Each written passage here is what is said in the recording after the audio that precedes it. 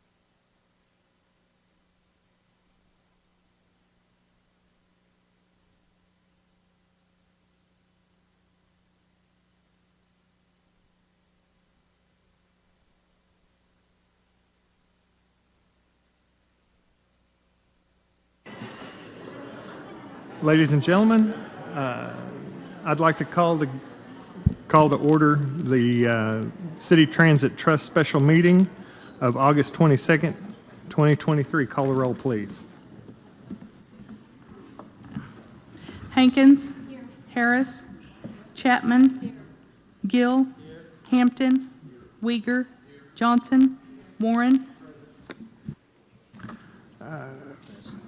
We've got new business. Item number 1, consider approval of the minutes of the City Transit Trust special meeting of July 25th, 2023.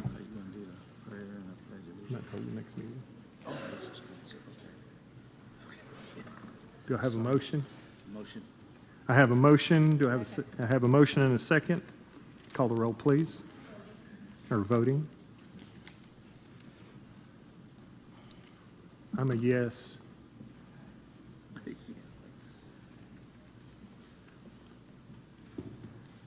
That item passed 6-0. Someone didn't vote. Kelly's not here. Oh, who didn't vote? Kelly isn't here. Oh, because I don't show up. Okay. Number 2, consider approving a resolution authorizing the filing of a grant for federal assistance under Section 5307 Federal Transit Trust Transit Administration of Federal Fiscal Year 2020 appropriated funding, approving the application, and authorizing the chairman and secretary to execute the same. Good afternoon. Yes, this grant is to basically just file for regular day-to-day operational expenses.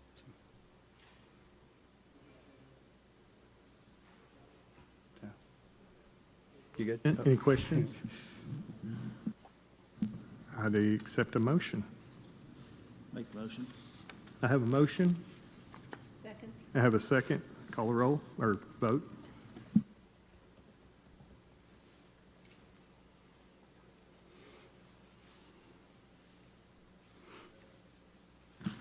That motion passed 7-0.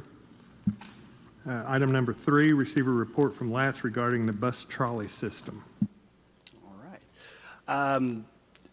So I appreciate everyone kind of giving me the time to kind of present some information regarding the trolley buses. A lot of the trolley service or potential of the trolley service has been mentioned in the newspaper and media as of late, and so I wanted to kind of talk a little bit about what ideas and what it could actually be for the city amongst any type of expansion that we're actually doing. So have a couple of slides that would show some of the pictures of what the trolleys could actually be. I think they would work. No? Might. Nope. That would help. I know how to operate a trolley, but not a thing. Okay. So this would be a kind of trolley bus, one example of by the farmer's market. There's multiple versions of these type of buses. I wanted to make sure that all of y'all were included in this, obviously. So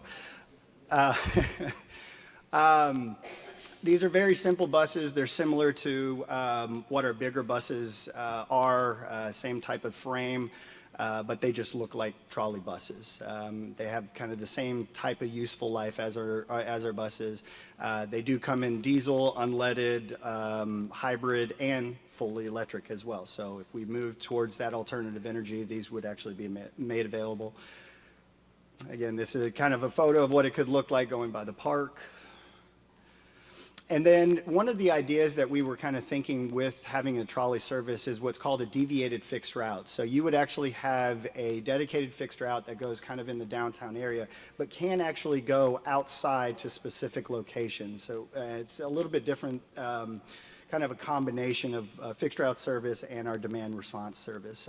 But that's kind of a little explanation of it, kind of an example of what it could look like, where you have a start and end location, selected spots of where you can go pick people up from outside the route.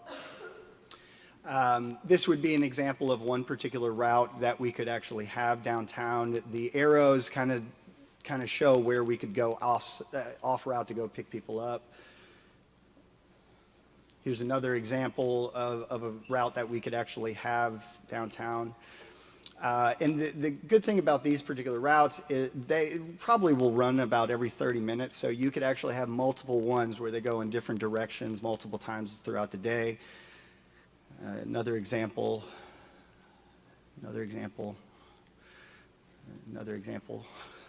I think there's multiple examples for some reason. And I'll open it up to questions, but some of the uniqueness that we can use these trolley buses for, you can use them for other activities, not just with our regular day-to-day operation, but you can use them for festivals, you can use them for events, you can use them for all kinds of different things. And when we started to inquire about the vehicles and when they're put into different cities, they've actually seen an increase in certain parts of services of almost 30%. And so they do, I wouldn't say pay for themselves, but they do actually have a very big benefit to, bringing people onto the system and everything. So, like I said, I was just asked to kind of present some information of what it actually could look like. Obviously, it's very early stages. This would be something that we would include in our master plan, obviously, but I just wanted to kind of clear up or answer any questions that you all might have about trolley buses. Mayor, Council, Ryan, are we putting this into a future budget? How much do these trolleys cost? I'm assuming we don't have any. No. Right now, this is very early stages. Okay. I think this is this will be like I guess a topic of conversation when we're going through finalizing our total master plan, going through with the expansion of new services, the transfer center, all of those things. Have you determined how many you may need So- yet? So in order to do one route, you need at least 2 buses. You need one and then one spare in case one breaks down. The more buses you have, you probably want to double that. So if you have 2 routes that are going, then 4 total. So it just depends on what you actually want to do. Some people start off with, hey, let's do one route, or even just to see how it would actually go, and then you can expand from there. Depends on what version. So. Any other questions or comments? Mr. Hampton? Yeah, thank you. 2 things, Ryan. So with this, the purchasing of a lot of your buses, you have a transit budget that you generally run, is that correct?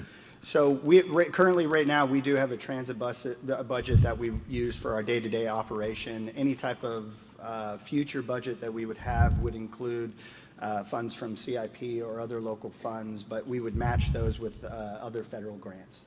So any expansion of service, we would need the federal grant to be able to do that. Okay, and then thank you. And then the second thing is, with like a trolley system, you have other services like that you guys run. I know, like with the wheelchair service, you have a independent wheelchair service. Is that right? Can you expand on those services like that? Because those are on call and on demand, aren't they?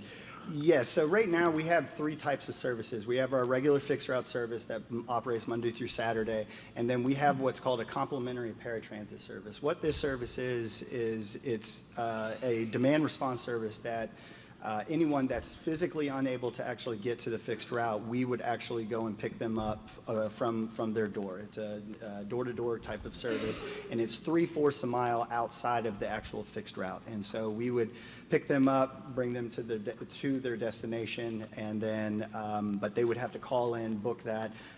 We have a whole process where they have to fill out an application and those type of things. And then we also have a shuttle service to Fort Sill as well. Yeah, you've Ryan, you've been doing this for how many years have you been running this the Lance? Just here, 8 years. But 8 years. Total with transit over about 20 years. And you've got a team that works with you with all that besides just the drivers. Oh, yeah. No, I actually, most of my, the people that I work with probably have been there at least 3-4 years at the very minimum, which includes supervisors, marketing, accounting, operations, maintenance, everything. So a lot of experience to go around. A professional. Absolutely. Yeah. Okay, thank you. Yep. Yes, thank you, Mayor and Council. Question, with the trolley system, how many anticipated, expected additional staff drivers would you need, and how would that impact the overall routes around the city operating this trolley system as well? So when it was first proposed to give a presentation, one of the thoughts was that could you have this in lieu of one of the routes that one of the newer routes that we actually had designed, and that was a thought process. Okay. We had redesigned the routes from 9 to 8 routes, and we believe that we actually supply more area. But yeah, that's also a possibility if we did take away one of those, that it wouldn't actually expand the budget. It would just be kind of the same. Any expansion of service would be an expansion of the overall budget. You're probably looking at least 2, maybe 3 additional drivers just for that additional route. Because if you run 13 hours a day, and you're probably looking at 4 to be on the better side, 6 days a week. How would that impact the actual routes? People say, for example, that are not riding the trolley system. How would that impact that normal route they would take? I don't think I think it'll impact it in a good way, because I think more people might be, that more people would want to try out the fixed route system or the regular bus system once they got onto on the trolley, transferred over to it, and it's just something different that not a lot of people have been exposed to. As I mentioned before, when different cities have introduced a trolley type bus, people are intrigued to ride it. I mean, the inside actually looks like inside of a trolley. They got the buzzer and the horn and everything, so Okay. you get the look and feel of an old school trolley without paying for an old school trolley. So. Okay, thank you. As I remember, we discussed only taking the routes that we currently have, revamping them, making them work better, because now we have an established location for the LAT Center. And we can do this with the buses that we have, with the buses that we have budgeted. So when we look at this trolley system, which I don't know who came up with it really, it wasn't in any of the meetings I was in, but anyway, it's appeared. This is strictly a cosmetic, a fun thing, a circus item, you might say. It really accomplishes nothing, but it costs a lot of money, because you're talking 2 to 4 buses, and you're going to be over $1 million last time I checked prices. So this is $1 million that we're going to have to come up with. So I just want everybody to know that we have a lot of things to spend money on, a lot of problems in the city, a lot of road problems and other things. And so I'm making a comment right now just for myself that I didn't see an extra $1 million in the budget for a cosmetic circus attraction. That means I'm not really in favor of it. Understand. Well, I do want to say this. I think that it's not more than cosmetic from what I understand, Ryan, because no matter where the transfer station was going to be, it's no doubt that when somebody gets on the bus from their home and they go to the transfer center, they're headed somewhere, hospital, courthouse, something. Yeah. And I was assuming that they would need, without a vehicle, they would need a ride from the transfer center, maybe to the courthouse, maybe to the city hall, or another number of other places that are downtown, rather than walking. It obviously gets real hot and real cold at times here. Is that true? And then I have another statement to make. I mean, I think, again, when it was first proposed and has been talked about over the last couple of weeks, I think the idea is that it can be used as an additional service to bring people to the transfer center and then kind of filter out to other locations. There's a number of ways you can actually do this. As I kind of showed, I mean, that's just 4 routes that we kind of came up with that you can do. I mean, again, the ideas are endless at this point, I think. And I like the fact that we are talking about it. I think that's great. I think when we bring more exposure to public transportation, I think more and more people get intrigued by the idea. Your younger audience is wanting more and more public transportation, and you're seeing statistics across the U.S. about that. That's why there's a huge influx of infrastructure money for public transportation, and the majority of any additional things that we do going into the future, whether it's a transfer center, maintenance, new vehicles, upgrades to new services, the majority of that's going to be federally funded. Yeah. And we want to leverage as much local money that we have to go after those federal dollars. And that's what we're Yeah. tasked to do. For A lot of your budget is federal dollars. Yes. But this is just one of the options we're looking at to Correct. get people from the transfer center Yep. to the downtown area. Okay. Yes. I did want to just kind of throw out a tidbit of trivia. Years ago, everybody knows I'm into history, but years ago, we did have a actual rail trolley system here in Lawton that took people around town and actually took soldiers back and forth from Fort Sill, which was quite a novelty idea to me to take things back to an historical level. Thank you, Mayor. Ms. Hagan. I'm sorry.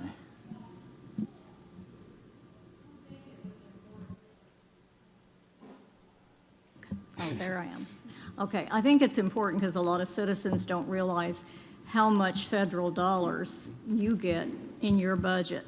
So it's amazing. I don't know what the percentage is off the top of my head, and you may not, but I think it's important for the citizens to know that. It's not all city money. Of course, it has to be in a budget to be approved, but So the only thing that's, well, other than obviously the grant that was just approved, the only thing that's actual local money is just the local money. Everything else is, the majority of it's 70% is federally funded. Then an additional 230, 250, depends, is state revolving funds that we actually get. Then there's advertising revenue, our LPS contract that we renew every single year. So there's a lot of other additional funds that we use to fund the day-to-day operation. Yeah, so it's not just local funds. I just think it's important for the citizens to know that. Yeah, absolutely. I just want to clarify a point in case I missed something. All of these things we just talked about, these routes and using these buses, all these new electric buses that were budgeted, that we're going to buy, can be used for exactly that same purpose, though. We're still only looking at a different type of bus, but we will have buses to do with or without the trolley. So, I mean, that was discussed over the last month or so. We do need to purchase new vehicles. Well, I know that. Yeah. But, yeah, the trolley buses would be Can you send these separate. trolleys out from here to Fort Sill and back? Are they going to be able to go that far with the maintenance program that we have set up? The full electric, we've been quoted at 170 miles, I believe, for a full charge. And typically our routes, and again, depending on how far we go on to Fort Sill. So are you proposing taking the amount of buses that we're going to buy and making, say, 2 of those a trolley look, and then the other ones the standard look? Is this what you're saying? Are you wanting to add 2 to 4 additional buses over what we've already budgeted? I think right now, I think we have the options to do pretty much anything. I think right now, I mean, as you mentioned, we have to decide what alternative energy we have to go with first, whether it's, hybrid electric or full electric bus. We're still kind of debating that, but I think, yes, it just depends on what we actually want to do. So. Okay.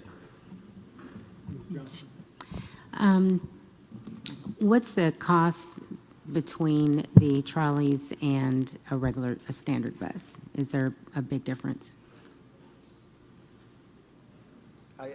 So depending on what type of version, trolley bus will probably run you maybe about 15-20% more. Okay. And then my second question would be, when we're looking at these routes that the trolley or another bus will start going to, are we looking at places like the Department of Human Services, Social Security office, places where it's really hard to get to on some of those routes? Is that going to be something ideal for that?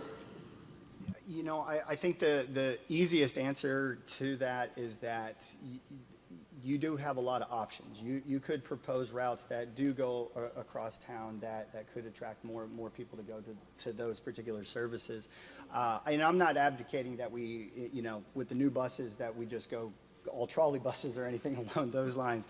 I do think it's a nostalgia thing to have trolley buses. I think it does bring you know, a sense of, you know, old-time public transportation. And I think it does bring, you know, potential new ridership. And so I think you want to have particular routes for those particular buses. The regular fixed route buses, you want to have, you know, kind of the heavy-duty buses that are going to last for a lot longer time frame. Trolley buses have about the same useful life, but there's some more to do with them on just kind of the internal side of things. But again, I think the idea right now is just that if we were to, you know, have a downtown route that just supplied the downtown area and could go off-site a little bit to pick people up, and bring people to the transfer center or just to the downtown area for different events or anything like that, it can bring some higher ridership, if you will. So I just wanted to say that, you know, we are looking in the next 2 years time frame. We're going to be looking at grants and stuff to purchase new buses for our regular system. This was just an idea that was brought up that in the future, it doesn't have to happen right now or anything like that. This is very, very preliminary. But our main thing is, you know, we're going to go for grants for the transfer center and buses at the same time so that we can, because it takes a year to build the buses. So we're gonna have to, it's gonna be a while before we get there. So this was just something that was mentioned, and the mayor had asked for a small presentation on a trolley bus system in the downtown area. Well, thank y'all very much. Appreciate it. Thanks. Hopefully my token that I bought on eBay from the old days will still work. We can do that. No other questions? I would entertain a motion to adjourn. I move we adjourn. I have a motion and a second. Vote, please. Chapman? Gill? Hampton? Uyghur? Johnson? Warren? Hankins? Harris?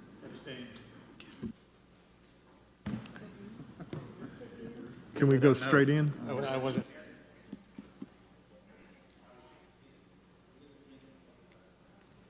Okay.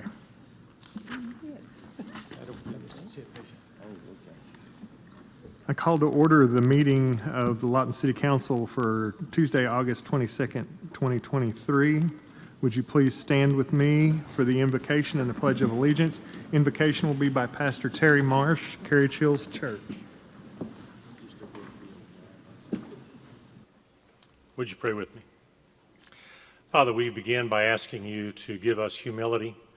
Your son Jesus displayed it. He considered others more important than himself. He's asked us to do the same, and whatever role we play in this room today or in this community, we'll do it better if we can consider that same attitude.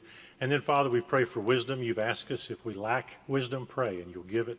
We really, truly want it, not just in our practical business life here, but also, Father, in our daily lives, that we would be the kind of people that would make this the kind of community that in spite of any difficulties or hardships, it's still a good place to live. And so we want all of this to bring glory and honor to your name and be blessing to those who live here and choose to come here.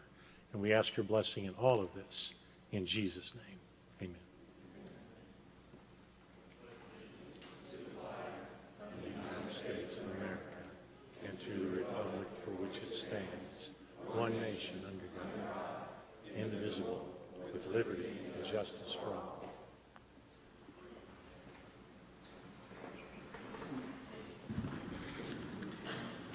Call the roll, please. Chapman? Gill? Hampton? Uyghur?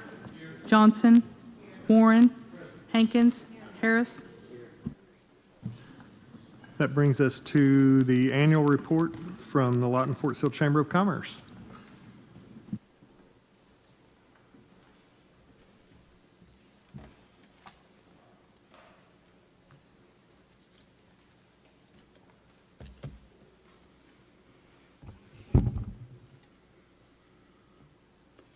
Thank you, Mr. Mayor and council. Members of the council, we have before us the annual report from the Lawton Fort Sill Chamber of Commerce, of course. As you may know, we have an agreement between our entities, the council and the Chamber of Commerce, to act as your Convention and Visitors Bureau as well. And so As you can see here, obviously the Chamber of Commerce primarily provides services on behalf of its member businesses. That's our primary and historical function. Obviously, many years ago, the council saw fit to come to an agreement with the council to provide tourism and visitor bureau activity, and so that's the agreement that we have here, and of course the report that we have. So a main focus of ours is of course on tourism, attracting people to come to our community to check out the cool, fun things to do here, and certainly we have many partners in that endeavor. We also, as part of CVB, have the military and community enhancement, and of course legislative and military affairs, or as I would call it, government affairs. And of course, visitor services, providing brochures and information for people to go see things in our community. Of course, our team, so this is an accurate reflection of our team for the most recent year. Of course, Katie Duncan as our CVB office manager. She's out on maternity leave at this point in time, so congrats to her for having her baby. And hopefully things are going well there, certainly. Of course, Kelly Perrette is our CVB coordinator. She continues to be on the team. She's actually at a conference this week on our behalf to learn more about the tourism industry. As we are coming to find, many communities invest in a CVB type entity, and so certainly we want to learn how to do things better as we can. So, and of course, Dawson Dudark is here. He's with us. His primary function and focus is on marketing.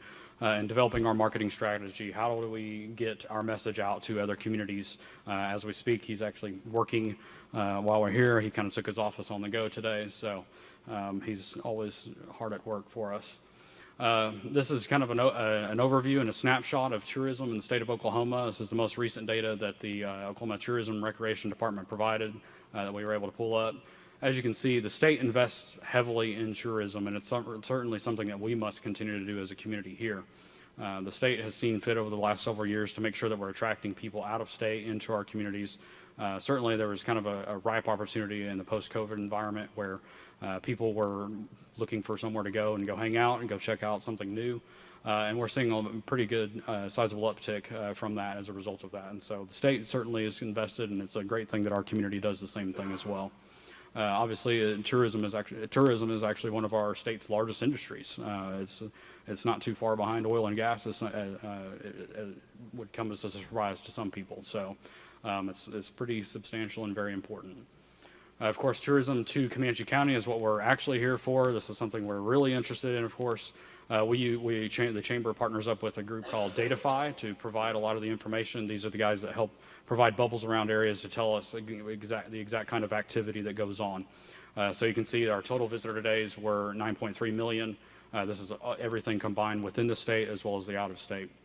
And of course, that's an increase of 2.5 million from the previous year. Our out of state visitors hit at 3.3 million. This is a snapshot of the visitors by state.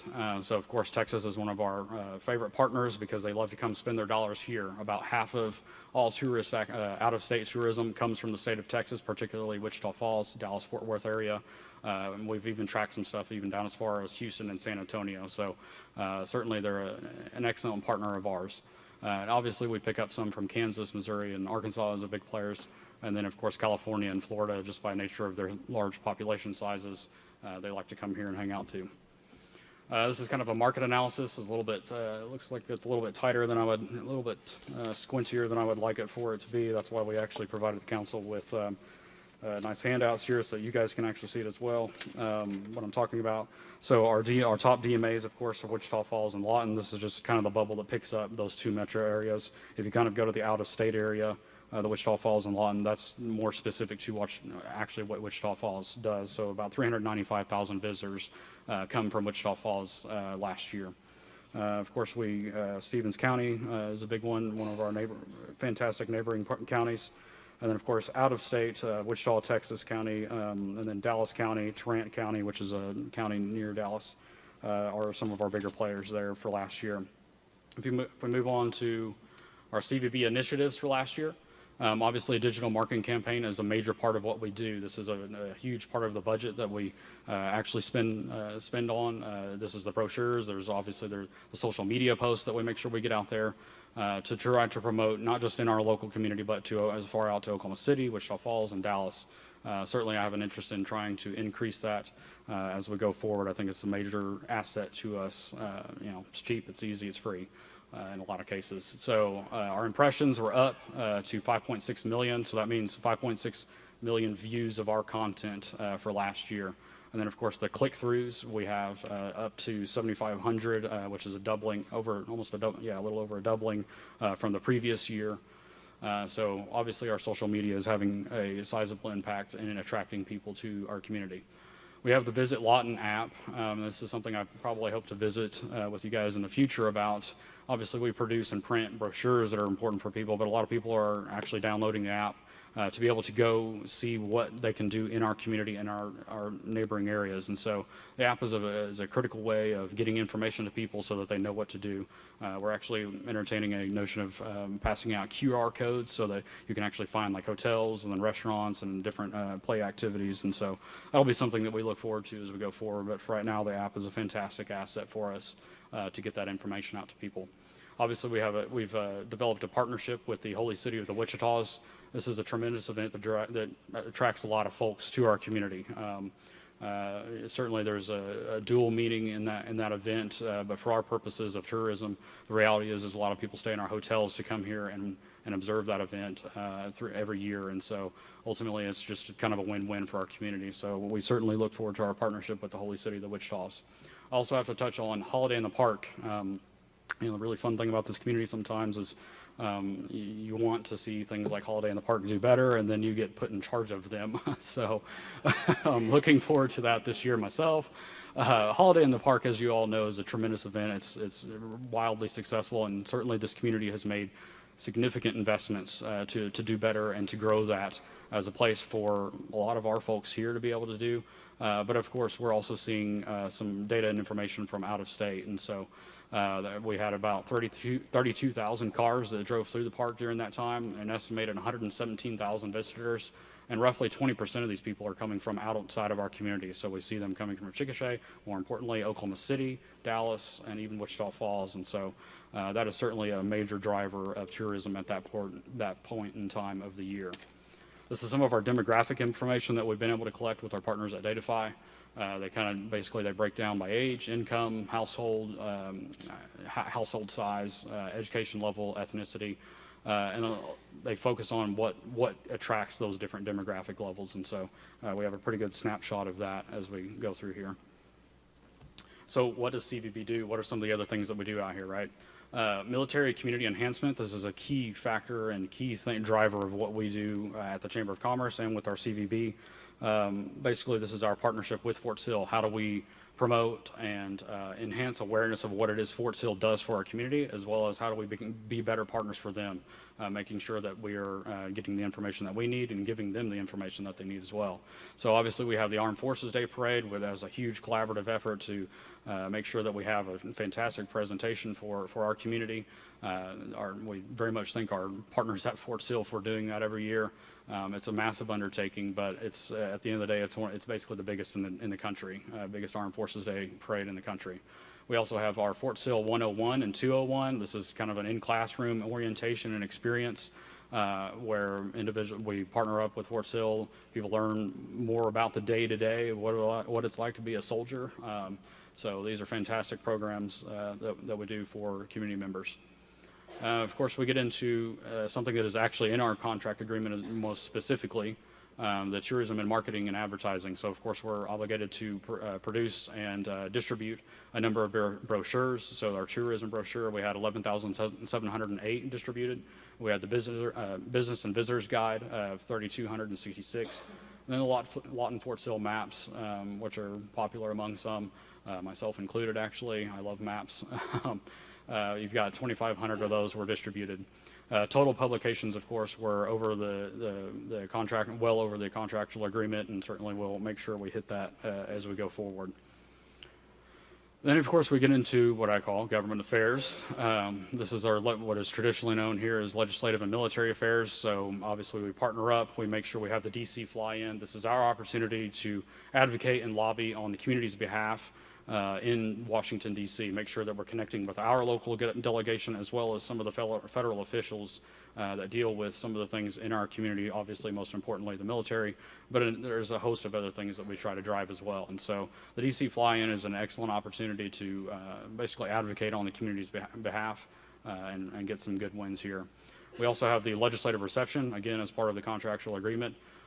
This event is a networking event that basically the idea is you get with some of our state legislators as well as some of the state elected officials and then other government representatives of the state government and other components as well. Traditionally, we focus on having kind of a regional approach to that with the Southwest area. We partner up with some of our other chambers to bring that event. And certainly I look forward to seeing how we can innovate on that. But ultimately, it's very similar to the DC fly-in in that we're advocating and lobbying directly to our legislative delegation, and as well as others that are interested and show up. And then we get into state advocacy.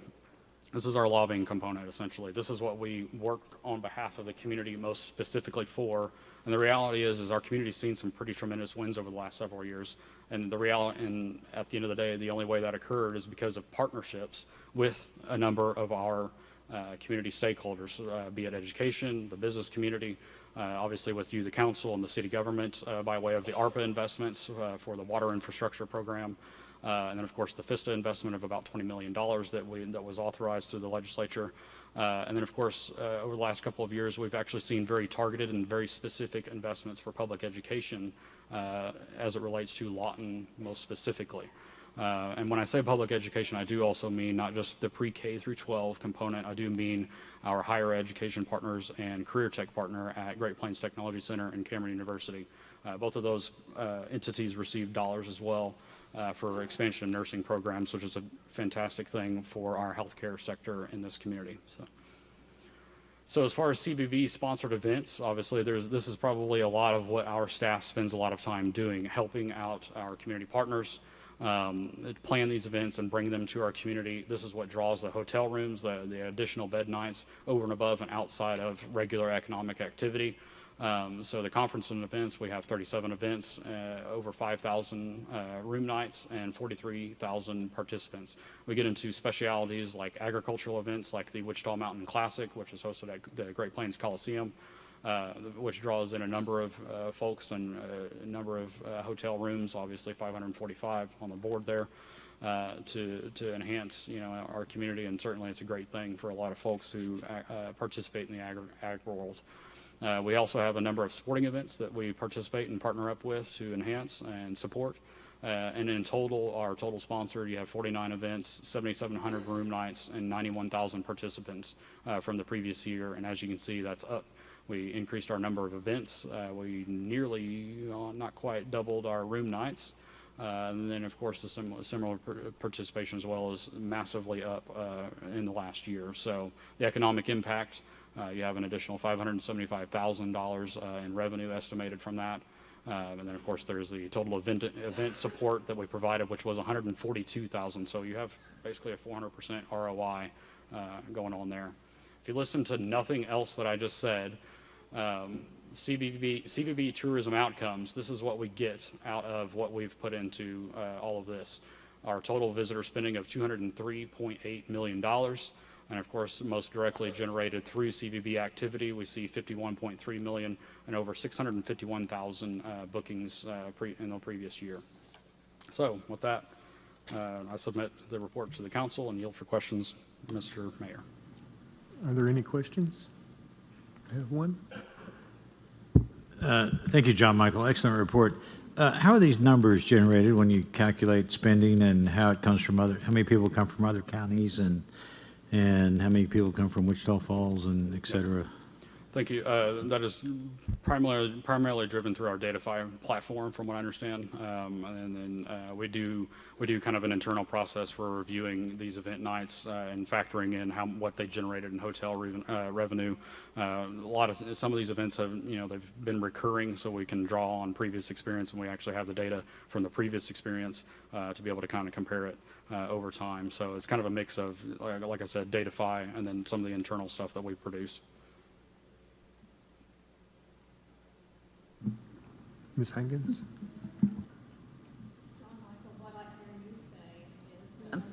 What I hear you saying is there are things to do in Lawton. Yeah. I mean, Yes, you know, absolutely. There are things to do here. It doesn't just fall in your lap while you're sitting at home and you go, oh, wow, that was a good thing that we could have done with, as a family or whatever. The things are out there, but you have to look for them. I mean, if your child's never been around farm animals, that's great to go out and see the hogs and the cows and stuff. So there's always something to do here. We just have to kind of get out of our house, so. Yeah, and I would add to that too. I mean, I think that I'm also cognizant in some ways that not all of the mediums that we may be using to market these things are probably best suited to some individuals, and I'm certainly respectful of that fact. I want to drive and focus more on how do we get that message to people of what's going on as well. So, Any other questions or comments? Thank you, sir. Thank you. Appreciate it. I did need to mention that we had to strike the Employee Spotlight Award, and I'm going to turn it over.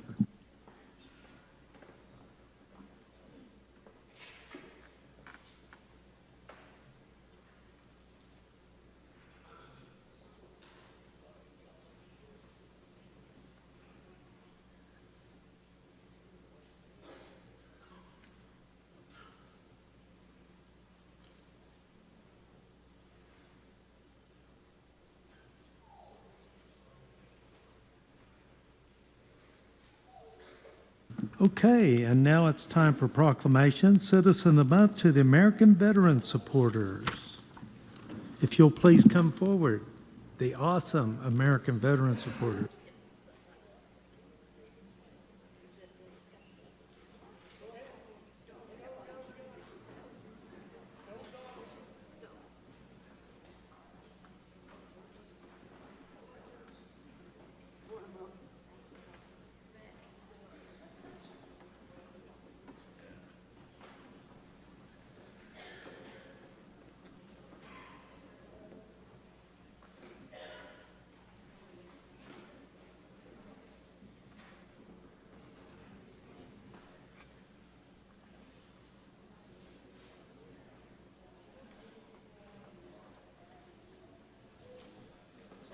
Test. Working? Okay. All right. Look at this group. I appreciate that. I'm glad I made it in time to do this because I nominated you. And I nominated you because I see you doing so many things in the community. And you know, if I'm ever unsure what to do, I just call Pat and she sets me straight. You know what I'm talking about, don't you? So I do love the American Veteran Supporters. Excuse me just a minute. I walk in late. It takes me just a minute to kind of get my whereabouts. But let me read this proclamation for the American Veteran Supporters as our, well, Citizen of the Month or Citizen Group of the Month. We've gone from just sometimes naming one person Citizen of the Month to recognizing groups that are so active in our community. Whereas the strength of a community lies in the compassion and dedication of its individuals and organizations, and it is with great honor that we recognize those who exemplify exceptional commitment to the welfare of our community. Whereas American Veteran Supporters, a collective of 53 members consisting of veterans, widows, dependents of the military, and caring individuals, has displayed an unwavering spirit of service and support, positively impacting the lives of countless veterans, their families, and the Lawton Fort Sill community. Whereas America's Veteran Supporters has shown the respect and gratitude for our nation's heroes through various initiatives, including the Quilts of Valor Project, the distribution of gift baskets at the VA Center during the holiday season, and participation in the Wreaths Across America campaign. Whereas America's Veteran Supporters has actively participated in events and ceremonies that honor veterans, such as the Comanche County Veterans Council, Veterans Day ceremony, Memorial Day services, and attending every single unclaimed veteran funeral at the Fort Sill National Cemetery, exemplifying their commitment to paying the respects to those who have served. It is my honor as the mayor of the city of Lawton to declare today American Veterans Support Day, and that everybody should pay you special attention and pat you on the back and lift you up. Let's do it right now. Let's lift them up.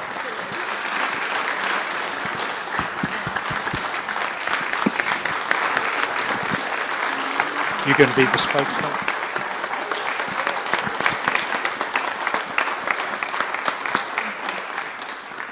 Okay, Mr. Mayor, we thank you very much.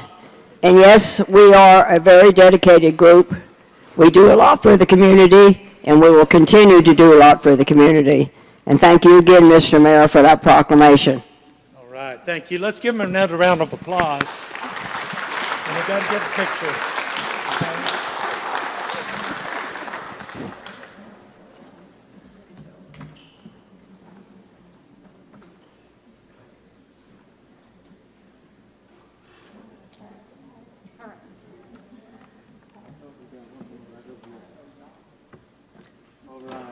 There we go. Now, the Mayor's Commission on the Status of Women does all this for our Citizen of the Month or Citizen Group of the Month.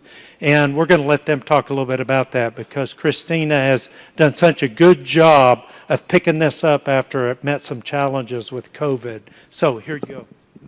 Thank you, Mr. Mayor. So you hear me every month, those of you that come with any regularity, and I say this every time, this is truly our favorite thing to do. We love and we are so thankful, and we talked about it today in our meeting, that we are so thankful to have a mayor and city council that always are looking for ways to encourage and honor our citizens. Because guys, truly the strength of a community lies in the heart of its volunteers. I know every one of you knows volunteers, unsung heroes out there that are doing things thanklessly day in and day out. Please, we ask you, nominate them. The application or the nomination form can be found at the City of Lawton website, and it's just simply called Citizen of the Month. So easy to find. I bet you won't forget it. So please nominate someone today. Thank you. And congratulations. Thank you guys so much. I'll see you at the next event.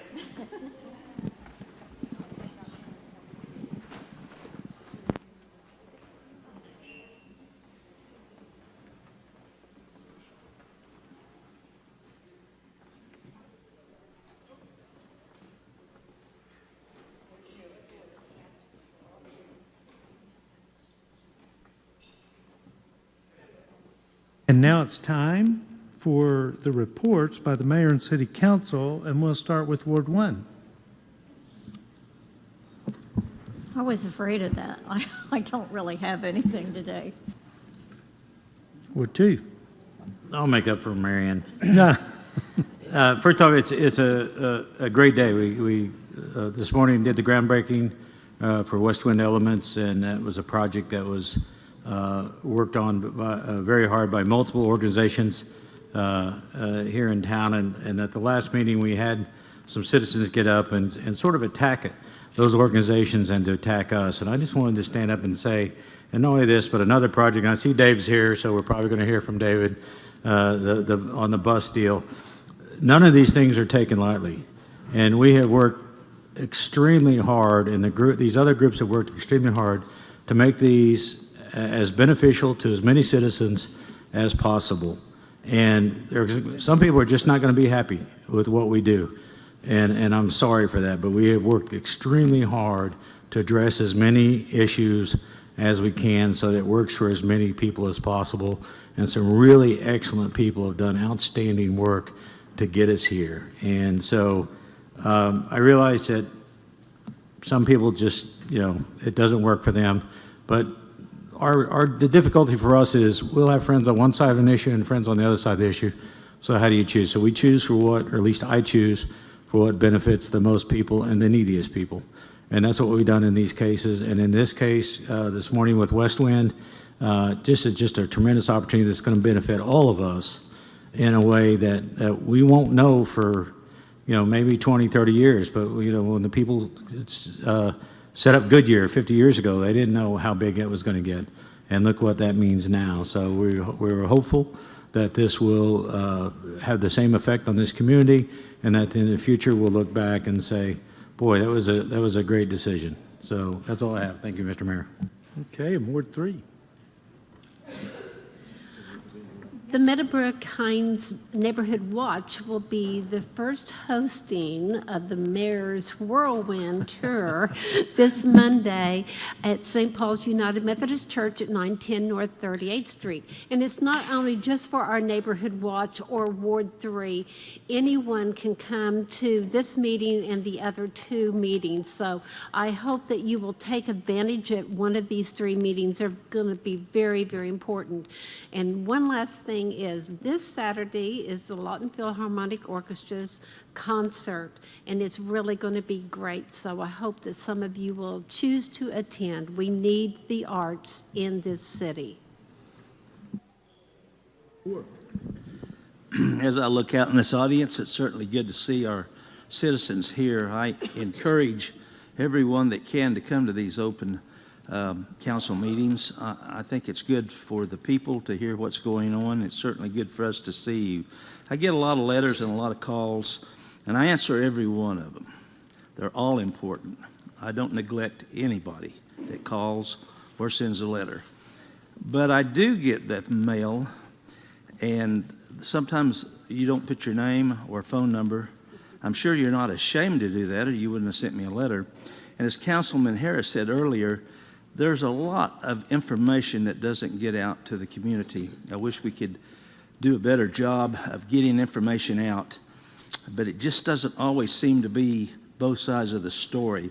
So I encourage you to contact your councilman or council lady, whichever the case may be, and ask them for the full story of what's going on. And I'm certainly glad to talk to anyone anytime. So again, I encourage you to reach out, and I encourage you to come. Thank you. Thank you, Mayor. I agree with Councilman Gill on that. Your council is your representative, and they will do it. But on a lighter side, I had some stew meat with some fresh squash from the farmer's market, and it was certainly delicious. I'm getting pretty good with that squash stuff. I used to hate that stuff. Food Truck Tuesday is there tonight, and they'll be selling the squash. So if you have an opportunity, go out there. The second thing is I want to give a shout out to the airport. Have you been to the airport lately? Man, it is really looking good over there. And if you haven't, go out there, take a look. We're going to have a skywalk. So instead of walking in the rain or something into the plane, you're going to do like at the other airports and walk directly into the airplanes. But it's looking fantastic. The building's going on. Matter of fact, I want to invite all the, I'm going to put Barbara on the spot, but invite all you council members to call Barbara, the airport manager, and she will graciously set up a tour to take you out there behind the scenes and take a look at that. Thank you, Mayor. George is going to buy a trolley and take us to the airport. Thank you, Mayor. And I'd just like to share that recently, having attended some of our events out at the McMahon Auditorium, I'd really like to encourage people to look at your schedules and go out and attend.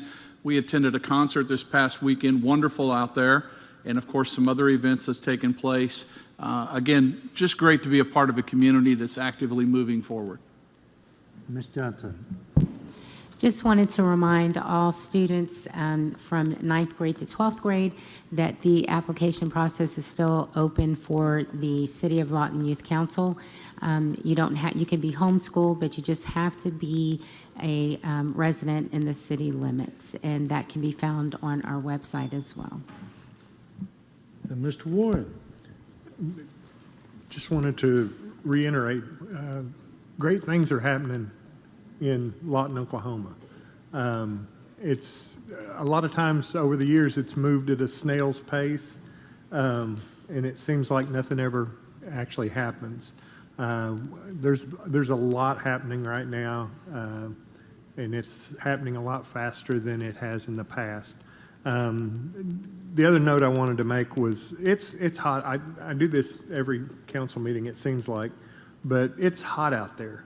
And we need to all just take a step back and relax a little bit and don't let the temperature get to your temperature. There's just a lot of people, it seems like, on the edge, and tempers are short, and there's not nearly as many people smiling as you walk down the street as there normally is in Lawton, Oklahoma, which we're known for. But just take a step back, relax a little bit, and it's going to get cooler. And Colonel P. Thank you, Mr. Mayor. Just want to let the council know that, it's been a great first year for myself. Looking forward to the next year working with the council, and really, now that I've kind of got my feet underneath me, looking forward to getting a couple of these initiatives really locked in and move forward before next summer. So thank you. All right, thank you. And I'll close out this portion by saying Lawton has a great story to tell. And I'll tell you, the reason that I was late, and I think most of you know, I was at the West Wind announcement. And it was unfortunate that it was scheduled for a day that a council meeting was, but they obviously didn't know when they were lining up the people. They weren't looking ahead at what was the council day of Lawton. And so it just happened that way. I want to thank all of you, and especially Mayor Pro Tem, for filling in my absence. But I want to tell you, it's important that I was there. The former CEO of Boeing, the former CEO of Rio Tinto, which is a large mining company, worldwide mining company, were there. Both of them spoke. This is a huge thing. I don't think we realize how big this is for Lawton Fort Sill. And all the way, our community leaders have found their way to yes. And that's the way we have to run the city. That's the way we have to run our economic development, is we have to find a way to yes. That was the first thing that I told Kaylee, the CEO, when I met her, is we're working our way to yes. And today, put that together, and we have the groundbreaking, and I'm excited about that. But that's not all of the great story we had to tell. And unfortunately, our story's not getting told. And so somebody gave me the idea of taking the department, as I think it was a chief of police did this, giving me the idea of taking department heads out and getting into the community. And so that's what we're going to do. We're going to call it the Mayor's Whirlwind Tour, because we're going to do it fast. And we're going to do 3 of them in a matter of 8 days. And we're on the 28th, August 28th, we'll be at St. Paul's at 7 o'clock. And we'll make presentations about different departments. We'll learn a lot about some of the great things that are happening here, the way that we're spending the money you authorized in Propel, as well as the 2017 ad valorem. And then we'll also explain the need for the new ad valorem and answer questions on that. That's on the 28th at St. Paul's. On the 29th, we'll be at Bible Baptist. Does anybody know where that is, Pastor Uyghur? That's Pastor Uyghur's church. And it's on Lee Boulevard. And then on the 5th, we'll jump a week to the 5th, and we'll do Eastside Baptist. And those are the 3 locations we're going to go across town. Everybody's welcome. We're going to give presentations. We're going to answer questions. And so it's going to be great. Lawton has a great story to tell. As a matter of fact, there's the only way I know to describe our story, and it's some kind of wonderful. And I look forward to getting out with our staff to tell the story, to make sure everybody understands what's going on. By the way, got the greatest compliment twice this week. Twice. Had 2 people complain about all the road work. We said a few years ago, pretty soon you'd be complaining about all the road work, didn't we? And so I consider that a compliment. I had a complaint too. Did you? Yeah. Okay. We just consider them compliments. All right, now we move on to audience participation. Anyone having an item of business to present to the City Council that does not appear on the agenda, please come forward at this time. David Tyler, you're up. Is this on this time? Okay. All right. What is the one theme every time I've come up here? I know you're going to say screaming and getting mad, but that's not it. What is the main thing I'm concerned with? The safety of the people that ride the bus. And the fact that this city promised them a downtown transfer site. They're never going, 2019, the decision was already made. They weren't going to get it. But we promised, and I'm saying we because I'm born and raised here. This city promised them a safe, climate-controlled facility that they could wait in when they finished downtown. And I come up here and I can look and I can tell I'm tuned out before I even start talking. But that's all right. My concern are the people that ride the bus. And the ideal of a trolley system, well, he just said 30-minute increment. That incentivizes people to walk down so they know they won't miss the bus. I did my own little time study. 4 buses, 10-minute runs apiece. They're insured they're not standing out in the weather. 30 minutes, that bus doesn't show up because it's broke down. It's helping to load a disabled person on. They're going to think they missed it. Or it runs a little early and they get there at the assigned time and it's already gone.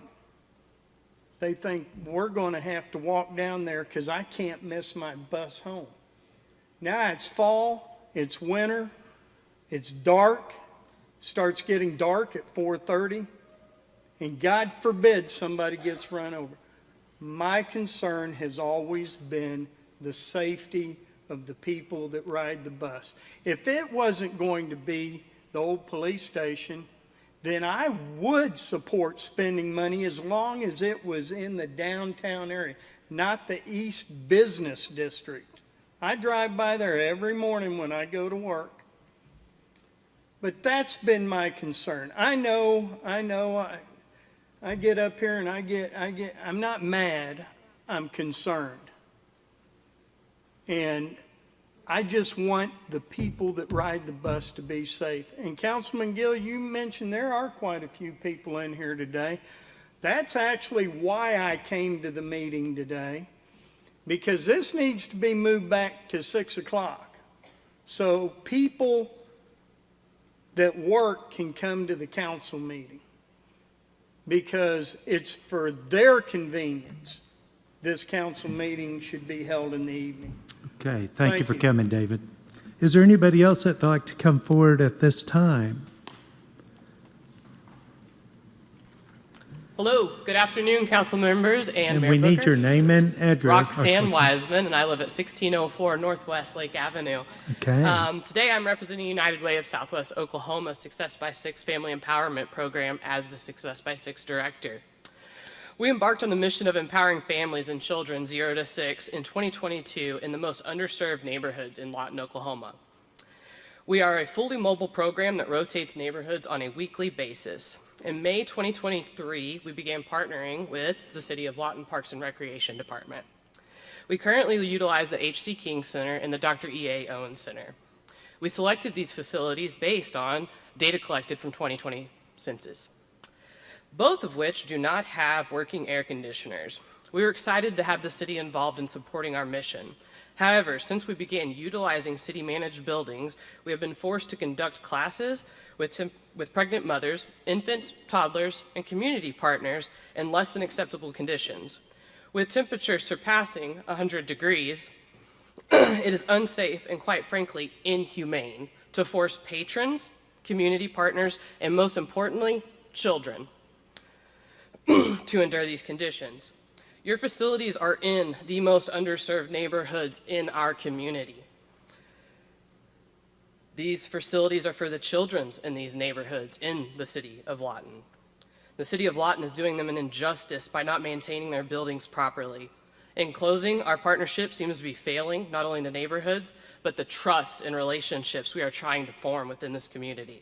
I hope after today's remarks, the council will seriously consider making the necessary and critical repairs to the Parks and Recreation buildings, not for me, but for our neighbors that depend on these facilities for safety, comfort, leisure, and learning. Thank you for your time today. Oh, before, we normally don't talk back and forth during this audience participation, but I need some clarification. Yes, sir. What building in particular are you talking about? As I stated, the H.C. King Center and the Dr. E.A. Owens Center. Okay. The H.C. King Center has not had working air conditioning in 2 years, and the Dr. E.A. Owens Center has not had a working air conditioning all summer long. Okay, I'd like to put on the agenda for the next council meeting to get a report on the air conditioners at the neighborhood centers. Thank you very much. Thank you, sir. Is there anybody else that'd like to come forward? Do you girls want to come forward? Come on up here. Okay, and you got to give us your name and address. Hi, my name is Olivia Carnahan, and I live at 706. I'll tell you what we're going to do. We're going to waive the address because it's public. So we're just going to let these juveniles give their name, okay? Hi, my name is Olivia Carnahan. Hi, my name is Carmody Dorson.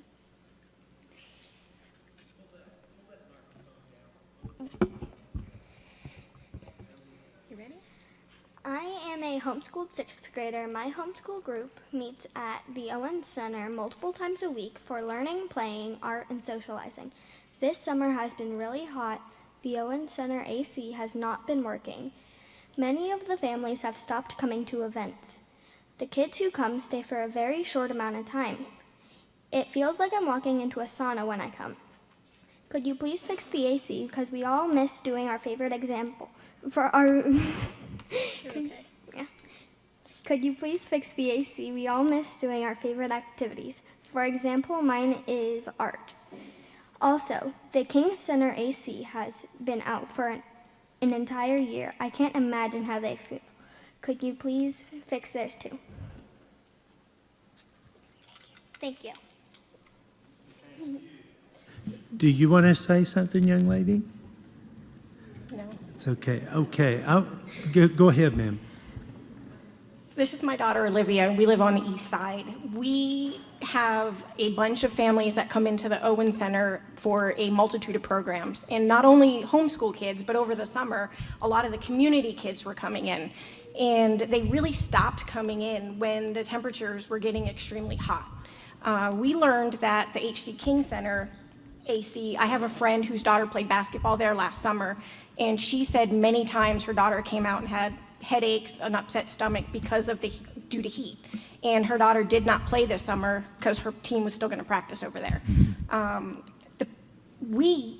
never been to the King Center. I've been to the Patterson Center and the Owen Center. I will go and take my children to the Patterson Center when the temperatures cool down. My son did a summer camp over there.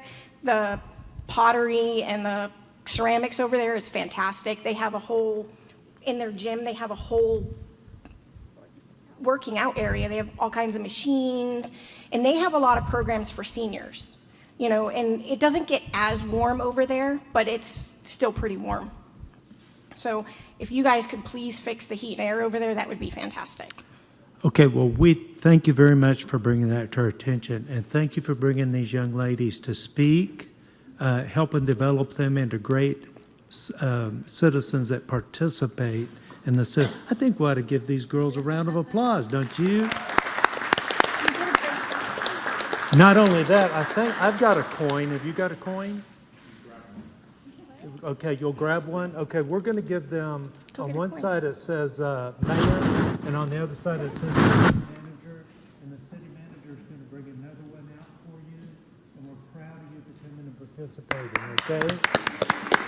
Thank you. Is there anyone else that would like to come forward and speak at this time during audience participation? It's okay. Did you find another one for him? Okay, all right, wonderful. That's going to be hard to follow. Did you want to come up, ma'am? Come on up.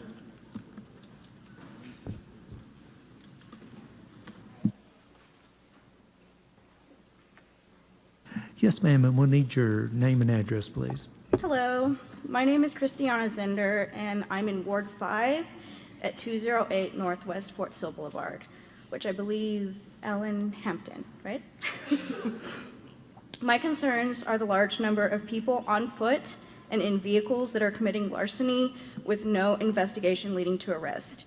I have done my part as a citizen, upkeeping my property, installing cameras, spotlights, and alarms, as well as reporting trespassers almost on a daily basis. There are 2 incidents in particular in which I called law enforcement to assist with over $12,000 of property stolen, and no investigation was completed. I located some of my stolen items on Facebook. I have a police report here.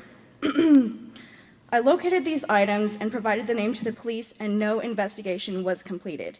Many of these incidents I have on camera, and no investigation has ever been done. Even at one point, it was during the day, the criminals took my camera off my door and threw it on the ground, and the police came and picked it up and didn't even get fingerprints or anything. They just put it back. Some of the vagrants even reside in an abandoned home next to mine that has not been demolished, and nothing is done to remove them. Hardworking citizens like myself are doing our part to clean up Lawton and make this a safe community for our families, but this cannot happen if law enforcement does not make sure these criminals are facing consequences. I request City Council to consider allowing permits to build higher walls around our homes and gated easements in neighborhoods with high foot traffic to keep these vagrants off our property. At this point in time, my children and I are not even safe from being approached, robbed, and harmed in broad daylight on my own porch. Thank you for your time. See a handout that you had, you held something up, and I do have a police report of when they stole over $12,000, and nothing was ever done. can I have that copy? Yes. Okay, and we actually are going to be talking about some of this in a little bit, so you may want to stick around, okay? Thank you very much. Thank you. Is there anyone else that would like to come forward to speak on an item that is not on the agenda? Okay, with that, we're going to move on to the consent agenda. The following items are considered to be routine by the City Council and will be enacted with one motion. Should discussion be desired on an item, that item will be removed from the consent agenda prior to action and considered separately. Looks like we have a request to pull item number 6 and to strike items 9 and 12. Council, do you have other items that you would like to pull to discuss? And if not, I'll entertain a motion. Mayor, council, I'd make a motion to approve the consent agenda as presented, with the exception of pulling item number 6 for discussion and striking items 9 and 12. Is there a second? A second. Please vote.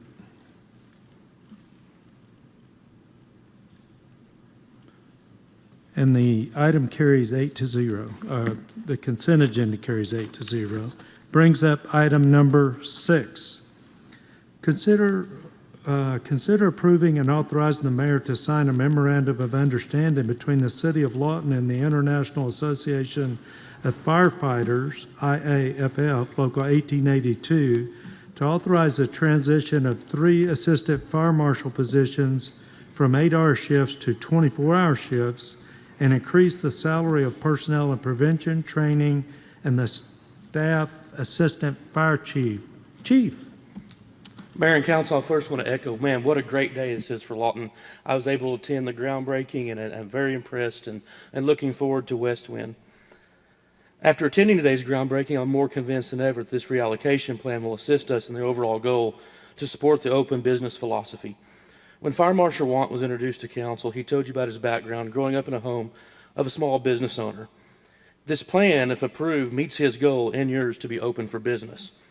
As a department, we've been working on this plan since November. Fire Marshal Want reached out to our peer cities, and he found that Norman had shifted 3 prevention personnel to 24-hour workdays, which allowed the remaining staff to be more attentive to plan review and inspections. By moving 3 assistant fire marshals in Lawton to the 24-hour shift, it'll allow us to serve our citizens more efficiently. It'll allow the remaining staff to focus primarily on plan review and inspections, thus providing better customer service. Our prevention division already maintains a 10-day turnaround on plan review. We believe we can shorten that time frame, leading to better customer service and allow us to be truly open for business. This move will reduce standby pay and overtime in the prevention division. The Lawton Fire Department works daily to put our citizens first. This change, if accepted, will assist us in promoting more senior personnel, more qualified personnel. It'll allow us to be more efficient and to bring it all together, it'll allow us to provide better service to our citizens and our business owners. And I would entertain any questions you guys have. Council, do you have questions? Mr. Gill. First of all, Chief, I appreciate your enthusiasm. A little bit unhappy that such a agenda item of this would come before the council on such a short notice, because it really has some long-reaching and very, I think, important principles to look at. I'm going to give a few reasons that I'm not happy with this, but I don't expect any answers right now because we don't have time to do that.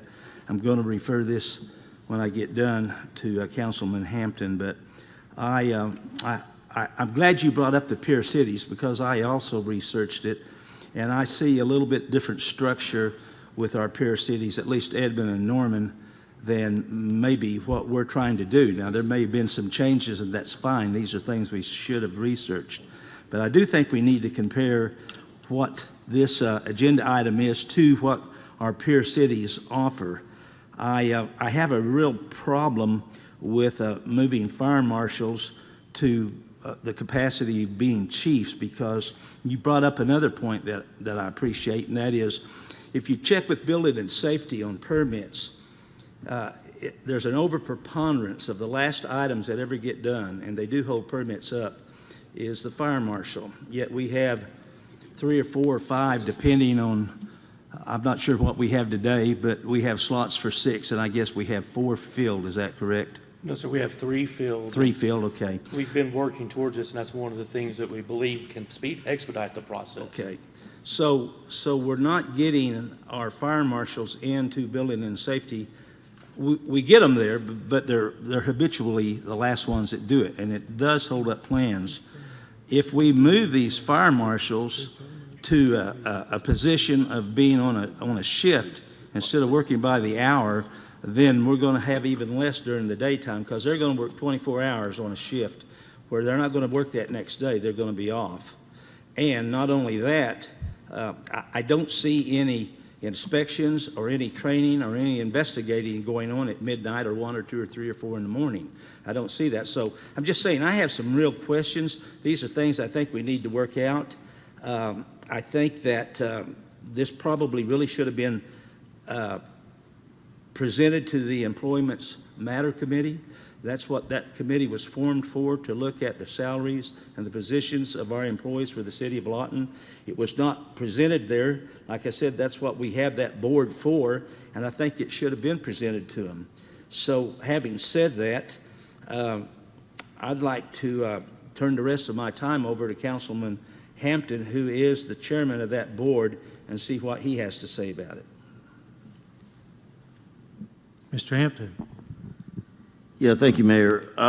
In light of the concerns that it looks like were brought out, I guess we can table this item, maybe, Chief, and then invite you to that committee and then take a look and bring this back. So I'll make a motion to table until further.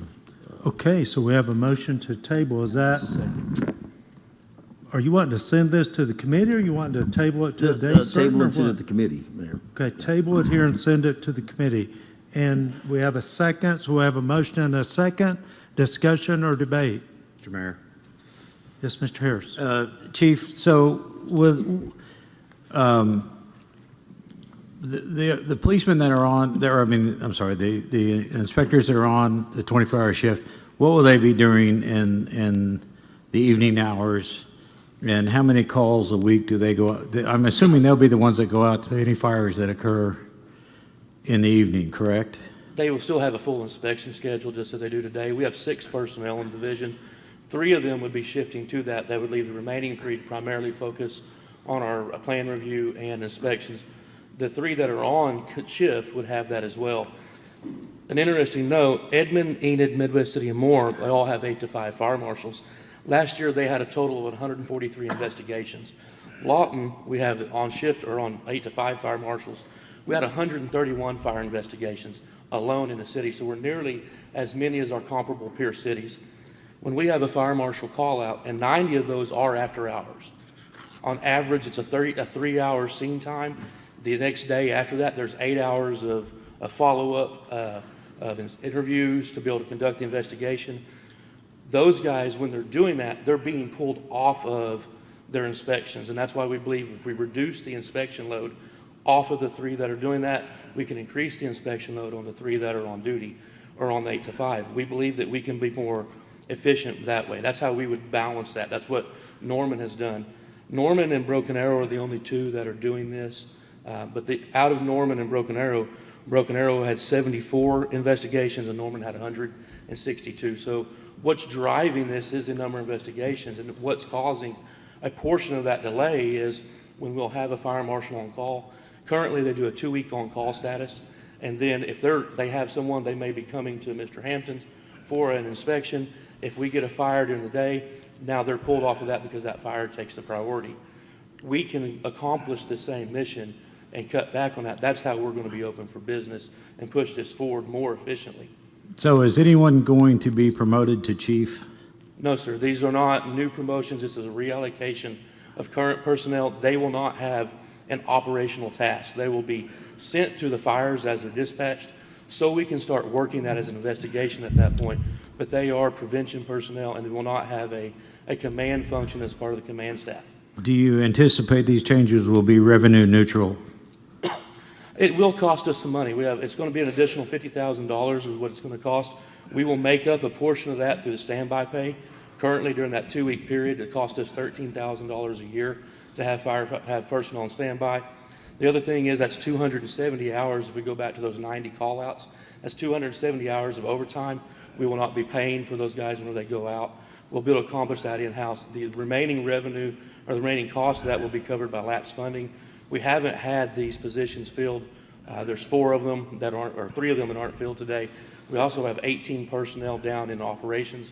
We have the funding in our current budget. We will not need additional money to fund this. So the money we save by not paying overtime will make up for the additional $50,000 in your estimation? It will not make up for the entire amount. The lapse funding or the lapse hiring will. But we will be able to make up a portion of that in the overtime. So there'll be no additional funding needed from us? We will not be requesting additional funding from council to make this happen. And you will be able to focus the 3 that during 8 to 5 that will help us with our open for business and getting inspections out in less than 10 days? Yes, sir. The other thing it will allow us to do is in some of our evening establishments, we'll be able to go out and conduct inspections there. We work closely with Lawton Police Department and the Able Commission. We'll be able to perform bar checks without having to call in additional overtime to do that. There is plenty of work to be done outside of the traditional 8 to 5 workday to keep these gentlemen busy. And there are currently people on call every single night that cost us money, right? Yes, sir. Okay. With that, Mr. Mayor, I'd like to make a substitute motion that we go ahead and accept this plan and move it forward. Okay, we have a substitute motion for approval of the item. Is there a second? Second. We have a second. We deal with the substitute motion first. Discussion or debate? I have a question. Those were interesting numbers about how many investigations. Can you give those to me a little slower? Lawton has how many? We had 131 fire investigations last year. That was our structure fires. I didn't know we had that many fires. We had over 160 structure fires last year, Mayor. And 131 investigations. Yes, sir. What's the average time that it takes to do a fire investigation? The on-scene average is 3 hours. 3 hours is all it takes? That's just processing the scene. That's not conducting interviews. That's not following up, depending on how many leads they have. It could go, typically it's an 8-hour next day when you're completing reports. And then, depending on the leads they have and chasing that down, it's no different than Chief Smith's and his CID division. Now they're interviewing suspects, processing evidence. It can lead much more. That is what we consider an average one. And so there's roughly 11 hours of on-scene time and initial paperwork just to get that processed and get it moving. Are most of those 131, I'm under the impression, our impressions aren't always right, but I'm under the impression that most of that is from homeless individuals starting fires in houses, probably to keep warm or something. Is that right? That would be a fair characteristic. I wouldn't be able to stand behind that and say it definitely without looking at that data and having a fire marshal want here, but the majority of our fires have been vacant structures. You can consider it arson, but we have homeless people trying to get by, and that's where we're looking into those. The shift personnel, they make that call. If they can determine a cause, they will do that, and then we don't have an investigation. If we don't have a determination, that's whenever the fire marshal is brought in. This plan would allow us to have that person there on scene and then be able to start that investigation quicker, thus reducing the overtime. As we get further along in our Propel D&D program, funded by Propel is what I mean, a number of homes have been vacant homes that weren't taken care of, that were having intrusions, have been demoed. Even more have been demoed by the homeowners as we've put them on the D&D. Is that making any dent in these number of fires that we're having, that you're having to investigate? We're not seeing the additional fires and or repeat fires in the same structure, but what we are seeing is they move on to the next one. And so as long as we have vacant houses and we have the homeless population we have, I do anticipate we're going to continue to have fires. Well, we've got a long ways to go. Thank you. Can you go ahead and, well, you don't have to give them to me now. You give them later. I'm interested in those other numbers Yes, sir. that you come up with on investigations, and I can ask you other questions offline. Mr. Gill.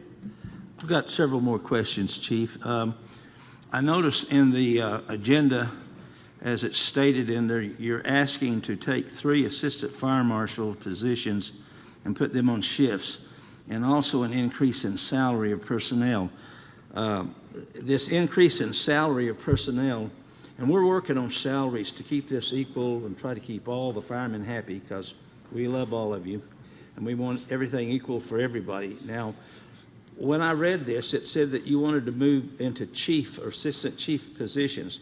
So are you wanting to take these fire marshals and put them in an area called a chief, in other words? Okay, but No, so that the one thing that's in there, in 2019, we created a position for a staff assistant chief. It is filled today. In the current contract, and a lot of this is contract language cleanup. So when we did the MOU, we need to clean up a piece of that. That position, our contract was in 2018, so it wasn't called out for in the current contract. The assistant chief position you see that is in here, it's just language cleanup to bring it in line and to bring it up. The 3 assistant fire marshals, they're not receiving any additional rank or anything else. They are already there today. Well, clarify something for me. You're wanting to change these to shift position.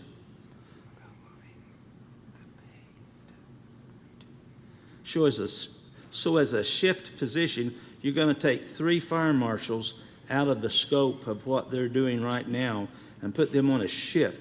And so what are they going to do on this? This will be a 24-hour shift, correct? Yes, sir. And then they're going to be off a day after that shift, or 3 days if you still use the Kelly system? We have a Kelly, it's one on, one off. So these particular 3 people that you want to put on shift, when they work a 24-hour shift, how long are they going to be off till they go back to work again? It'll be 1 day in between it for 3 shifts, and then they're off So for 4 days. you're going to take 3 people and put them on a 24-hour shift, creates 1 day that they're off. So what are they going to do for 24 hours? Are they going to be with the firemen at the station to answer calls? You're talking in the evening, sir? Well, they got 24 hours, so part of that's going to be evening. Yes, nighttime. They'll have the work day. They will still have a portion of inspections that they will be assigned. They'll have their regular businesses just as they do today in the current status. They'll be competing. Well, I guess what I'm asking you, why are we putting them on shifts when we're going to lose a day? I don't understand. I guess what I'm saying is how you can take 3 people, take them off a daily job, put them on a 24-hour job, then lose a day, and we're going to gain. because they're not going to be able to do anything from 11 or 12 midnight till 6 the next morning. They're not going to be out investigating crime, and they're not going to be out doing any type of training. So I don't see where that's going to benefit the city. 90 times last year, sir, we had to call them in overtime from their home because of the fires that we had. There was 90 call-outs after hours. So roughly close to a third of the year, they're already coming in the middle of the night. This will cut down on that overtime with that. But you're taking 3 people, which you said we only have 3 plus the fire marshal working right now. So you're going to take those people and you're going to put them on a 24-hour shift and then miss the next day. So I don't see what we're gaining. Plus, we're going to have to increase our salaries. In visiting with Norman, they saw an increase in the inspections from doing this. Again, we were visiting with our peer city, how the timing of it, the evening hours, be able to complete additional paperwork. They're not just going to be working 8 to 5. They'll have that evening to continue working into that. Then they get a call out. The nighttime inspections. Well, they're going to sleep some of that time, right? Yes, sir. Well, that, I think, is my point. I mean, I don't see it, but you answered my question, so thank you. Mr. Mayor? Yes.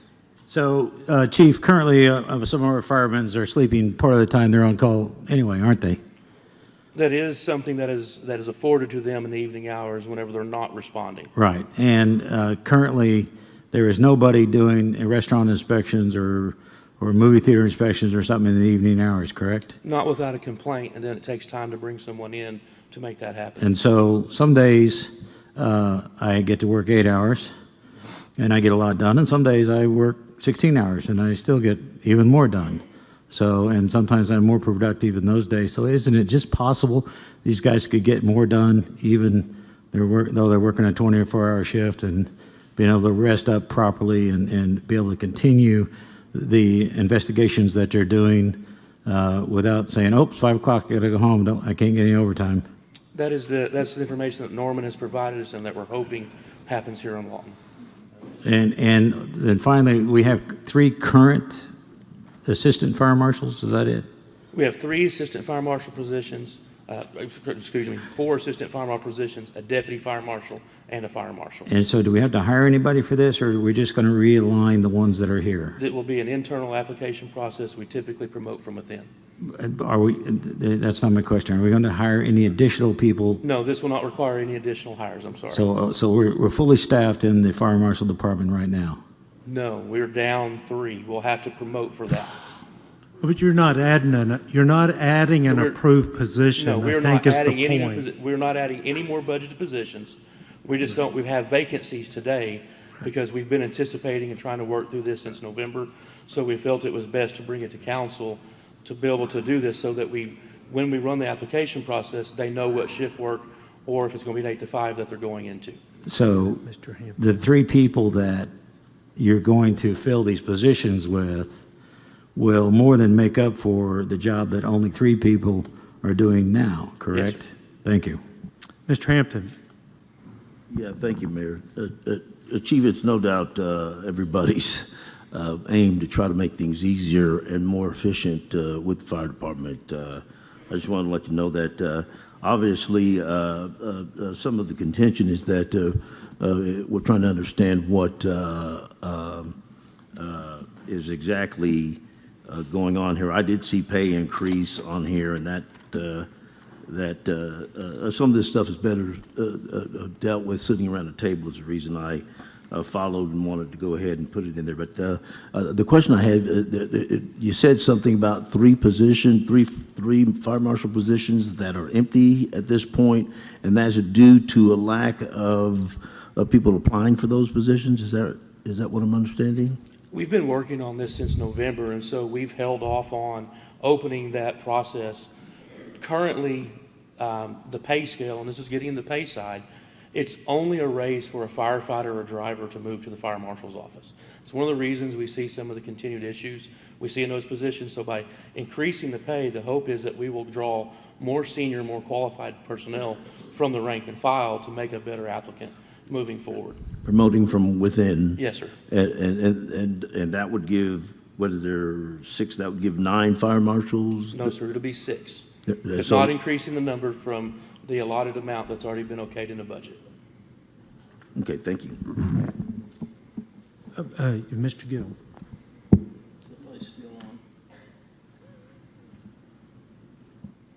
There we go. Hit it again. You gotta turn yours off. I'm going to talk. Okay, go ahead, go ahead. We got it. Okay. You know, I wouldn't blindly just approve anything that I felt like was blatant misuse of funds or employees or whatever. But I can't imagine that I know more about your job than you do. I mean, you've been there a long time, you're an honest employee, and I just feel like I would not know what you need to do. And so sometimes we have to trust our employees and believe in them and not question them. I mean, I know how to take care of my dogs and all that stuff, but I don't know how to be a fire chief. Thank you, Ms. Hankins. Don't make no mistake about it. This will require oversight. We have the right people in place. And if it's not working, you're going to see me up here asking, saying, it didn't work, we're not getting our work done, we need to switch it back. I don't believe that will be the case based on the Norman look, but you can ask my guys in the department. We've made some modifications to response, and guess what? I was wrong. And I'm not afraid to step up and say if I'm wrong. And if this doesn't work, we'll be back here on council floor going, we need to move this back because I messed up. Thank you. Thank you for not being afraid to say when you're wrong. Mr. Gill. Okay, I'll try to follow all this. I want everyone to understand, first of all, I asked what's the pay increase going to be, because we were fixing to vote on a pay increase that the board that was appointed to do this has not looked at and approved, and we do have other people we have to take into consideration. Can you answer what the pay increase will be for these 3 people? It's more than the 3. It's for 9 positions total. It's 9 positions. It is 9 positions that will be seeing an increase in pay. It is for the 3 that we will be moving to shift. The 3 current that we have, our training officer, deputy training officer, and our staff assistant chief. It's mixed amounts on all of them to try to bring them in. When you start looking at the job description, you look at the job that they're doing, the amount of responsibility they have. We have company officers making more than our fire marshal. Who will make that decision on how much the raise is going to be? It is already all in here, and it's Well, that's what I asked you. What's the total on 9 people? The total amount is $50,000 is what it's costing. For all 9 people? Do For what, all sir? 9 people? Yes, included all together. And then secondly, I want to just make a note of what some of my fellow council people said. You got to remember that that person that's there that is going to sleep at night will be off 24 hours. So you're going to lose 1 person working a normal day. So I don't see a gain at all. So that's just something to think about. I want to clarify my point. I'm not against shift work, and I did work shift work for the fire department, so I know how it's done. So I'm just saying that that person in there that's going to be working between the hours, let's say, of midnight and 6 in the morning, will only be working if there's a fire and he attends that fire. Is that not correct? Yes, sir. Okay. Unless we have a so request if we from have a lot of Able- fires at night, then we're going to have a lot of overtime. But if we don't have a lot of fires between 12 and 6 in the morning, then we're going to lose that time. Plus, we're going to lose a whole nother work day of that 1 person. And that's a big item when we're already behind. So I'm just really having a hard time understanding how we're going to gain. I'm not against the betterment for the firemen, and we're working on raises for the firemen, so I'm certainly not opposed to that. But I'm just saying, if we're trying to do this in a catch-up manner, I really question whether it works or not. And thank you. Let's vote. Is this on the second amendment? We're voting on approval, which is a substitute amendment, which by rule, we deal with the substitute amendment first. We did have a motion by Mr. Harris. I believe Ms. Hankins was the second. That's what we're voting on, is voting for approval.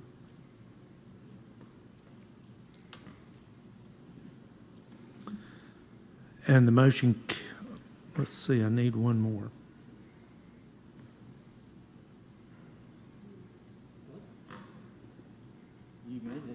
Okay, the motion carries 7-1. Motion carries 7-1. And that brings up item 20.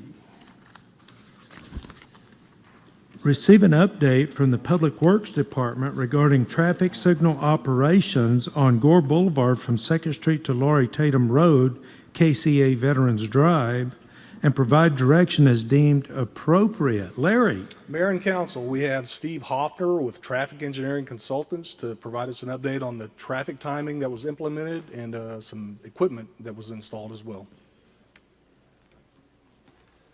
Thank you, Mayor and City Council members. I went back over my notes. I was here on July the 25th, and we set a 4-week period to have this done. We were waiting on a piece of equipment. Well, fortunately, the controller came in later that week, and we were able to start on the project the very following week. It took one day with city staff putting in the 2 different brand new traffic signal controllers, and then it took about another day to fine-tune the timing, and so it's been operating for about 3 weeks. The equipment that was installed, we're able to vary the times during the day. We have pretty much the same cycle length overnight of 100 seconds, and then we've increased the time for the AM period, and then it increased it a little bit more for the middle of the day and the evening peak hours, and then we go back to the shorter cycle length. And just from our observations, we've seen a substantial improvement in the movement of traffic east and west. The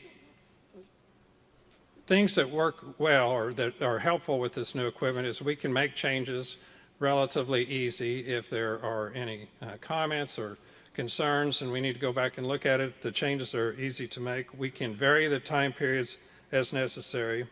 It is providing a better grouping of the traffic, and we're getting bigger platoons, is what we call them, groups of cars that are able to travel east and west by providing more time east and west. And we are also able to monitor the system in a much easier way. We're seeing more arrivals on green. More vehicles are hitting the greens as they go through there, which makes it a safer system for the community. We have reduced the travel time for the citizens as well, and it is a more modern system which brings Lawton and some of the equipment into a more modern era.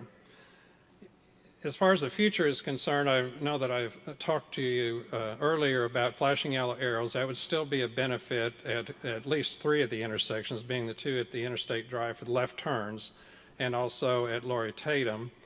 Other things that the council should consider is that the enclosures or the cabinets that the controllers sit in are still the 70s and 80s era, so they eventually need to be changed out. And that's about a $15,000 item. And then there are other locations within the city that probably could benefit for upgrading the equipment. And one comment that I would make is council in the future might consider providing some funding to the Public Works Department to start changing some of this equipment out. And there is quite a bit of old equipment, probably in the neighborhood of $100,000 to $150,000 a year is what I would suggest. And looking at changing on an ongoing basis some of this older equipment. With that, I'll be happy to answer any questions. Mr. Gill. I had just one question. You were talking about the equipment, the housing, the cabinets, and you recommended changing those out. Is that because of a moisture problem or? Again, it's some of that. You have rodents, you have a variety of things that occur within those cabinets, but the technology has advanced considerably too. And so the equipment, there's a lot of soldering and such that went into the cabinets in the 70s where we've got a lot more solid state type of back in those enclosures. The enclosures still have a lot of electronics in them that run the intersection. And so that's why it's beneficial to have a more modern cabinet. Okay.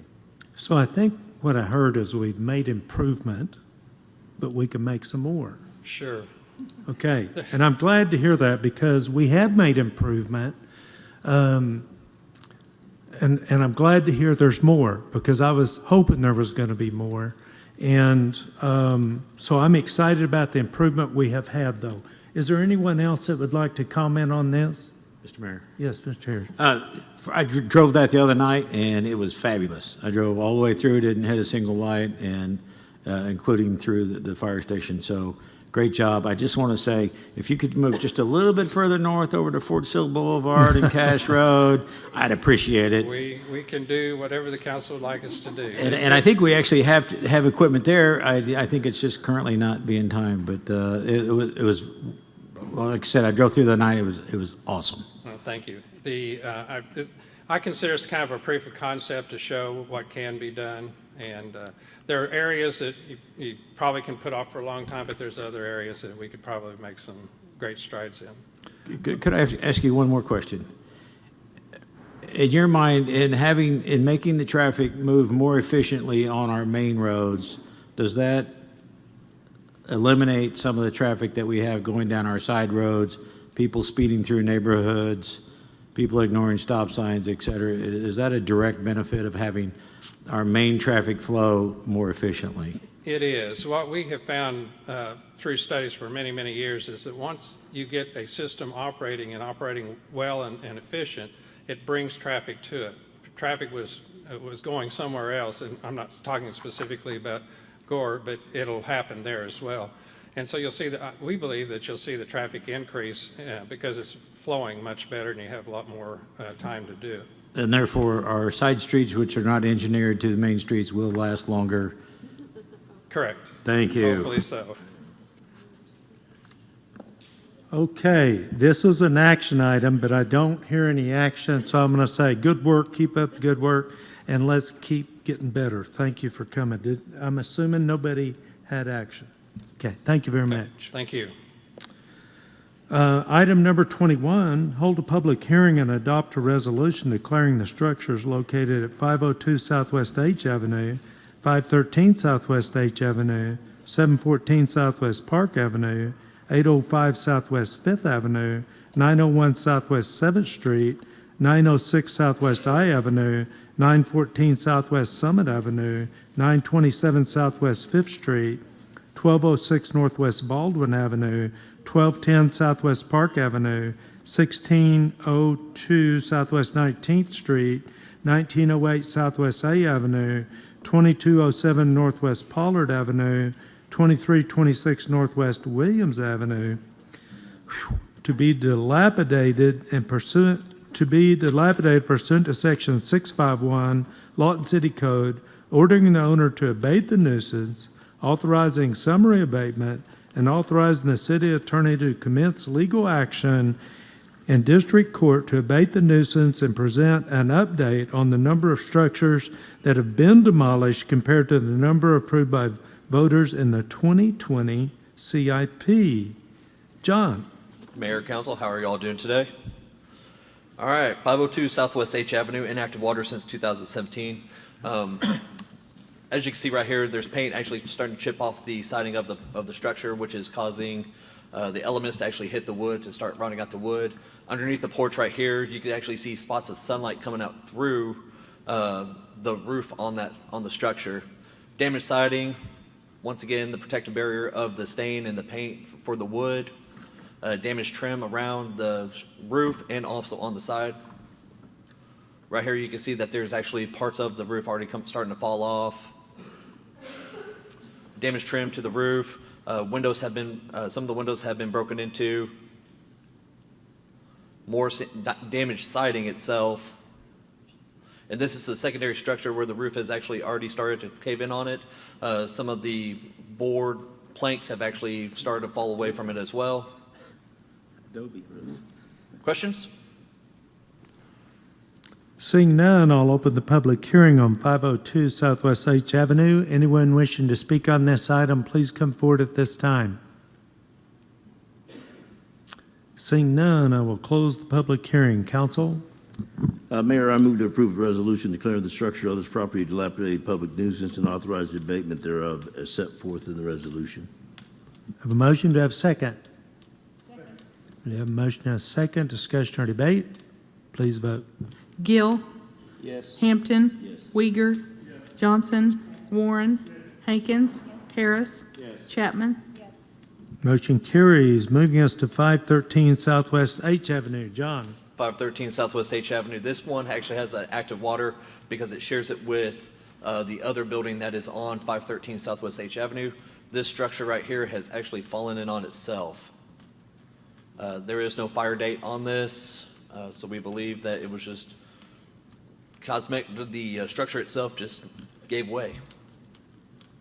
Questions? Seeing none, I'll open the public hearing on 513 Southwest H Avenue. Anyone wishing to speak on this item, please come forward at this time. Come on up, sir. Give us your name and address, please. I'm the person that owns those, and I live in the back part of 513. I have torn the front part down. There used to be 2 living spaces there. I tore the front part down. That's the part that he showed all tore up. Oh, I'm sorry. Okay, and well, as I was saying, I tore the front part down. I live in the back part.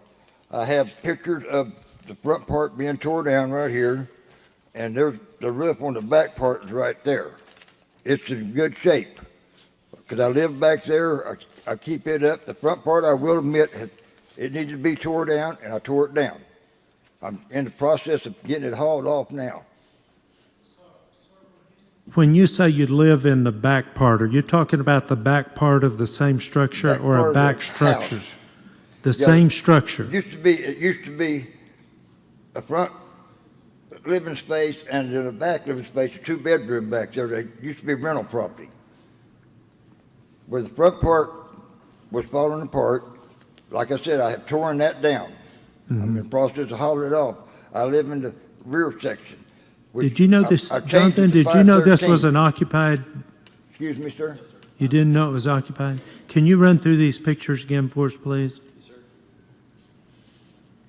Sir, you're living in this structure, back up. You're living in this structure? No, that's not nowhere near. Are you 513 Southwest H I'm Avenue? 513 Southwest H. Is this not a picture of that property? That's not what it looks like. No. Okay, go through the pictures again. Watch the pictures, please, sir. Up here on the screen, is that it? Matter of fact, this is what it looks like in the front now. Okay, can you bring that to me, please? Do you have any other pictures? This is the roof of the back part. And this is where I'm redoing the front where it was in there, these 2 right there. And the back living section is what I live in. Okay, that looks like this, does that look like the same? I don't see this. John, go through those pictures again for me, just.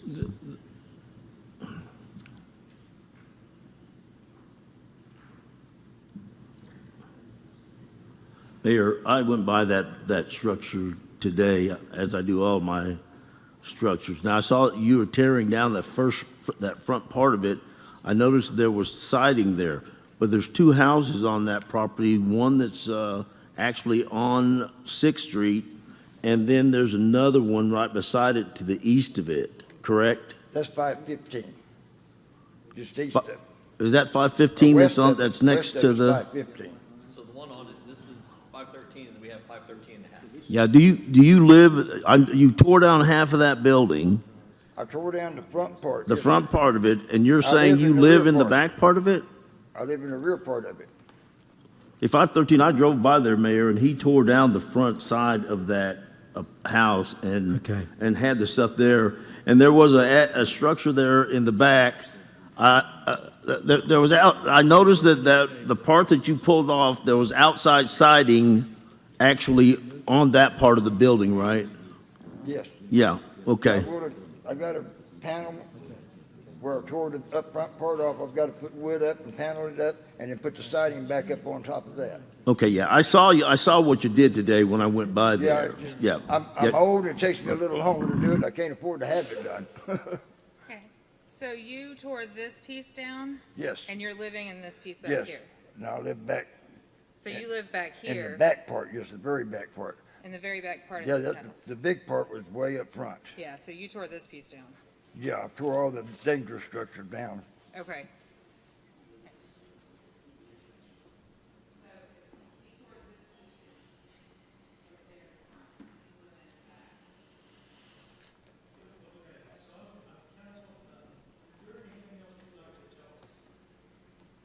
Excuse me, sir? Is there anyone else that would like to come forward and speak on this item?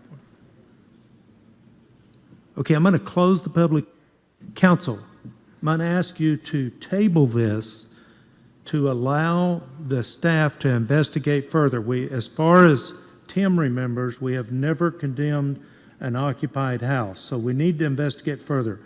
Would somebody please make a motion to table? Mayor, I'll make a motion to go ahead and table this item. Do we need to table it for a date, or?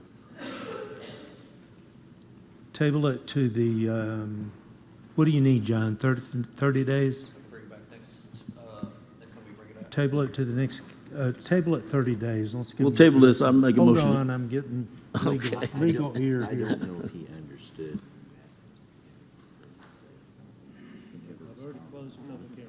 Table it. Table Yep, it. to Mayor, I the- make a motion to table this for 30 days for further investigation. And we do have a second by Mr. Uyghur. Discussion or debate? Please vote. Hampton. Yes. Uyghur. Johnson. Warren. Hankins. Harris. Chapman. Gill. Okay, sir, do you understand what's happening? Is somebody, or do you understand what's happening? We've tabled this for 30 days for you to work with the staff and try to get this figured out about your living in that house, okay? I didn't understand. Okay, come on up. What we're doing is we're tabling it 30 days so the staff can communicate with you and work with you and investigate further, okay? All right, thank you for coming, sir. Thank you. Okay, and that moves us up to 714 Southwest Park Avenue. John. 714 Southwest Park Avenue has had inactive water since 2012. We've been receiving reports of vagrants going through this property. As you can see right here, there's damaged siding and missing siding on the structure itself. The backside of the property did catch a fire on the backside where you can see actually trim melted from it, and it's being held together by plywood. Right here, there's actually missing windows right there on the side of the structure, also missing trim on the side as well, and still missing siding on the east side of the structure. And the windows are starting to fall off. Once again, more siding damage, and then the junk and debris from it being brought in, and then also the porch is actually starting to fall in on itself. Questions? Seeing none, I'll open the public hearing. Anybody wishing to speak on 714 Southwest Park Avenue, please come forward at this time. Yes, sir, come on up. Good afternoon. Give us your name and address, please. Good afternoon, Council, Mayor. My name is Michael Bostic. I am a general contractor. I'm from Atlanta originally, and I live at 614 Southwest 6th Street here in Lawton now. I did not realize, like I'm working with a lady that owns several properties here in this town, and I've started to renovate some of those to bring them back to what they need to be. This one is our next project. I am going to apply for permits, I guess probably here in the next couple of days, and start putting in windows, fix the siding. The back side of the house it didn't catch on fire. The neighbor's house caught on fire, but it did melt the siding. And it needs quite a bit of work, but the roof is still in pretty good shape, so it needs to be resided, needs some new windows, it needs the porch fixed. We've already started carrying off quite a bit of the trash, and we'd like to continue to do so if that's Sir, have you gotten a permit for the work that you're doing? Oh, so far, we haven't done anything. All we've done is carried off trash from the yard.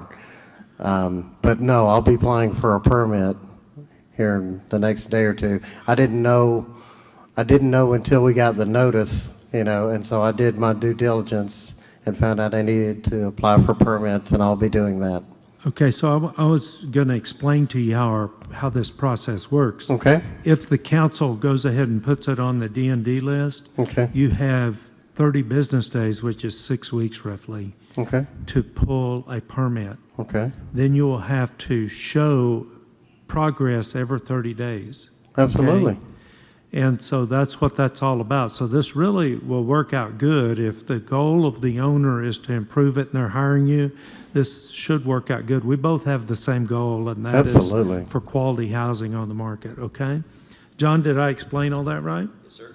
Okay, do you have any other questions or anything No, else I you'd like think to I say need, to us? I think they said I needed a written picture or a plot of the house, you know, and the plan of work that I needed to have done for the permit, so I think I'm good. Thank you very Okay, much. I'm really not sure of that process, but I see two guys right there behind you that'll guide you through that, okay? Thank you so much for your Yes, sir. time. It is no doubt, sir, that we're looking at these houses in these areas to be worked on.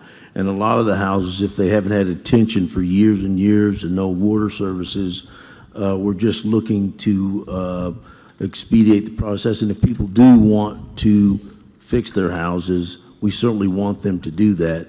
And you'll just be working with John to pull a permit. As long as you're showing improvement. Absolutely. And that you're working on it, then everything should be exactly as you're saying you want to do. That's Okay? wonderful. Okay, thank you.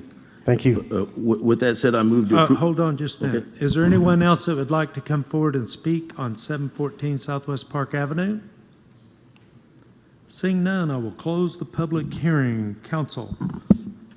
Yes, Mayor, I move to approve a resolution declaring the structures on this property dilapidated public nuisance and authorize abatement thereof as set forth in the resolution. Is there a second? Second. Have a motion and a second. Discussion or debate? Please vote. Uyghur. Johnson. Warren. Hankins. Harris. Chapman. Gill. Yes. Hampton. Motion carries. Moving us to 805 Southwest 5th Street. John, thank you. 805 Southwest 5th Street has had inactive water since 2014. You can see that we do have a little bit of roof damage on top of the roof. Where am I at? There we go. There we go, sorry. Holes in the soffit. Some of the trim is actually starting to peel off on the paint. We're also missing trim on the roof as well. You can see right there where actually the wood over the porch is starting to rot away from the elements. And then this is on the backside because this property has been overgrowth with vegetation. This is on the backside where you can see that it has been boarded up, but people are trying to actually get into the property so they can do what vagrants do. Questions? Seeing none, I'll open the public hearing on 805 Southwest 5th Street. Anyone wishing to speak on this item, please come forward at this time.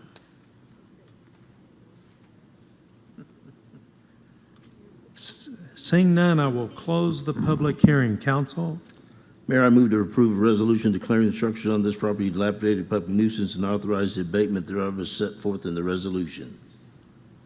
Is there a second? Second. Did I hear a second? Yes. Okay, we have a motion and a second. Discussion or debate? Please vote. Warren. Hankins. Harris. Chapman. Gill. Hampton. Yes. Uyghur. Yes.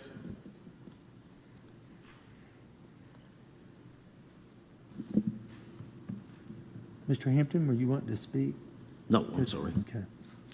All right, that moves us to 901 Southwest 7th Street. John? 901 Southwest 7th Street has had inactive water since 2/24/23. We're bringing this one because we've had multiple complaints about vagrants in the area with this property where you can see right here, there's actually a window broken in the middle. Paint starting to actually chip off the concrete on itself.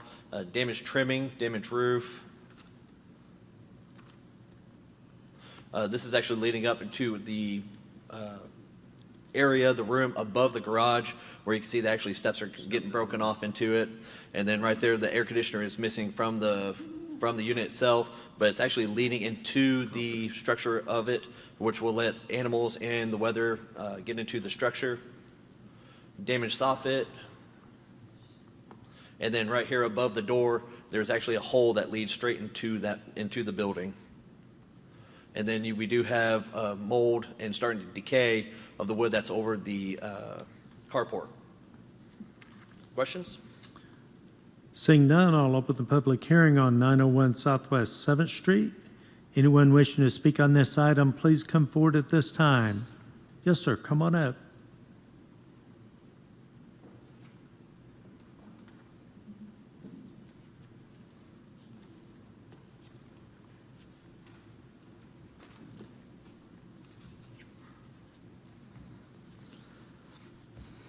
All right, thank you for coming, sir. Please give us your name and address. Jesse Medler. Address is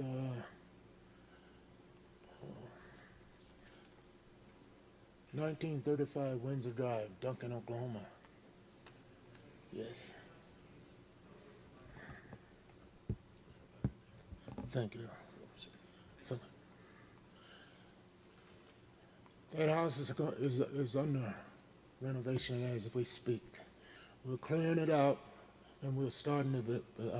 I got my son, I have 2 sons working there to take care of all this. And they're going to take care of it within the next month. All of it. Now, if y'all want to take it, you can take it, and I'll stop them from working it. But if you leave it like it is, we will take care of it. I can assure you of that. And within 1 month, I'll have the paperback and pictures of it to show you. How long have the utilities been cut off? It was 2/24/23. Okay, so, sir, did you say you're working on the house? They are working on it as of today. I don't know if you heard me tell the gentleman that was here before, but the process works this way. If the council puts it on the D&D, we're not taking the house from you. We're saying you have a certain amount of time to get a building permit to start your remodel process. And then, and that amount of time is 30 business days, which is 6 weeks. Okay. Could be a day or 2 longer, depending on holidays. Okay. And then you have to make progress every month on that. Our goal is suitable housing. So do you understand that? We're not going to take the house. Our goal is to get it back on the market as a livable home, okay? Okay. Well, if you give me the opportunity, I'll get it back on the market. Whatever. Okay, is there anything else you'd like to tell us? I've had 5 back surgeries. I guess you know how to figure them. Okay. While I'm standing here, I can't stand too long. Okay, thank you, sir. Thank you. Is there anyone else that would like to come forward on this item? Thank you for coming, sir. And you're welcome to sit down right there in the front and rest. Thank you, sir. Is there anyone else that'd like to come forward on this item? Seeing none, I'll close the public hearing. Council. Mayor, I move to approve a resolution declaring the structures on this property dilapidated public nuisance and authorize the abatement thereof as set forth in the resolution. Have a motion. Is there a second? Second. We do have a second. Discussion or debate? Please vote. Warren. Yes. Hankins. Yes. Harris. Yes. Chapman. Gill. Yes. Hampton. Yes. Uyghur. Johnson. And the motion carries, moving us to 906 Southwest I Avenue. John? 906 Southwest I Avenue has had inactive water since 2020 and a fire date of 10/31 of 2022. This house is a complete loss from the fire. Pictures of the inside. We posted on the property on 7/26 of 23, and you can see where it actually went through the roof on this structure. Any questions? Seeing none, I'll open the public hearing on 906 Southwest I Avenue. Anyone wishing to speak on this item, please come forward at this time. Seeing none, I'll close the public hearing. Council? Mayor, I move to approve a resolution declaring the structures on this property a dilapidated public nuisance and authorize the abatement thereof as set by the resolution. Is there a second? We do have a second. Discussion or debate? Please vote. Hankins. Harris. Chapman. Gill. Yes. Hampton. Uyghur. Johnson. Warren. Motion carries, bringing up 914 Southwest Summit Avenue. 914 Southwest Summit Avenue has had inactive water since 2001. Once again, we're actually looking at the trim where it's actually being exposed to the elements on it, where we're missing trim. It's starting to get butt rot on the bottom of the trim itself as well. Missing soffit, damaged siding, damaged trim. Damaged trim where it's actually pulling away from the building itself. This is a secondary structure on the backside where there is actually broken windows in the windows, and then also the wood that's protecting the doors are actually starting to fall off as well. Questions? Seeing none, I'll open the public hearing on 914 Southwest Summit Avenue. Anyone wishing to speak on this item, please come forward at this time. Seeing none, I'll close the public hearing. Council? Mayor, I move to approve a resolution declaring the structures on this property a dilapidated public nuisance and authorize the abatement thereof as set forth in the resolution. Do I hear a second? Second. Got a motion and a second. Discussion or debate? Please vote. Harris. Chapman. Gill. Hampton. Uyghur. Johnson. Warren. Hankins. Motion carries, bringing up 927 Southwest Fifth Street. John? 927 Southwest 5th Street has had inactive water since 2015. Right there on the front side of it, we've had a broken window and also calls on vagrants coming in and out of this property. Once again, the window right there where it actually has a broken window, the concrete slab that actually holds the front porch is starting to actually fall, where you can see a big crack in it right there for foundation issues. The siding on the backside has actually melted from fires being set from right about in that area. Damaged roof, missing siding right underneath the roof, and damaged trim. More damaged trim on the top of the house. And then the windows open as well. More damaged trim on it and more damaged siding. Questions? Seeing none, I'll open the public hearing on 927 Southwest Fifth Street. Anyone wishing to speak on this item, please come forward at this time. Yes, sir. Thank you for coming, and please give us your name and address. Jorge Miranda, 421 Northwest 58. We bought this property like a year ago, and we're planning to fix it. So we need year's time. Okay, when did you buy it? It's like a year. Pardon me? A year, like a year and a half. Okay. All right, you understand how our process works. I've explained it a few times, right? Yes. Okay, all right. Do you have anything else you want to tell us? No. Okay, thank you. Is there anyone else that would like to come forward and speak on this item? Seeing none, I'll close the public hearing. Council? Yeah, Mayor, I'd like to move to approve a resolution declaring the structures on this property a dilapidated public nuisance and authorize the abatement thereof as set forth in the resolution. Have a motion and a second. Discussion or debate? Please vote. Chapman. Gill. Hampton. Uyghur. Johnson. Warren. Hankins. Harris. Motion carries, bringing up 1206 Northwest Baldwin Avenue. John? 1206 Northwest Baldwin Avenue, inactive water since 2022 with a fire date of 4/20/23. Right there in the front, the window is broken out on it, damaged trim to the roof, damaged siding as well, more trim damage, another window is busted out, damage to the siding, more damage to the siding where it's actually fallen off, and then a little bit of roof damage, roof trim, that's falling off as well. And then inside the structure where the fire, you can see the fire damage that went through it. Questions? Seeing none, I'll open the public hearing on 1206 Northwest Baldwin Avenue. Anyone wishing to come and speak on this item, please come forward at this time. Seeing none, I'll close the public hearing. Council? Mr. Mayor, I move to approve a resolution declaring the structure on the property a dilapidated public nuisance and authorize the abatement thereof as set forth in the resolution. Is there a second? Second. A motion and a second. Discussion or debate? Please vote. Gill. Yes. Hampton. Yes. Uyghur. Yes. Johnson. Warren. Hankins. Harris. Chapman. Motion carries. Bringing up 1210 Southwest Park Avenue. John? 1210 Southwest Park Avenue has had inactive water since 2012. We do have vagrant issues with this property where you can actually see that there is junk and debris on the porch. The front porch itself is actually starting to cave in.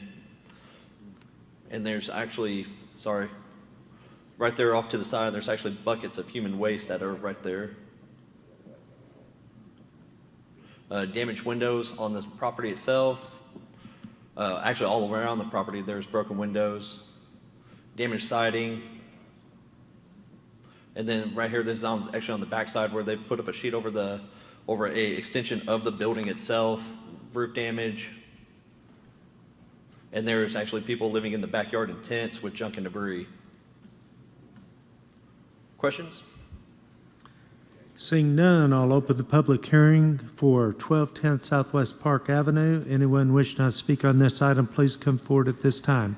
Yes, sir. Thank you for coming. Please give us your... My name is Joseph Urango. Okay. I've been living there since 2004 in this house, all right? Used to be my wife. She deceased, okay? It was my mom's. I had it with the house, right? I'm 54 years old. I've been living there since 2004, and it don't look like that right now. It don't look like that. It's been cleaned up. Okay. Do you have anything you want to say, ma'am? I haven't got the water turned on yet, but it will be on Tuesday.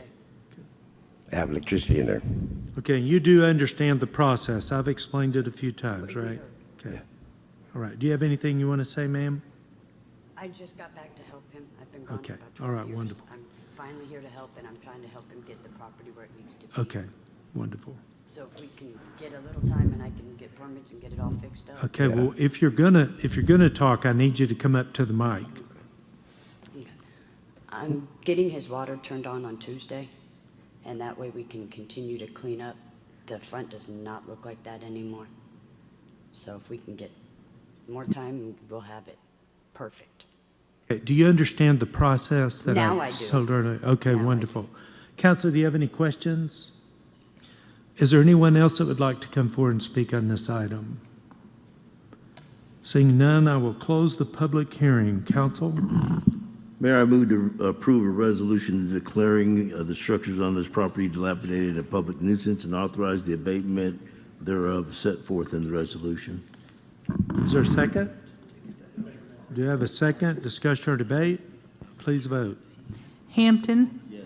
Uyghur. Johnson. Warren. Hankins. Harris. Chapman. Gill. Motion carries, bringing up 1602 Southwest 19th Street. John?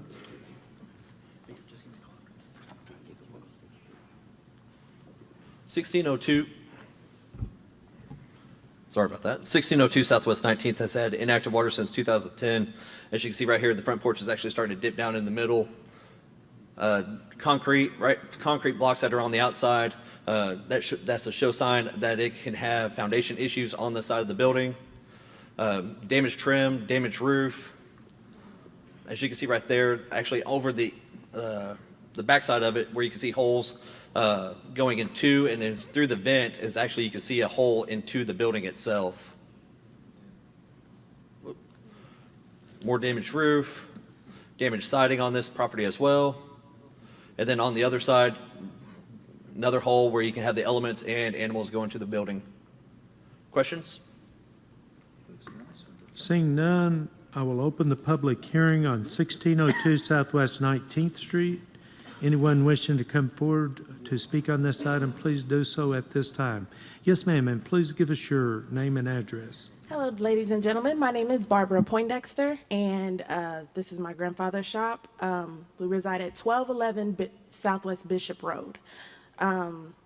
We just want to know what we need to do to get up to city code. We are looking to update it. We keep the lawn mowed as much as we can, pick up trash and things. We just need to know from you what we need to do to bring it up to code. I said, great, that's what we want too, Yes, and they will get with you on that. Do you have anything else you want to tell us? Oh, no, sir. We All just want to keep our property. Okay, thank you so much. Thank you.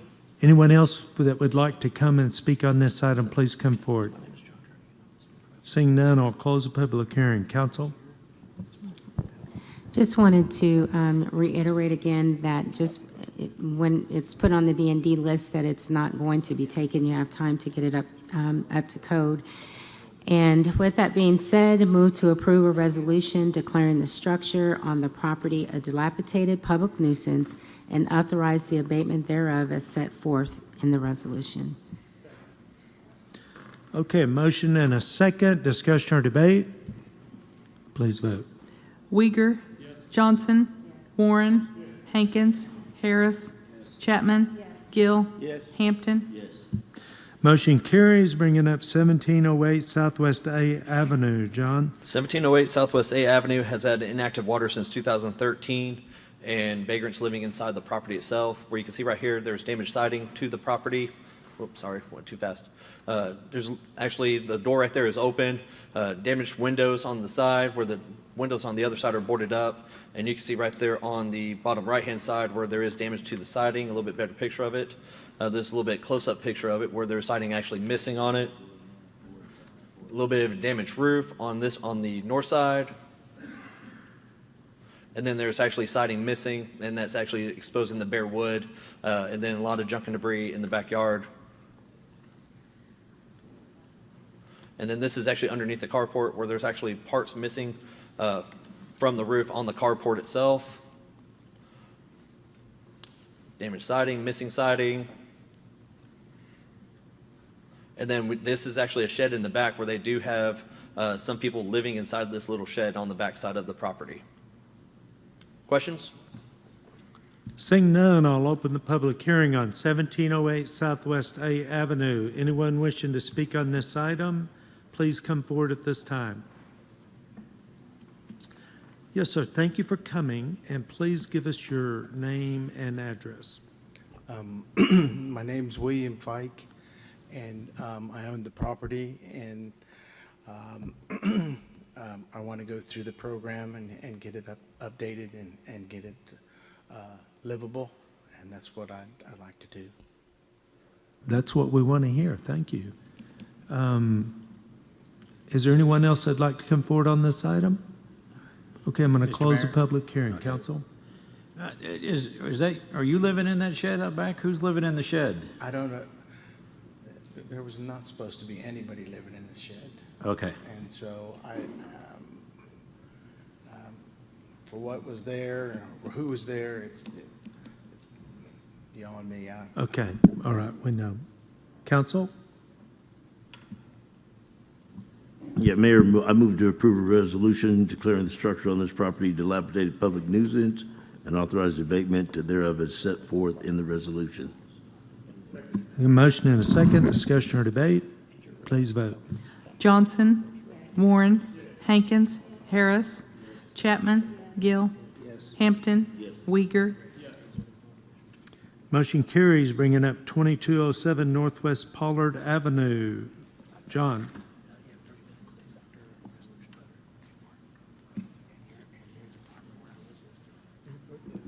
Yes,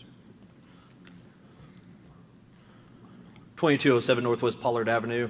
This has had inactive water since 2021.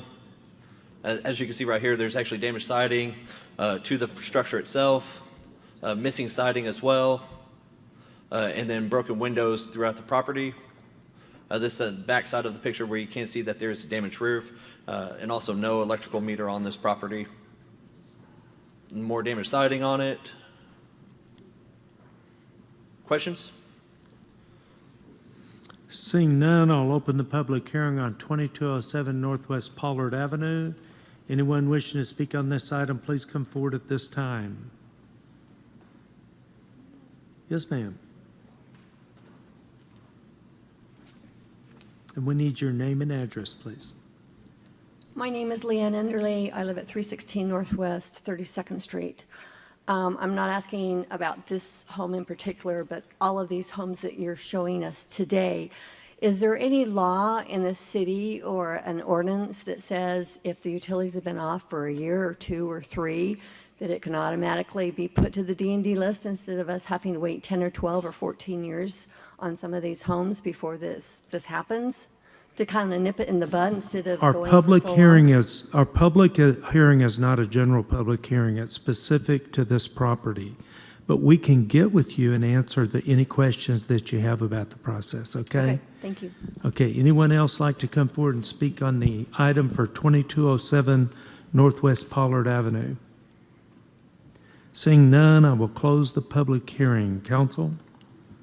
Mr. Mayor, Johnny, this is the best looking house on that street, pretty much, right?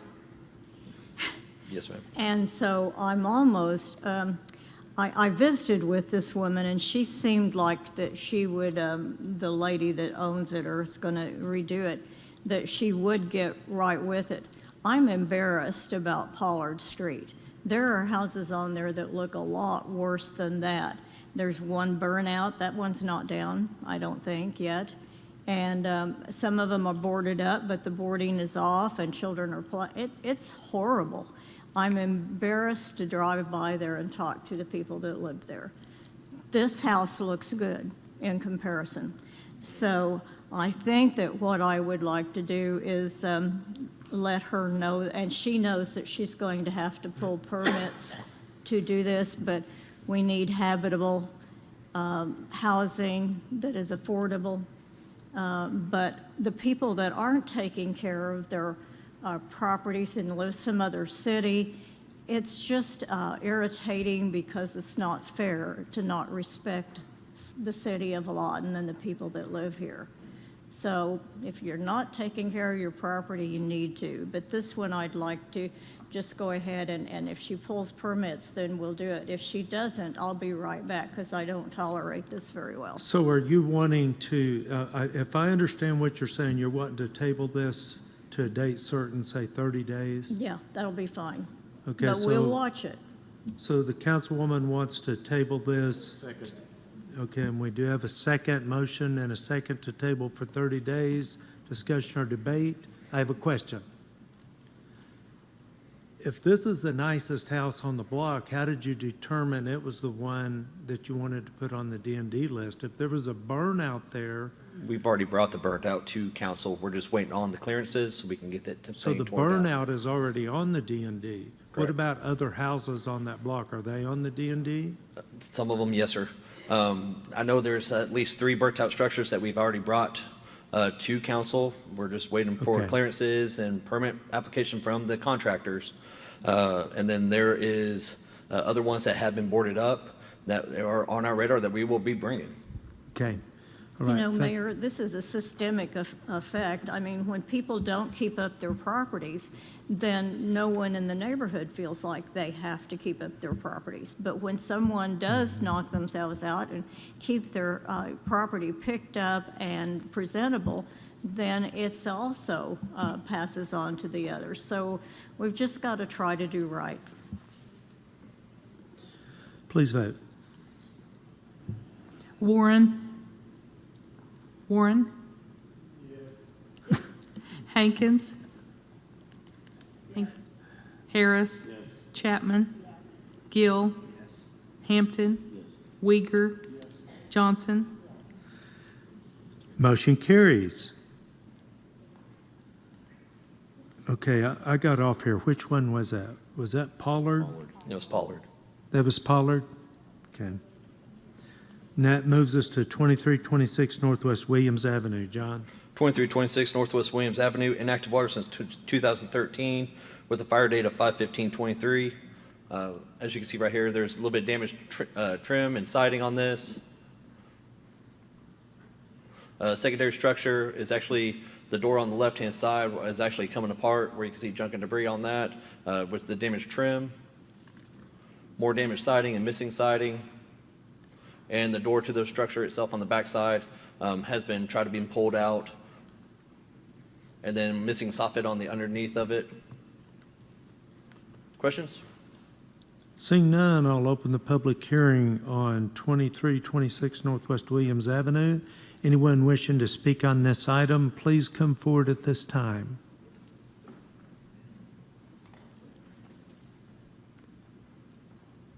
Yes, ma'am, and please give us your name and address. My name is Lucy Smith. This is my mother, Maria Copsel, 2406 Nottingham in Lawton. I live in Oklahoma City.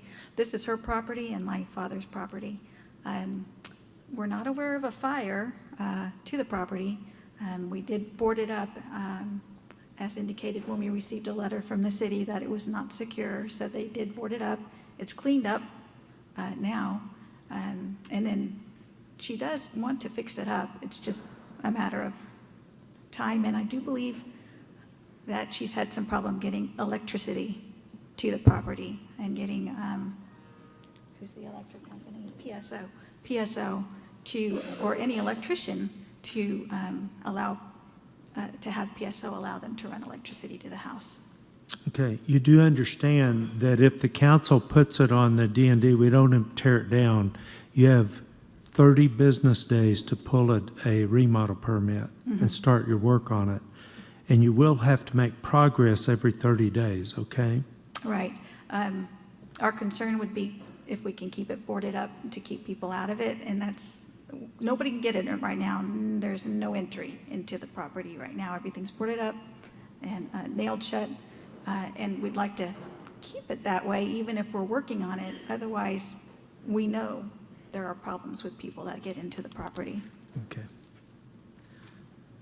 Is there anything else you'd like to tell us? Anything else you want to add? Okay. All right, thank you for coming. Is there anybody else that'd like to come forward and speak on this item? Seeing none, we'll close the public hearing. Council?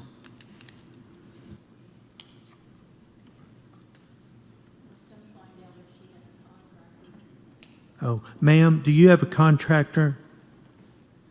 Do you have a contractor? No, no. My parents have other properties. Typically, the family does a lot of the work. We did have recently one of our properties fixed by a contractor, but anytime work can be done by the family, we do it ourselves. Okay, I make a motion to approve a resolution declaring the structure on the property a dilapidated public nuisance and authorize the abatement thereof as set forth in the resolution. We have a motion and a second. Discussion or debate? Please vote. Yes. Harris. Chapman. Gill. Yes. Hampton. Wigger. Johnson. Warren. We have a, John, how long is it going to take to give the report? Not quick. I mean, What? not. 1 minute? Yeah. Okay, we're 1 minute away, guys. We got a report. Come on, Tracy.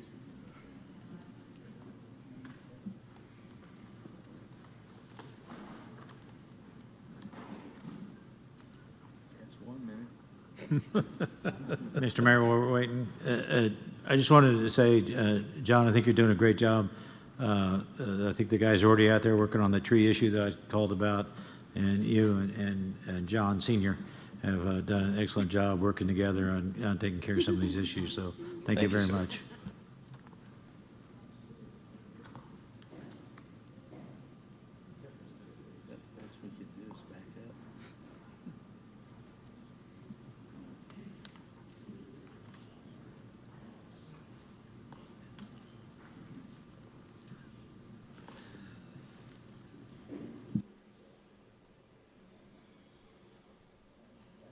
All right. So the total number of properties have been brought to in front of council since 2020, since we've had the CIP is 375. Out of those permit total, we have 32 active permits currently, and we've actually had 12 COs, which is basically houses that went back and are livable. Total demoed is 143 city demoed, and 96 have been volunteer. Remaining numbers is 24 is currently being bidded out right now to our contractors. 21 properties have been awarded, and 27 are awaiting the permit deadline. 12 of them have been no action taken, and then 8 are currently in legal, so we can get them to the contractor's hands. I counted my sheet the other day, and we have 109 properties right now that are currently being evaluated, and we're adding more every day to the D&D to bring in front of you guys. Is this report attached to the agenda item where we can get it off of there? Yes, sir. Okay. So If not, I will email it to you. We have 239 have been demoed, 143 by the city, 96 by the citizens. Yes, sir. Total of 375 since Propel began, and remember, we took almost a year off because of COVID, but we put 375 on there, and okay, this is very good. 239 have been demoed. Questions, anybody? I give the bid to the citizens. There are almost as many. John, so there's only 32 that have pulled a permit? No. We only had 32 with an active. As of currently, right now, we have 32 properties with the active remodel permit. And over that period of time, what percentage of the 375 have people fixed them up and? 12 that got them back out into livable condition. Yeah. 12 properties. Thank you. Okay, council, we're going to take a break. Don't run too far. Thank you, sir.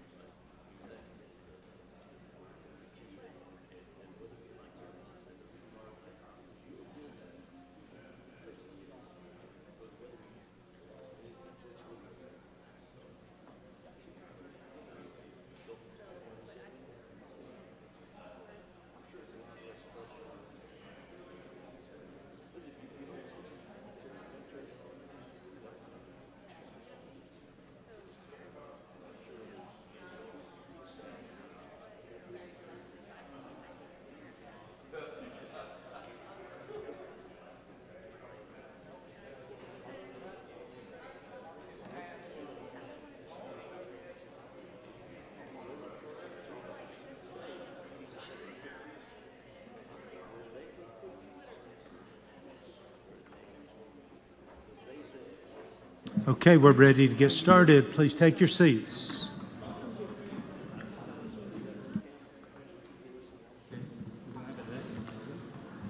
Item number 22, hold a public hearing to consider approving a resolution for an amendment to the 2030 land use plan from industrial and public facility to public facility, and an ordinance for a change of zoning from the temporary A1 General Agriculture District to PF Public Facilities District zoning classification for the property located at 2302 Southwest Bishop Road. Cameron.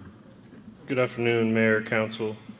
This is a rezoning request and an amendment to the land use for the Bishop Middle School that's going to be located at 2302 Southwest Bishop Road, which is just west of Sheridan, south of Bishop.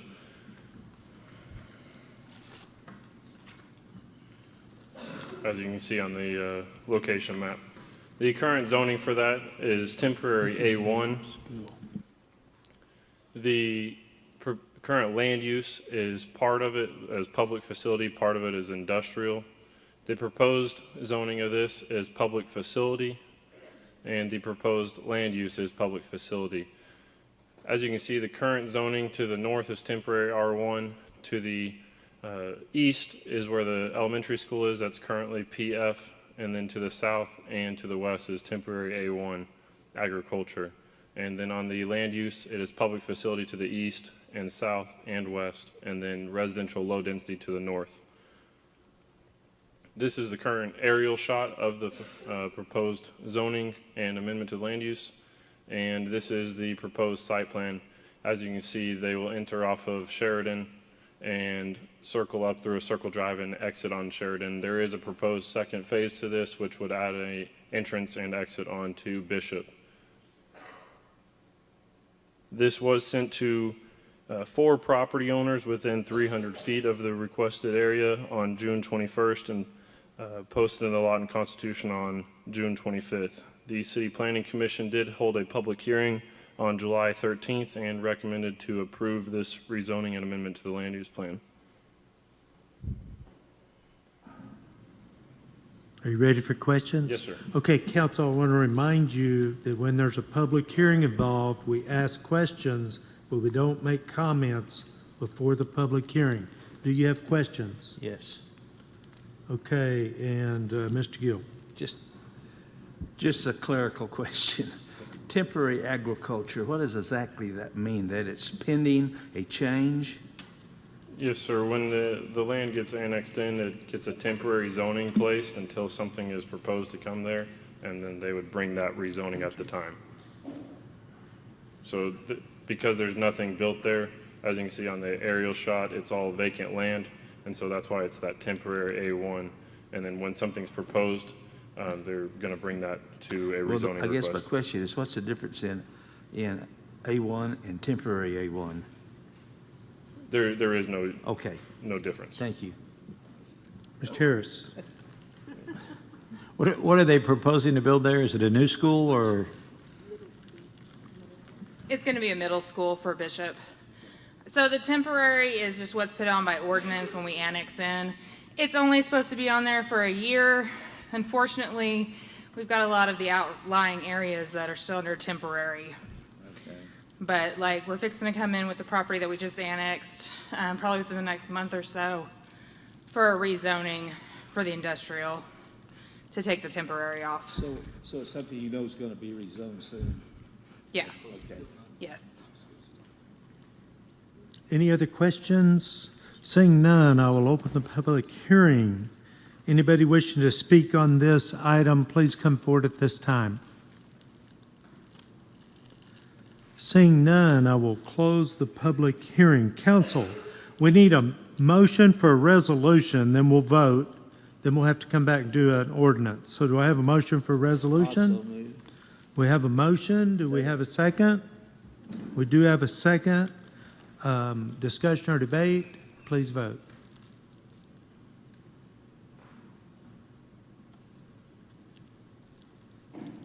Motion carries 7-1 on the resolution. Now for the ordinance. Do we have a motion for the ordinance? And waive the reading of the ordinance and read the title only. Okay, Ms. Johnson makes the motion. Do we have a second? Mr. Warren, discussion or debate? Please read the ordinance. An ordinance changing the Please read the existing. title, excuse me. An ordinance changing the existing zoning classification from the temporary A1 General Agricultural District to PF Public Facility District zoning classification on the tract of land which is hereinafter more particularly described in Section 1 hereof, approving the site plan attached as Exhibit A, and authorizing changes to be made upon the official zoning map in accordance with this ordinance. Please vote.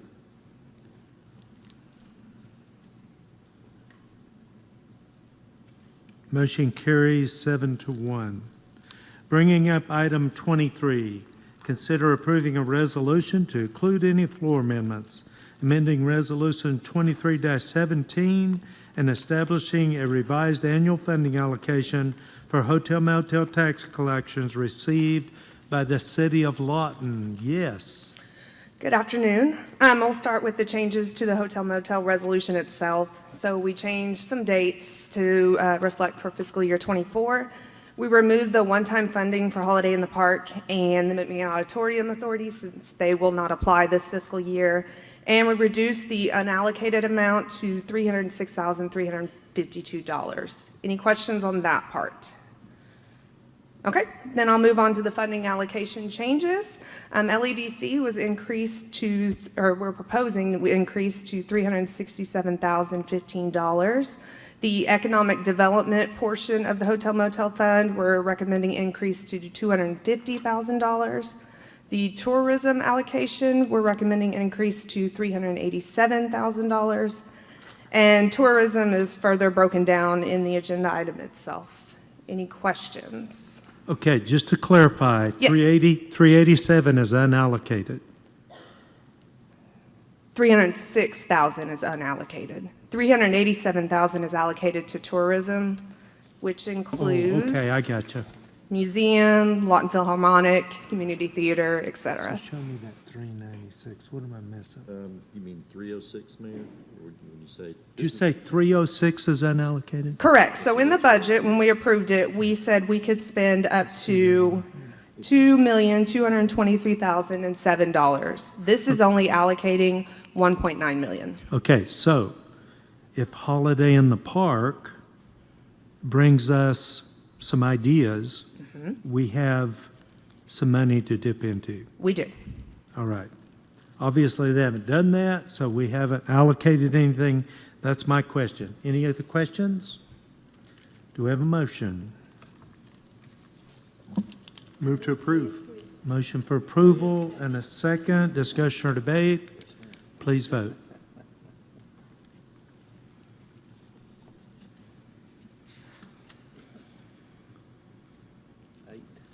Motion carries 8-0. Brings up item 24.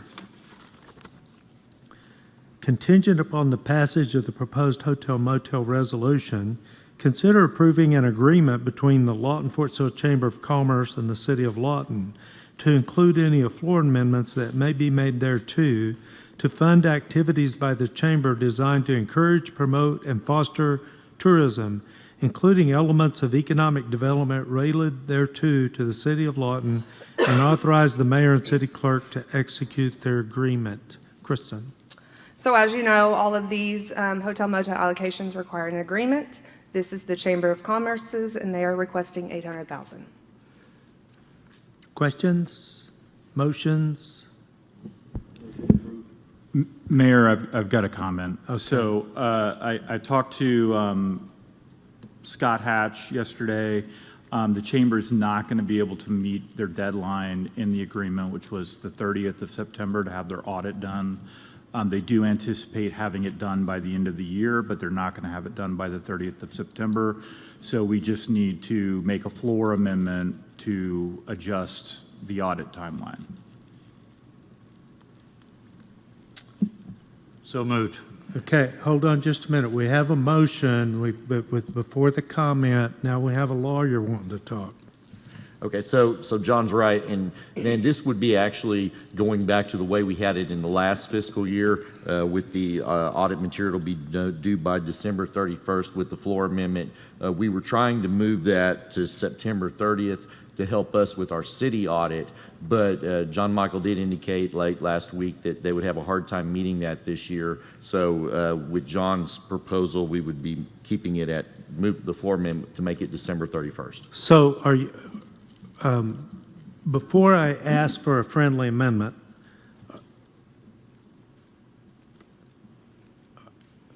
is the chamber audit required for us to complete our audit? It is not. It is not? It is Okay, not. They are thank you. not a Do we have component a unit. friendly amendment? We have a friendly amendment. Okay, so we do have a friendly amendment to approve with the city manager's suggested amendment. Do we have a second? Mayor, I have an additional recommendation for a Yes, sir. amendment. So, a lot of the organizations that are out there, I think there's some question as to whether or not they have to comply with Open Meetings Act. But our policy here has always been subject, or when they receive public funds, they comply with the Open Meetings Act. So I would also recommend that amendment be added as a condition to funding is following the Open Meetings Act. And we plan on adding that to all of our agreements. You already do that, right? Okay. Do you accept that friendly amendment? Do you accept that on the second? Okay, so we have a motion, but I think everybody knows what it is, but I'm not going to restate it. Discussion or debate? Please vote. Hold on. Okay, motion carries 8-0. I would like, well, we're going to be discussing audit later, and I'll ask my question then. Okay, thank you. Number 25, receive a report from the Streets and Bridges Committee regarding the priorities list for needed repairs and a maintenance program, and take action as deemed necessary. Mr. Gill. Yes. We had our first meeting this week.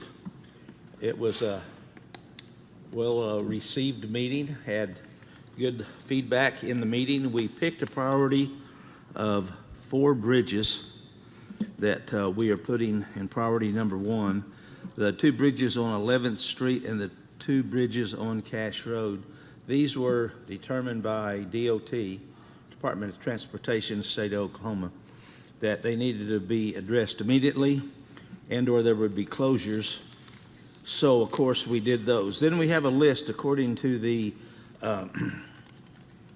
brochure that was published on the roads that we were going to do under the ad valorem tax, and we will continue with that. Engineering is working on the list that they feel would be best to do. We already have some roads being redone. We have some roads already with drawings, bid packets ready to go out for bid, and then we have others on the priority list. So we are working on that. We will have another meeting very soon, and at that time we will pick the roads that will be prioritized once the ad valorem tax is extended. Okay, so let me make sure I understand. You're recommending that the 4 bridges we've been talking about, 2 on South 11th Street, 2 on Cash Road over Wolf Creek, are the top priority, and the other priorities will be set as engineering brings recommendations. Is that correct? That's correct, and I have those numbers if we need. And are you making that motion? I am. Okay, do we have a second? Second. We do have a second. Discussion or debate? Please vote. Oh, you have a question. I'm sorry. Got to hit you. When these roads are getting ready to bid, is there any way there can be a list for us so we know if something is in our ward or not? Is that possible through engineering or somebody so we can be up to date? So is Joe here? Is Joe here? Joe is here, was. Okay. Let me see. So we do, whenever projects are bid, somebody can correct me here if I'm wrong. Whenever projects are bid, we get a list of them in the agenda item or the attachment to the agenda item. Am I wrong? I am correct. What we probably need to do is start pulling those and going through it, making it more clear, okay? Okay, we have a motion and a second. Discussion or debate? Please vote.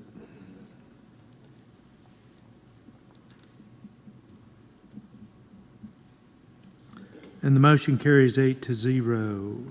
Item number 26, discuss the Elmer Thomas Park conceptual plan, including the plan's alignment with the city's goals, coexistence with prairie dogs, RFP options for a swimming pool amenities, and a boardwalk, and take action as deemed necessary. Pretty all-encompassing.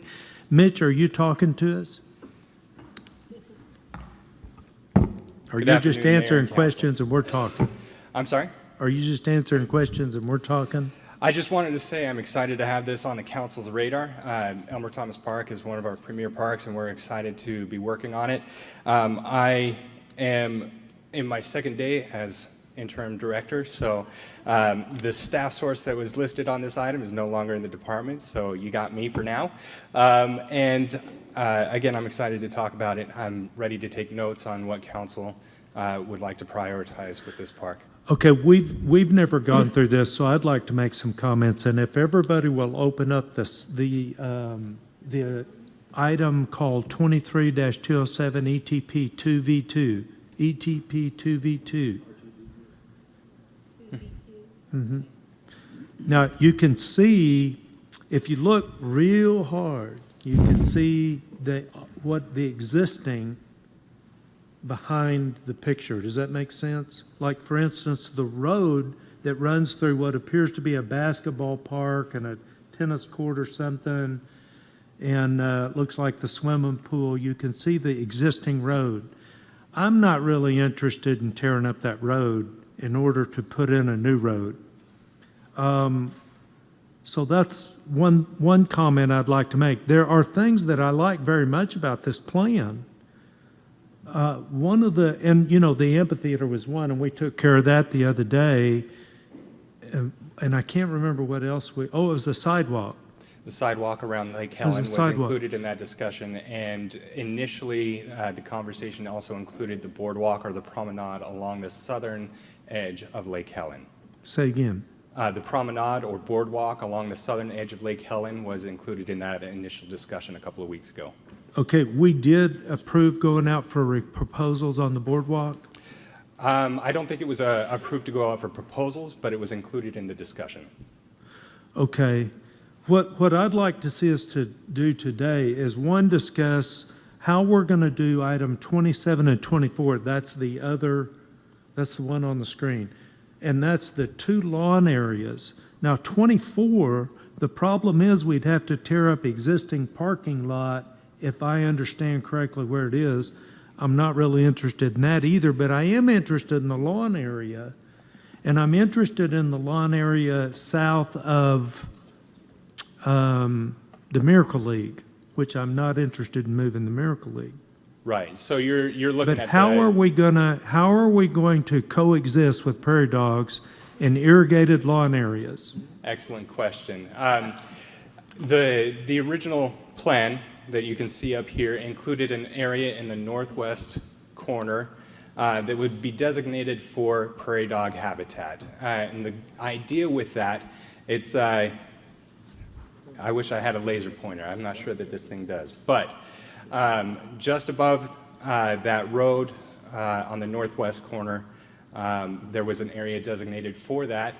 The idea would be to let that area grow a little bit more naturally and add some visual barriers that prairie dogs would be reluctant to pass. Push the button on there and hold it up and see if it gives you. Councilman Ham. Okay, you're talking about across the road west. Okay, Right there you here.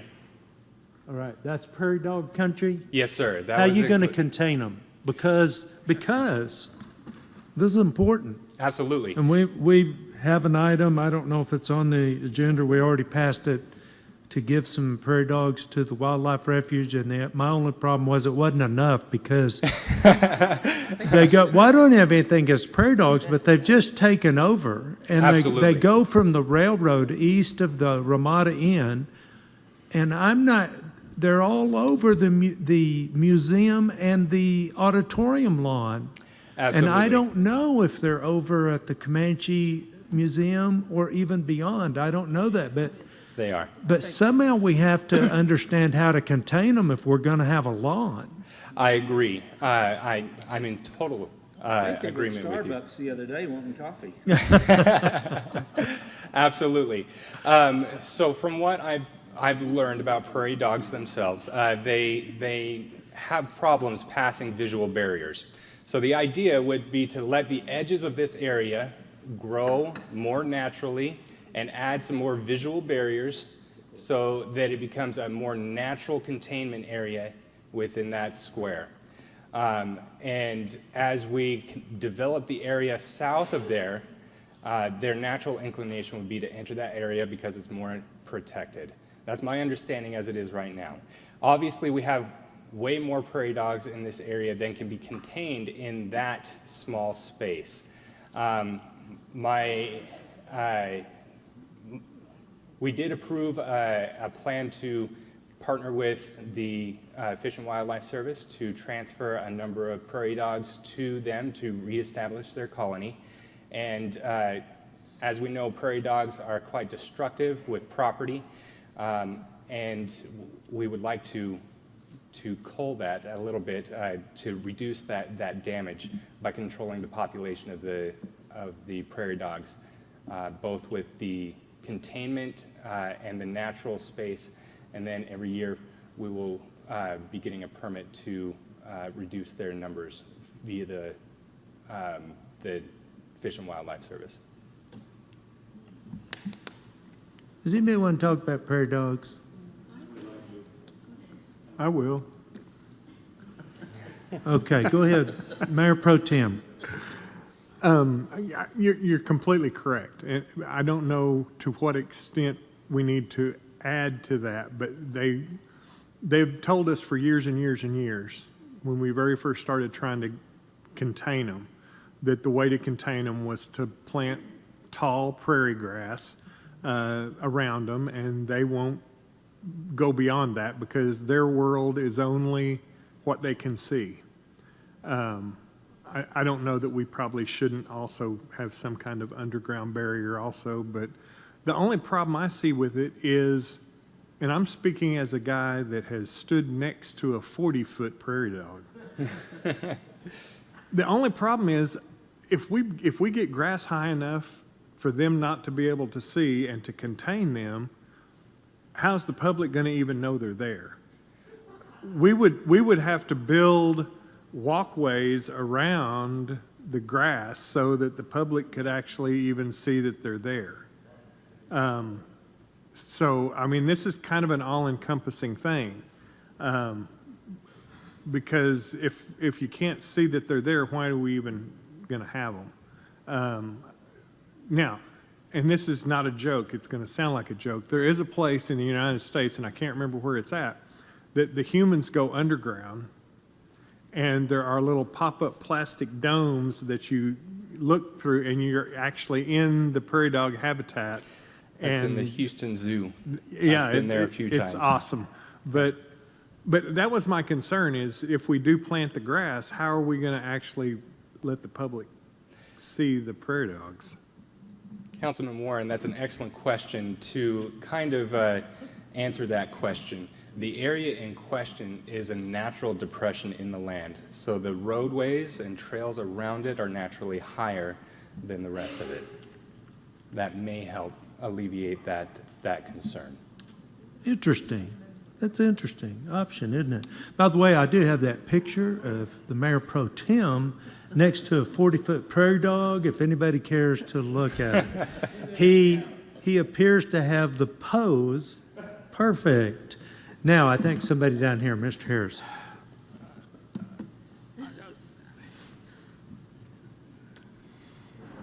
Yeah, I got to be really careful here, but It seems to me if we plant really tall, lush grass around where the prairie dogs live, that'd be like turning me loose inside the Golden Corral buffet. As far as food for the prairie dogs? Yeah. Pretty soon there won't be tall, lush grass around the prairie dogs. Now, and as far as, them maintaining within their, I just call BS, but we got to try something. So I propose that we figure, to get come up with a plan, run a test. Okay. Inside the park. Make a motion. Make a motion, do that. All right, Let's go. I move that we, Bring a plan back next meeting. there'll be dog poop on my front porch tonight for sure. Prairie dog poop on my front porch for sure. A motion to Bring back a plan. bring back a plan for a test site, and maybe with multiple options, whether it's, as Randy said, we have some subterranean barriers. I've heard that fences can be buried, et cetera, to contain them. I've also read, though, that prairie dogs can dig 15 feet deep, so. That they can. Maybe we Okay, need so as I understand the motion, it's to bring back a plan. a test with plan options. that we can then expand to the park. Okay, is there a second? We got a second. Discussion or debate? Can we make sure that the plan doesn't involve a machine that sucks them out of the hole? I would never consider such a plan, sir. Please vote.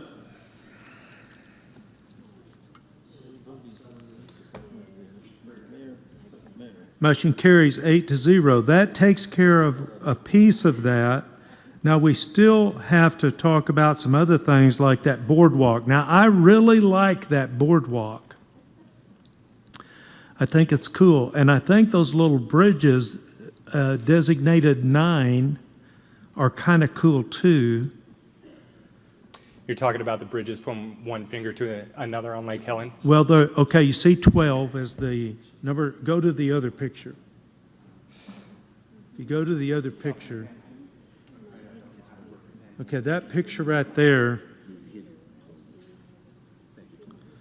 Okay, the boardwalk is designated 12. Okay? So the boardwalk would be And along to the this. right of it is there's a couple little lagoon areas there, and they have bridges over them on this. You want to come look at this? I don't know why you can't. So there's a bridge here, across No, that finger no. there, and There's one the- right okay, here, right there, right there. And there's another one on the other side, right and one there. over here.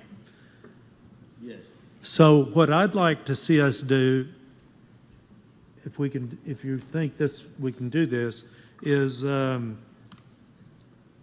go out for a request for proposal for the boardwalk and the bridges, with the bridges being an option. Okay. I And the have, sidewalks, I guess that would have to include sidewalks up, continuing the bridges to a sidewalk. Yeah. Joe. Well, I'm not sure this sidewalk is in this plan. Okay.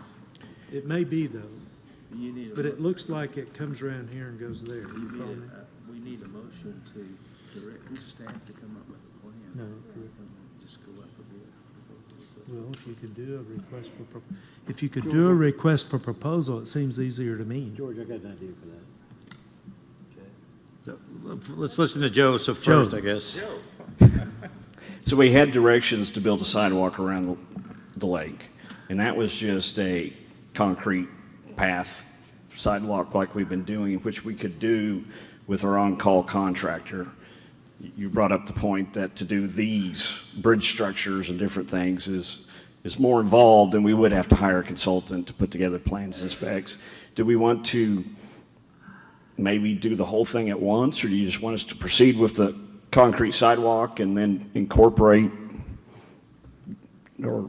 In my mind, there are two different programs, and the reason is timing. Could be, yes. The boardwalk and the bridges may take a little longer, and our motion was to get that sidewalk open by April 1, if I remember right. That was my point, yeah, is that we can go ahead and put a concrete sidewalk so people can be using it and then get this more pretty cool bridges and stuff in there. So my suggested motion would be to number 12, the boardwalk, with apparently some picnic huts, if I understand what the little red thing is, Potentially, yes. and options for the bridges. Does anybody understand and want to make that motion? I'd make a motion to, for staff to prepare a request for proposal to provide the boardwalk and options for the 2 bridges. Motion and a second, discussion or debate? Please vote. Absolutely. Can you push your sound? The friendly amendment is that sidewalk would tie into the other sidewalk that we've already approved. Well, I think that's understood, but we Okay. can add it if we need to, but as it's drawn here, so let's just clarify. We won't need to do that. We won't have to, because that's already approved, and we'll just do the new, and that's where we'll stop it at. Okay, I think the I'm on the staff same page with you. understands what we're wanting. Please vote.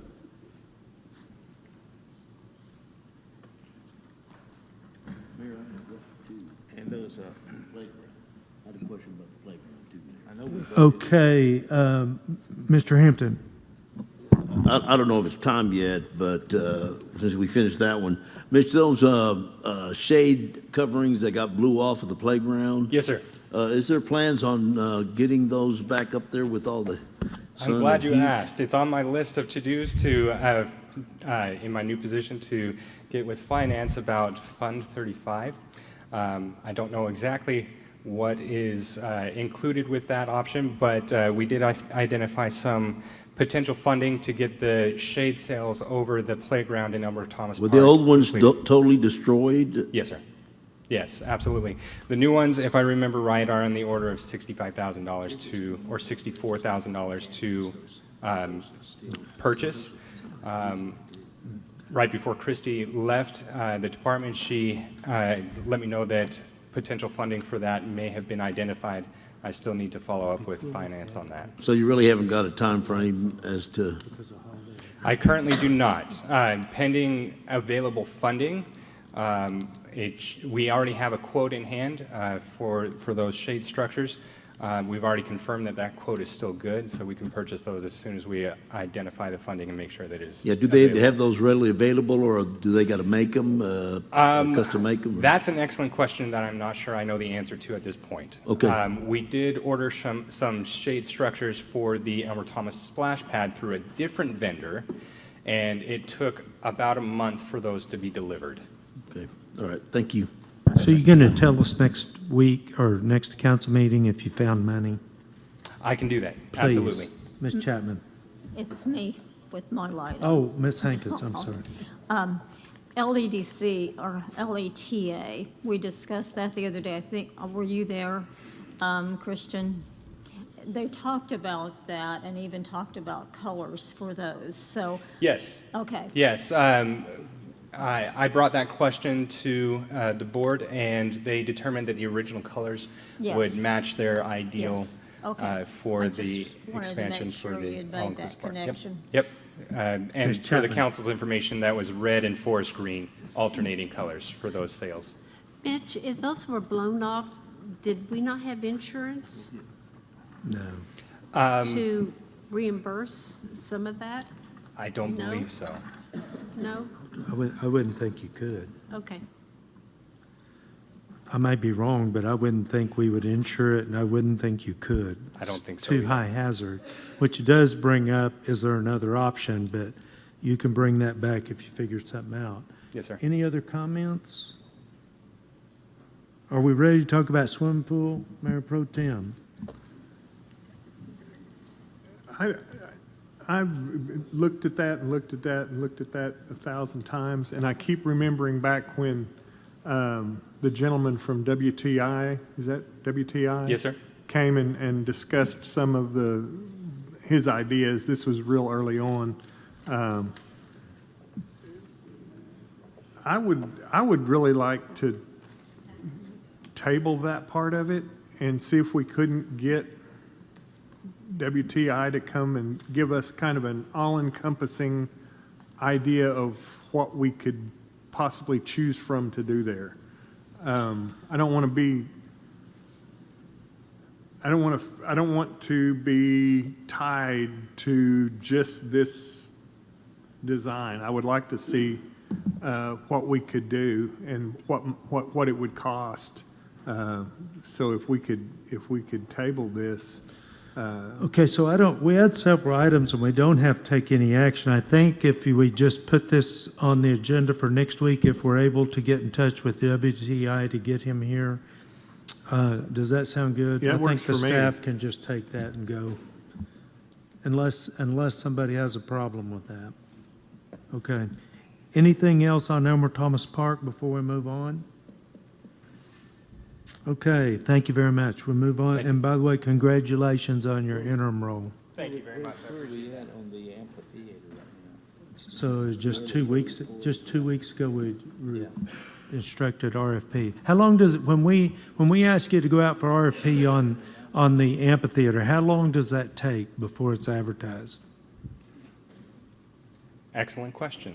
I'm Okay, new you to can that put role. that in your report in 2 weeks with whatever else it was. Mr. Mayor? Shades. Yes. Just real quick. If anybody happens to be in Norman, they have a really awesome amphitheater there that's about the size of ours, that's really done in a neat way, and I think it would be nothing is inexpensive, but I think it would be less expensive than a lot of the other options that are out there. So if you get a chance. What area? I think they call it Lions Park. It's just north of Maine, about Dawes in that area. Over by the golf course? No, south of the golf course. Off of Main. And you can probably give pictures to Don Lynn and she Yeah, can disperse I can get them. Donna Okay. Lynn some Joe pictures. acts like he wants to say something. He may know that. Oh, Joe. Depends. Are the RFP on the amphitheater, do you want to see options from, I think, Mr. Good, we talked about, you can do really simple steel structure frame up to concrete, elaborate, permanent. Do you want to see options, or do you want to, is there? Yeah, we said pretty simple, just as. We said simple with options. Okay, we got it. We can, We'll talk Thursday. yeah. Joe, We, then it needs to be set up where concerts that come in will be able, it's gotta be sturdy enough for them to hang their speakers and lights and stuff like that. right, So. Yeah, but keep it simple. Gotcha. So we could do that with metal building type frame too, a lot cheaper than structural. We can do a shield type. I think we can get a professional on board pretty quick to get them started on a simple design like that. All right, you guys can get with Joe later.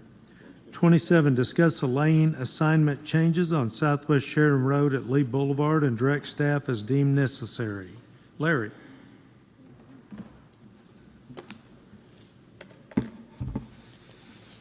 This item is just to discuss the lane assignment changes that we recently made at the intersection of Southwest Sheridan Road and Lee Boulevard. The previous layout, we had 2 left turn lanes with 1 combination right turn lane and through lane, and those were changed to provide for 1 left turn, 1 through, and 1 right turn dedicated lane.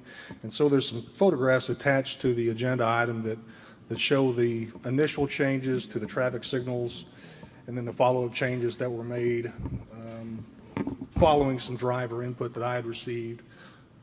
Really following that input, I took another look at it and found ways that we could change the signal head layout, install an additional sign, as well as redo the pavement striping to make it safer and make it more or less confusing for drivers, and those photographs show that. I didn't hear what you said.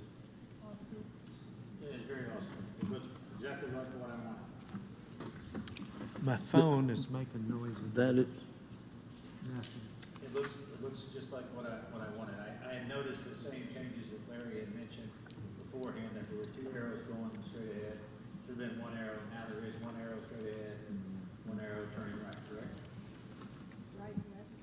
Correct. One goes straight ahead, one goes right. Yeah, the initial layout that was changed, it was similar to what we have at westbound Ferris at Sheridan Road. When you have a through movement, you do have to have a duplicate or redundant traffic signal in case one of them goes out. You still have a green and red light for that through movement. And so with the last change, I put that redundant signal head on the right turn lane with making a 5-section head. So it took away that additional traffic signal head over that through lane. Well, I think originally, Complete, there you go. Yep. I think originally I wanted that to be a dedicated right turn lane, but I will yield to Councilwoman Johnson, whose ward this is in. Ms. Johnson. I wanted to say thank you, because when I did make the report that was still an issue. It was an issue. People were getting confused because for years, there was 2 lanes turning and then one going forward. And even now, there's still people that aren't used to it yet. And so that far right lane, they're going straight, and then there's still people turning, to the left. But that light change made a tremendous difference. So thank you for getting out there and getting that corrected quickly. And then the striping will help a lot. So thank you. Mr. Hampton. yeah, thank you, Mayor. I agree with Councilwoman Johnson. I drove that today, and I'm gonna tell you what helps me a lot is the scraping off of the old arrows, and then those new arrows are pretty clear now for that. I drive that often, and before that, it still seemed like people were kind of confused. They would be in the right lane, wanting to go straight, and I've seen them actually still get in the straight lane and go left. But I think the markings on the road are going to be very, very helpful too, and they're changed already, aren't they? I think they scraped the old ones off and then They put them in. restriped it yesterday evening. Yeah, this morning they were. So I appreciate that. So no action on this? Okay, no action. Thank you, Larry. We'll move on to 28, discuss the response of the police department to burglaries, calls, and any other police-related matter, and give direction as necessary. Chief.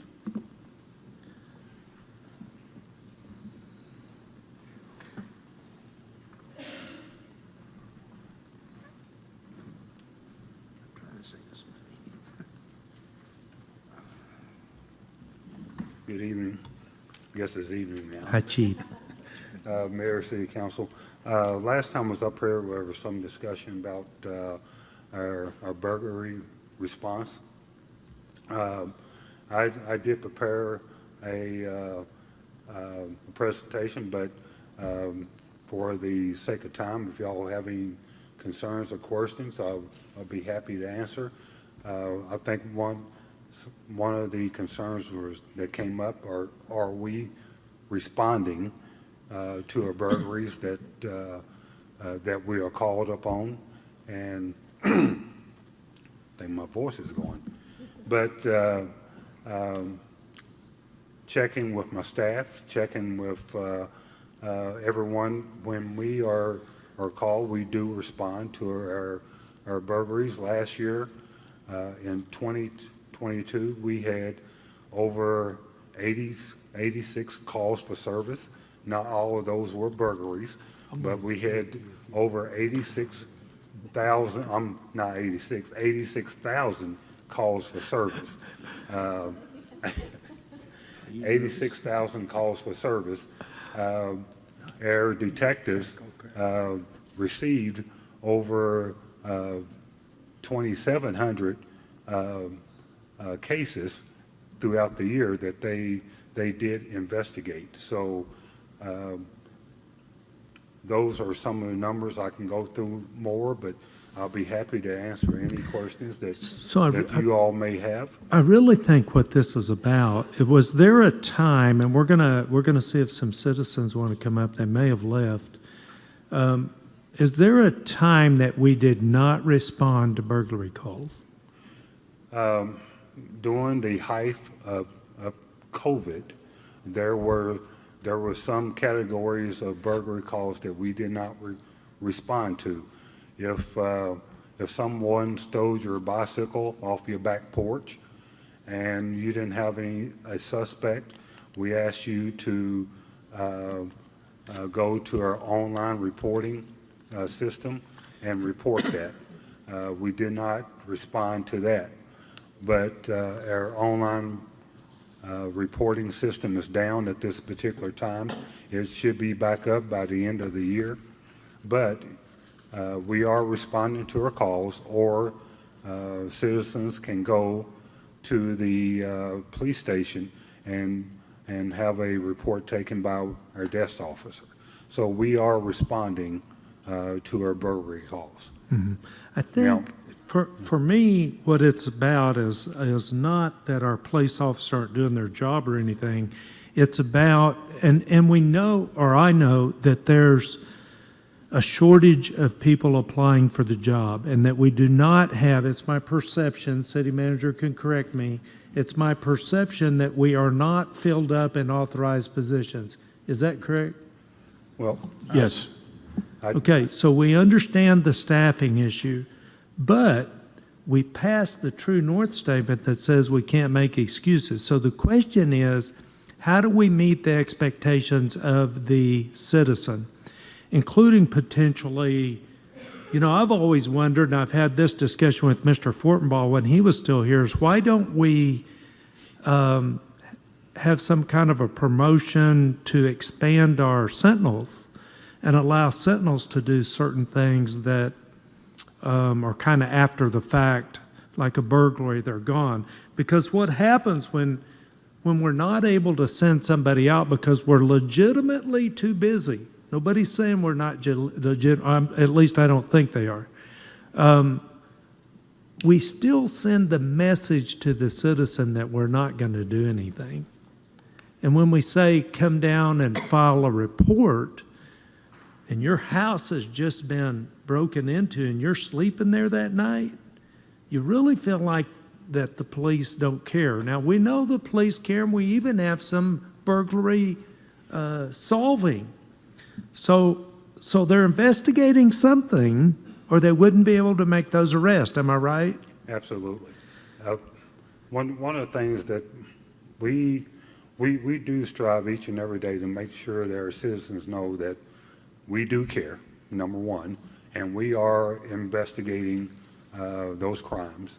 And if they call for an officer to come out to their house, we do respond. And do we respond to everyone? There are some that may slip between the cracks. Like I said, we got 87,000 calls for service last year.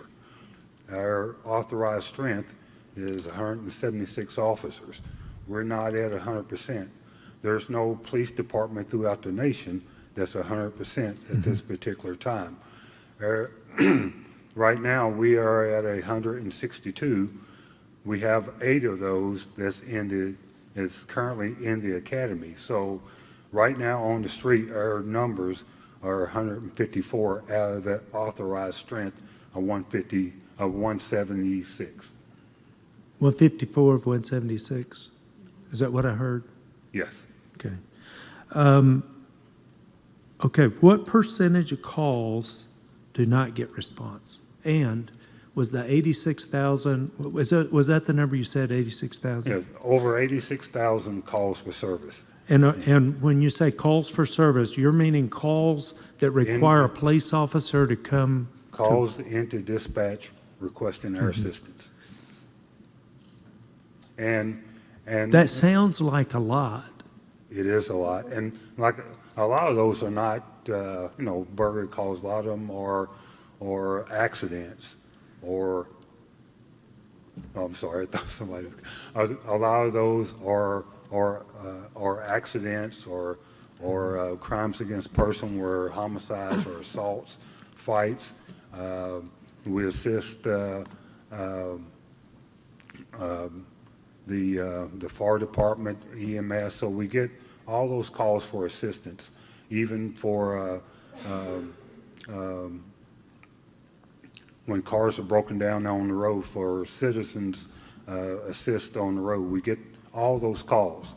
And also we have a lake unit, and we get a lot of calls for assistance out on the lake. So that's all encompassed of those 86,000 calls for service. So I also got a letter, and you were sent a copy of this letter, that says a businessman on Lee was detaining a shoplifter, called the dispatch, I guess, and then later, apparently it was being responded to, and dispatch called us back and advised us that a lieutenant had told them to call the officers off because they would not be responding to the call. Did you check into that, and are you able to tell me anything on that? Oh, absolutely. We got this probably about 3 weeks ago. Our assistant chief went out and talked to the owner personally about this call. He talked to the lieutenant and informed him that was the wrong message to send, and we corrected that issue a order to our watch commanders and let them know that we will be responding to those calls, and we sent a memo out to our patrol letting them know that we will be responding to those calls. So that matter was corrected about 3 weeks ago.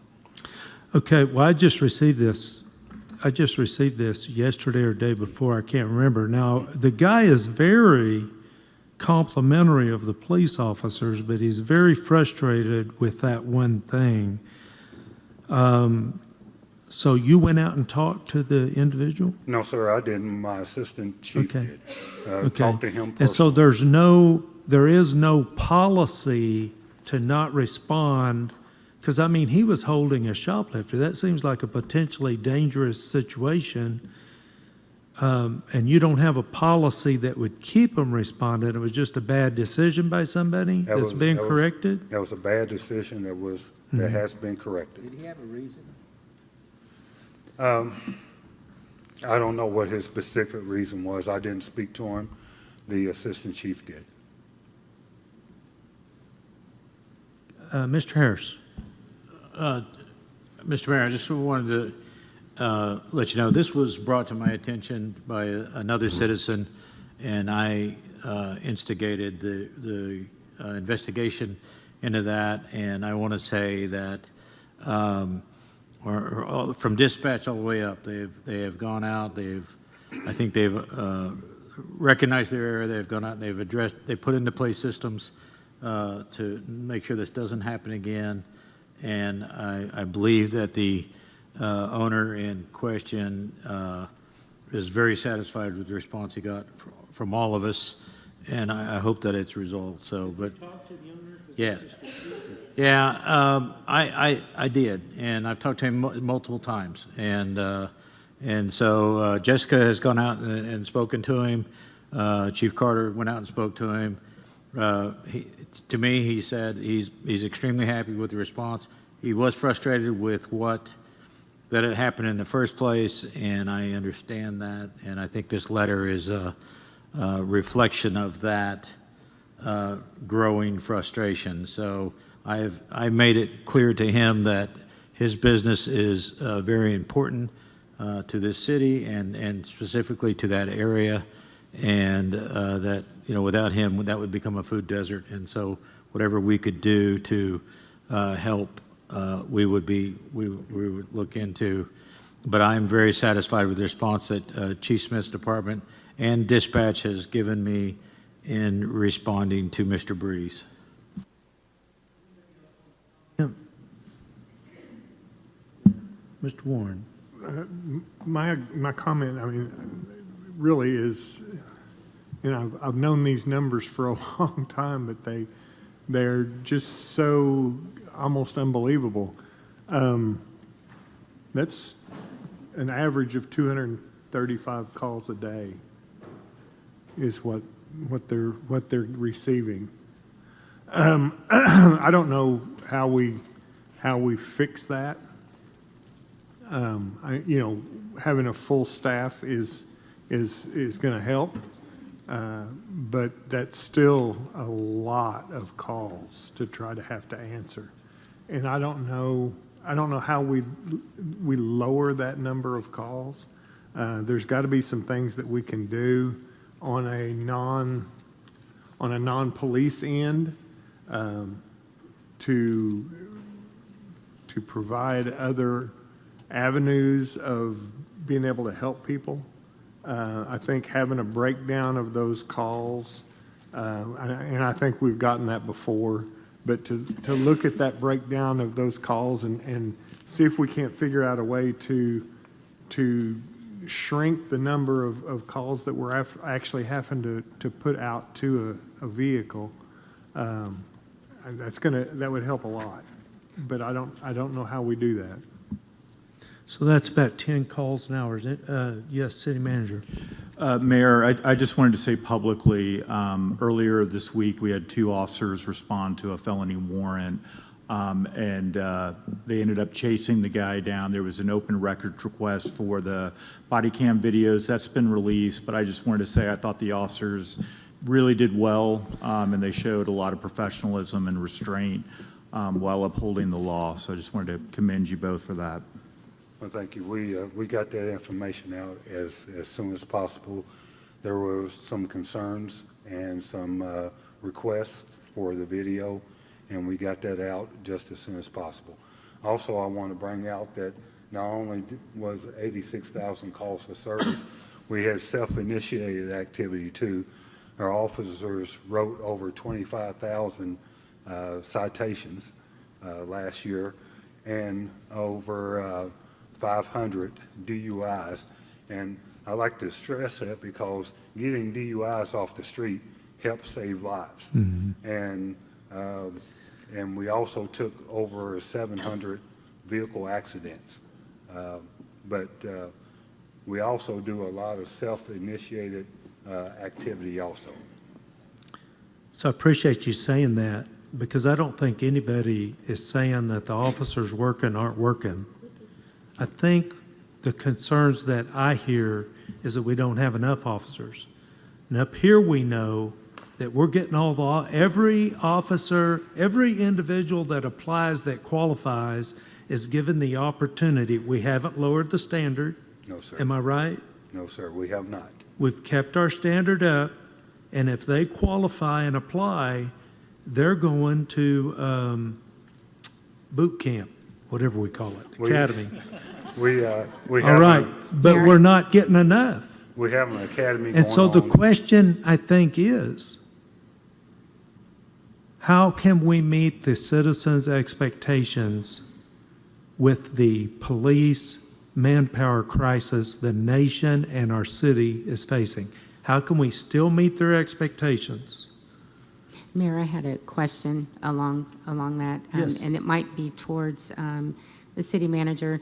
So since our online system of reporting is down, is there a way that we can put something on our website, like our Contact Us area specifically for reporting somehow until that system comes back up? Yes, I think we can do something. I see Judy back there nodding her head, so that's a good that's a good sign. Yeah, we do need to put our heads together and figure something out until this comes back up. We're working a few things right now, but yes, short answer. Just one other quick comment, and I think you're right. I think if I don't know how we make it happen, but I think if we could expand the Sentinel program, I think you're right. I think that's part of the answer, because there are quite a few things that officers are doing that we could shift over to Sentinels that will free up some officers, especially until, I mean, I think we always have we always have something for sentinels to do if we could Yeah. expand that program. Yes, But especially while we're short. And we have utilized them quite a bit, especially during special events. They come out and they help us do traffic control and things like that. So they do assist us in some of those events that help take place of a police officer and keep them on the street answering calls. But to your point, we need more. And Chief, I just wanted to throw this in. I know that too many of us watch too much TV and we're used to crimes being solved in, 30 minutes and, instant DNA and all of that. And we understand that that's not, we can't take fingerprints everywhere. We're not going to track down. But one of the things that I actually had a large trailer full of tools stolen back during that time. And that's when they told me that go online, and I went online and I couldn't get through. It was very frustrating. So, and I realized we're working on that. I realized that was COVID. Everything is, but along with the mayor's True North statement, all of our True North statement, I think our citizens expect at the time this is their first time to be broken into. We understand the officers are used to that all day, every day, but when I'm the one being broken into. When I call 911, I'm usually, my voice is 3 octaves higher and I want something done right now. So I don't know if there's a way that we can work also with the citizens to help them understand the process and say, look, we're going to do our very, very best, but here's a realistic expectation of what's going to happen after we take this report. Because, I just assume they're going to get out the dogs and the aircraft and everything, and they're going to find my trailer. No. Yeah, and we understand that when someone is broken into, is very personal. It's very personal to you. If somebody break into your house, regardless what our data would tell you, but there's a crime wave in your neighborhood. And the things that happen on TV, the CSI, and all of those other law enforcement shows, I would love to get some of those toys that they have. But there are some services we cannot get fingerprints off of. Right. And one of the cold hard facts, and we try to explain that to our citizens, that our evidence goes to a state lab, and they're backed up. They're backed up, and we have to get in line, and they get to us when they can, because there's other jurisdictions that's just as have the same need as we do. So a lot of times our autopsy reports and our information we need to help solve a crime don't get back to us to 4 or 5 months. So one of the things that really bothered me, and I think this is a PR deal more than anything, but when I did talk to an officer later about it, he said, well, we're just giving you the report so you can file it with your insurance. It made me feel like we don't really care that your stuff got stolen. We're not going to make an effort to find it. Maybe that's true, but I don't think we should tell people that. It's. You're correct. Yeah, it's disheartening. That's a great word for it. Yeah, thank you, Mayor. I want to say that. Chief, I know that we're not perfect here, but I know that there's a lot worse cities that have other more serious crime problems than we have, and in that I appreciate all you do and your officers do. It is no doubt that people make mistakes, and we're not living in a perfect world.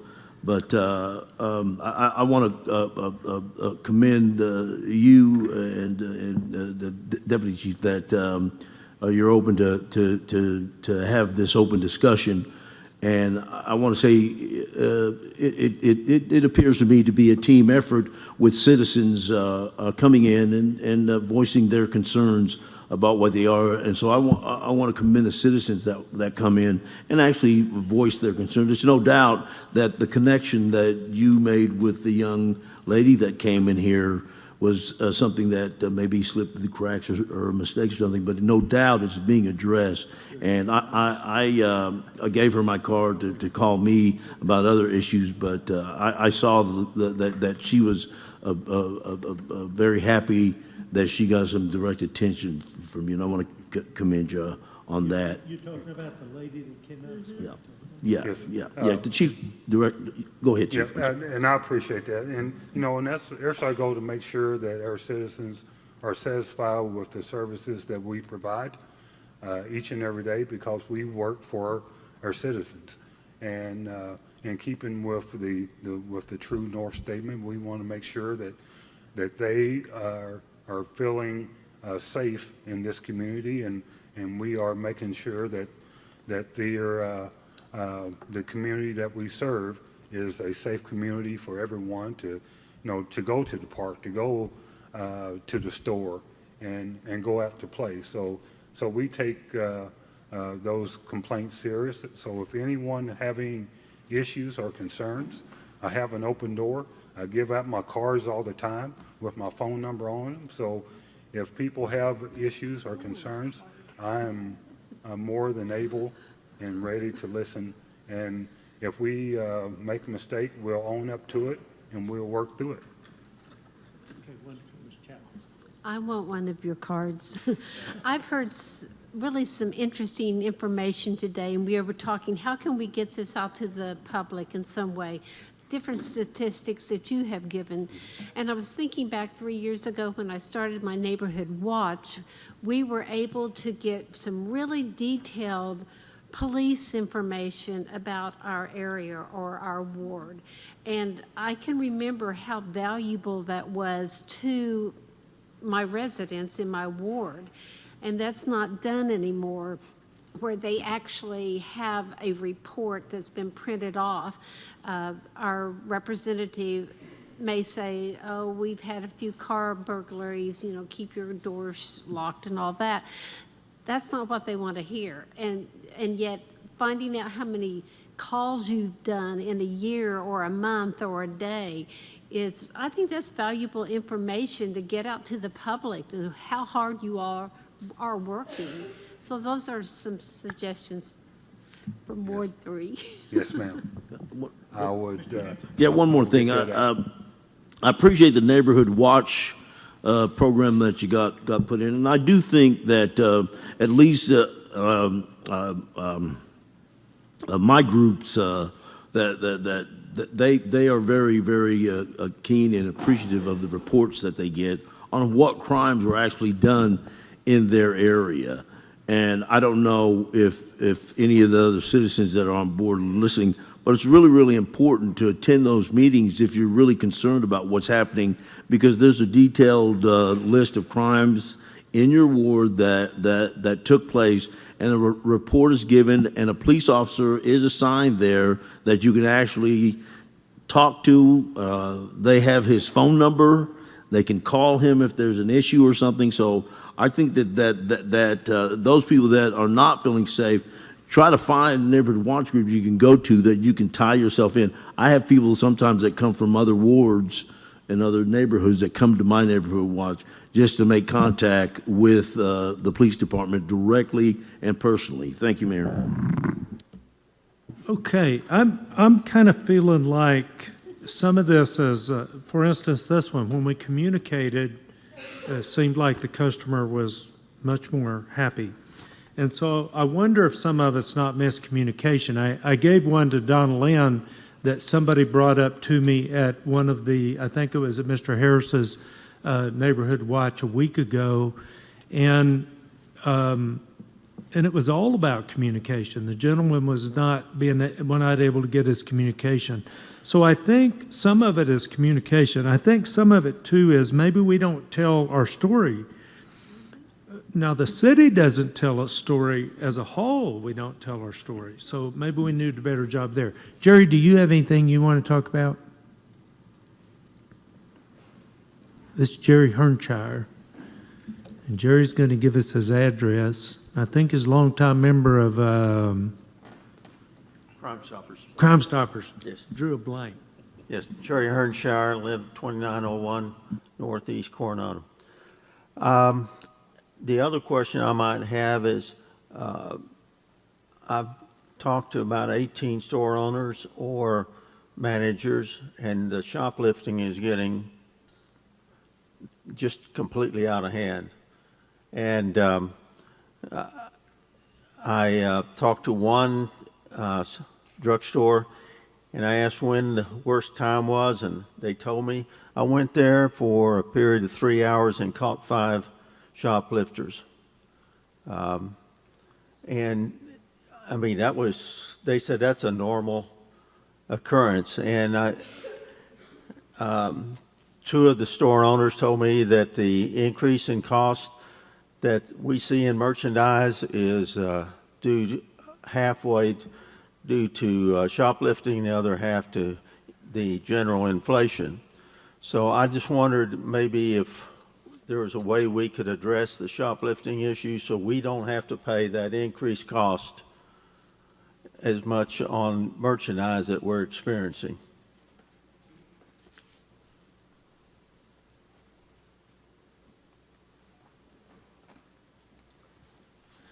And shoplifting is an issue throughout our community and throughout our nation. One of the things that, like Walmart, they have a very good loss prevention program that that they utilize. And you know, I don't want to just push it off on the store owner and said, you know, get more security in your store. But there's a multitude of reasons why people steal, why people shoplift. I think is not only a police issue, it's a society issue. It could be unemployment, underemployment, and still some people just want to steal for whatever reason. But it's been a huge issue throughout our country and throughout our community for quite some time. Some of the things that we have done, we have worked with our business partners like Walmart and assisted them in their loss prevention and how they process their shoplifters.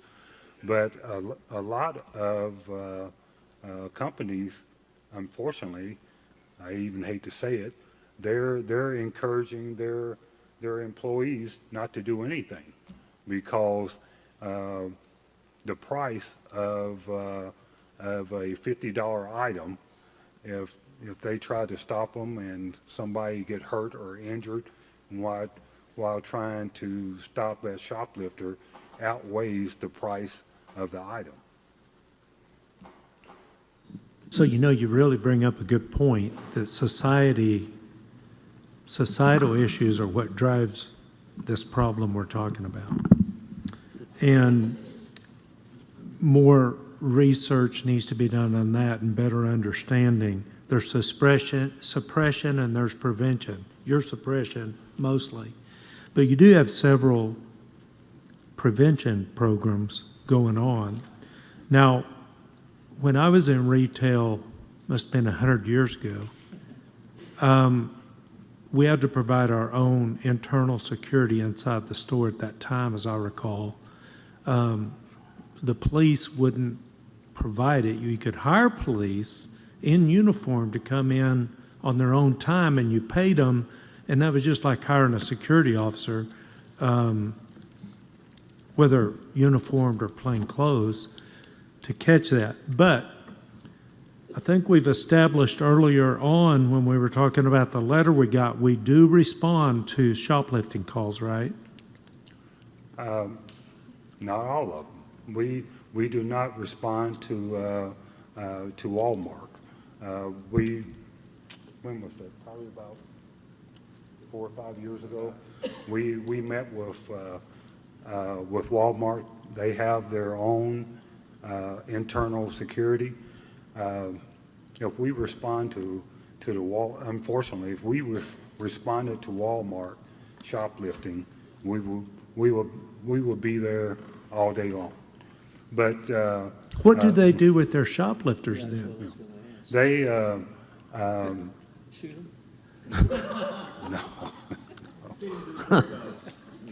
no, they do a citizen process through municipal court and process them that way. So they do. So it still goes through municipal court? Yes. Interesting. Yeah. Interesting. I had a question or Yes. a comment. Chief, I had remembered in the news that there was this big thing that went place that misdemeanor and felony charges for shoplifting changed, didn't they, significantly? Like it's a misdemeanor under $1,000 or something like that? I'm sorry. No, go ahead. No, they raised the value of a misdemeanor and a felony is up to $1,000. Anything less than $1,000 is a misdemeanor. And that the articles I was reading were that a lot of the store owners and the police in other cities were having issues because you really couldn't detain or really enforce any type of heavy punitive because of that misdemeanor and felony difference, right? Well, we need cooperation from the business owner for a misdemeanor not committed in our presence. We cannot take any action. We need the cooperation of the citizen or the business owner to sign a complaint for that. Okay, I'm going to tell you what I really wish we'd go. I really wish we'd go to a no excuse policy of responding to every call and publish on our website what I saw on the Oklahoma City website. Sorry, it wasn't the police department, it was the dog catcher. And it was, they published how many calls they had, and then they published, this had to do with capacity of the dog shelter. And they were double capacity, but they put it right out there in front of everybody, which kept them having to work on it. I liked that. Made me wonder, are we over capacity? I'm going to be looking into that. But I wonder why we can't do that. Why can't we publish, why can't we accept a no excuse policy and then publish? We weren't able to respond to 20 calls this week. Our goal is to respond to 100%. Is that a possibility?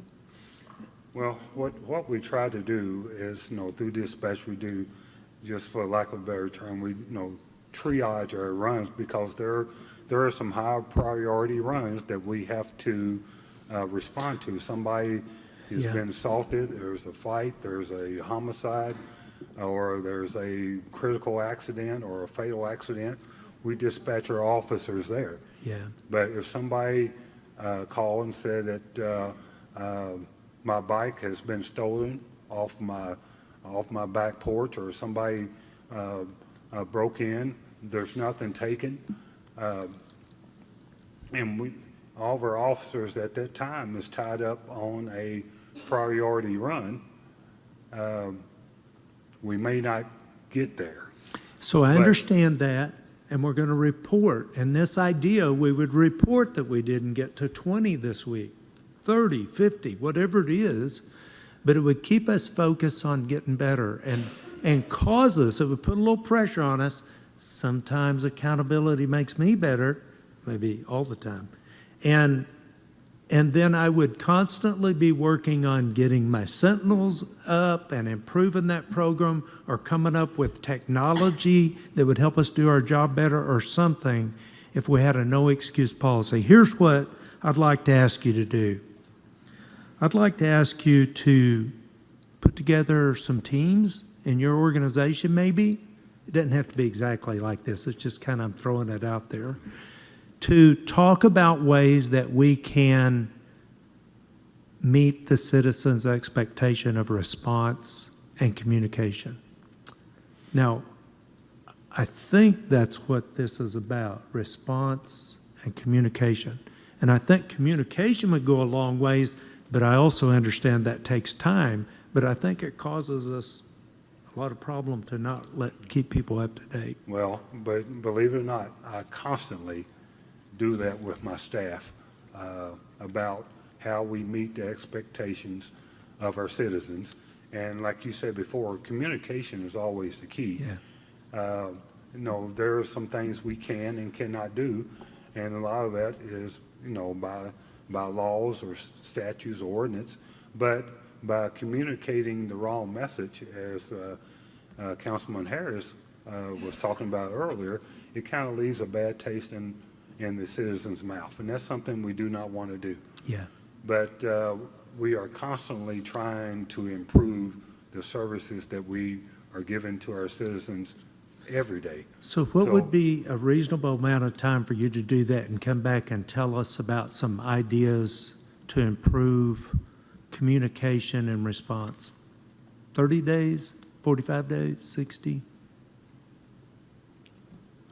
45 days. Okay, 45 days. We'll see you in 45 days. Is everybody okay? Yeah, we're ready to move on? Did you want to say something, Ms. Hankins? I did about an hour ago, so. So I'm out now. It wasn't that important. I doubt that the chief has enough social services to refer a lot of people to. I think that would probably be helpful, because a lot of these situations, the person probably needs social services help. And so I'll just come and volunteer. Well, So I'll thank you. visit with you more about that later to try to understand exactly what you mean. Thank you very much, Chief. All right, Is thank you. everybody through, ready to move on? Thank you, Chief. Appreciate you guys. And once again, I want to say this, none of this discussion was about officers not working hard and people not working hard. It was about meeting the citizens' expectation in a growing environment where we just can't find enough people to sign up to be police officers. I knew that, and I appreciate the support of the staff, of the council, and my staff, and I really do appreciate the support of our citizens, because without the support of our citizens, it's impossible for us to do our job. They give us a lot of information, and they assist, so, but like you said, communication is key. I'm looking around kind of funny because I'm wondering what happened to the microphone. Oh, I didn't. Thank you, Chief. Appreciate it. Okay, we move on to item 29. Consider approving an ordinance pertaining to finance and taxation, amending sections 10-1-108, Article 10-1, Chapter 10, Lawton City Code 2015, by allowing the contract award period for public construction contracts to be extended up to 120 days, providing for severability and establishing an effective date. Tim. Thank you, Mayor Council. This is an amendment to our bid award procedures in our city code as it pertains to public construction contracts. Currently, under our code, public construction contracts have to be awarded 30 days after bid opening. The council can formally waive that for an additional 15 days if it's only state or local funds, or an additional 90 days if it's for federal funds involved. But there's also a provision in state law that allows us to extend this for up to 120 days if the lowest responsible bidder and the city also agree in writing to do that. So by making this amendment, we'll be kind of coming into conformance with what state law says. We'll also be helping out our engineering department and our public utilities department. It'll give them more time to get contracts awarded. Questions? Motions? Make a motion to approve this ordinance, waive the reading of the ordinance, read the title only. Is there a second? Second. We do have a second. Discussion or debate? Please vote. Oh, we gotta read the title. Oh, read the title. An ordinance pertaining to finance and taxation, amending section 10-1-108, Article 10-1, Chapter 10, Lawton City Code 2005, by allowing the contract award period for public construction contracts to be extended up to 120 days, providing for severability and establishing Wait a an minute. effective date. Did you say 2005? Is that? This says 2000. If I said 2005, I misspoke. I meant 2015. Please vote. Motion carries 8-0, bringing up item 30. Consider repealing ordinance number 23-20 and approving the correct ordinance for a change of zoning from R1 Single Family Dwelling District to C1 Local Commercial District zoning classification for the property located at 2122 and 2124 Northwest Arlington Avenue, Cameron. Yes, good afternoon, Mayor, Council. This is to repeal an ordinance for rezoning and for a typo. There was a legal description on the ordinance that was listed wrong. This is to repeal that and correct that ordinance. I do want to state that everything prior to this was listed correctly. All the public notices, all the agendas, everything was the correct description. The first time their description was listed incorrectly was on the ordinance. And so this is just to correct that error. Questions or motion? Make a motion. Hold on just a minute, city manager's wanting to comment. Okay. Cameron, when did this item first come before council? This was approved on, sorry, my iPad is loading. It was approved on May 23rd, 2023. Are you okay? Okay, make your motion. Make a motion, we approve. Motion for approval to waive the reading of the ordinance and read the title only, second by Mr. Hampton. Please read the title. An ordinance repealing ordinance 23-20 and changing the existing zoning classification from the R1 Single Family Dwelling District to C1 Local Commercial District zoning classification on the tract of land which is hereinafter and more particularly described in Section 1 hereof, approving the site plan attached as Exhibit A, and authorizing changes to be made upon the official zoning map in accordance with this ordinance. Please vote. Motion carries 8-0. Item 31, consider an ordinance pertaining to personnel policies and procedures amending Section 17-13127, Division 17-13, Article 17-1, Chapter 17, Lawton City Code, 2015, by clarifying a 30-day notice is to be provided by executive level and council-appointed employees, defining executive level employees, providing for severability, and establishing an effective date. This sounds like a Craig. Okay. It's Melissa. How are you, Craig? I mean, Craig is fulfilling other HR duties right now, so I am here to present this ordinance. On July 25th, City Council approved an ordinance at that time which established a 30-day notice of separation was to be provided by executive level or council-appointed employees upon their leaving employment. So this is just a companion ordinance for another section of City Code. This section relates to providing proper notice if you're to be eligible for rehire without a waiting period. So this just clarifies that that timeline for executive level and council appointed employees would be the 30 days. It does not affect the other timeline for other employees, which remains at 2 weeks. And this also just provides a definition of executive level employees. questions or motions? Question, what happens if they don't? There's a 5-year waiting period. Make a motion, we approve. Motion for approval, waive the reading of the ordinance and read the title only. Is there a second? We do have a second. Please read the title. An ordinance pertaining to personnel policies and procedures amending Section 17-13127, Division 17-13, Article 17-1, Chapter 17, Lawton City Code 2015, by clarifying a 30-day notice is to be provided by executive level and council-appointed employees, defining executive level employees, providing for severability, and establishing an effective date. Please vote.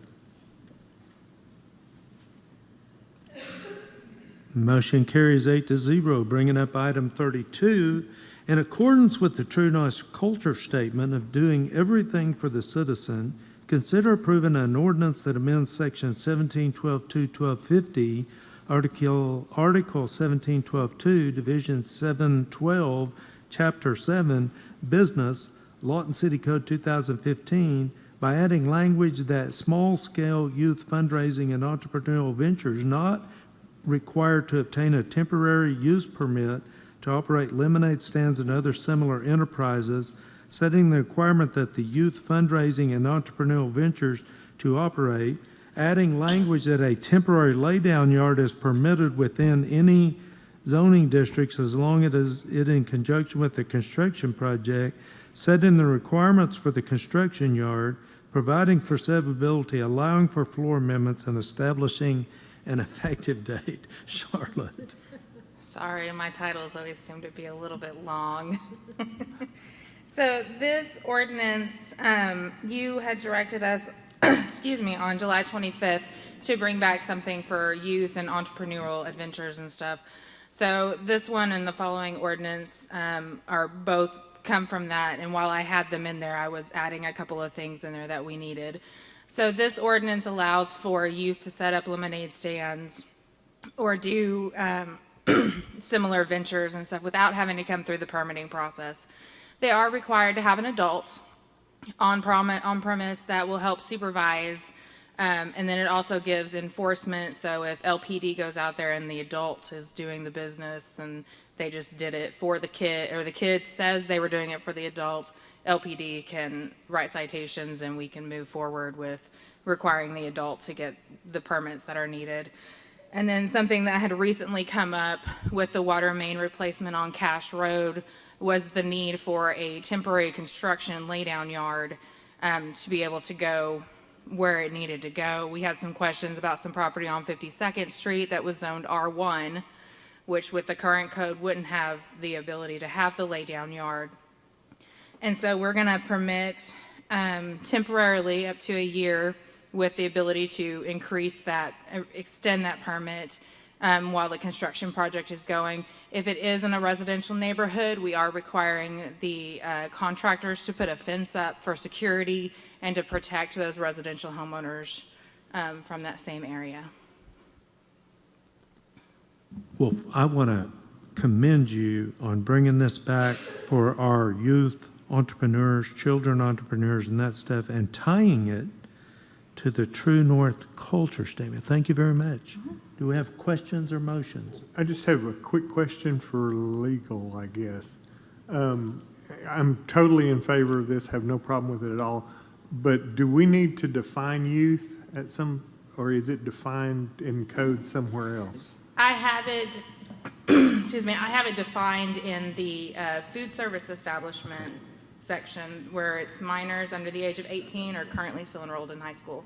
And we also, I believe in the door-to-door vendor, we put that in there as well. My question is, why are we tying the laydown yard with this? Is it in the same? It's the same code section. Same section? Yes, sir. I know you're putting them together to make it Yeah, short, no, because which is this code section covers all of our temporary uses, concrete batch plants, outdoor events, and all of I that. had no problem with that. I just was Yeah. curious. Yes. Thank you. Do I hear a motion for approval? Make a motion that we approve it. Motion for approval, waive the reading of the ordinance and read the title only. Is there a second? We do have a second. Please read the title. An ordinance amending section 17-12-2-1250, article 7-12-2, division 7-12, chapter 7, business, Lawton City Code 2015, by adding language that small-scale youth fundraising and entrepreneurial ventures are not required to obtain a temporary use permit to operate lemonade stands or other similar enterprises, setting the requirement for a small-scale youth fundraising and entrepreneurial venture to operate, adding language that temporary laydown yard is permitted within any zoning districts as long as it is in conjunction with a construction project, setting the requirements for the construction yard, providing for severability, and establishing an effective date. That's Please good. vote. That's a good deal. We needed that. Yes. Motion carries 8-0. Thank you, Charlotte. Bringing up 33, consider approving a resolution to amend Appendix A, Schedule of Fees and Charges, Lawton City Code, 2015 pertaining to Chapter 7 Business by amending Article A712 Temporary Structures and Uses. Charlotte. So this resolution is a companion to the ordinance that you just passed. This sets the fee for the permit for the temporary lay yards at $115 with a deposit of $575. The deposit is refundable once the project is over and it's cleaned up. And then we've also put some language in there that if the temporary use permits are granted on the owner's actual property, then the building official can actually waive that deposit because they're going to make sure that their property is cleaned up. Questions or motions? Move to approve the Motion for approval and a second. Discussion or debate? Charlotte, does this Okay. include, like I saw a guy out today selling watermelons on the side of the road. Do they have to have permits? They should have a permit to set up if they're selling on the side of the road. Okay. Please vote.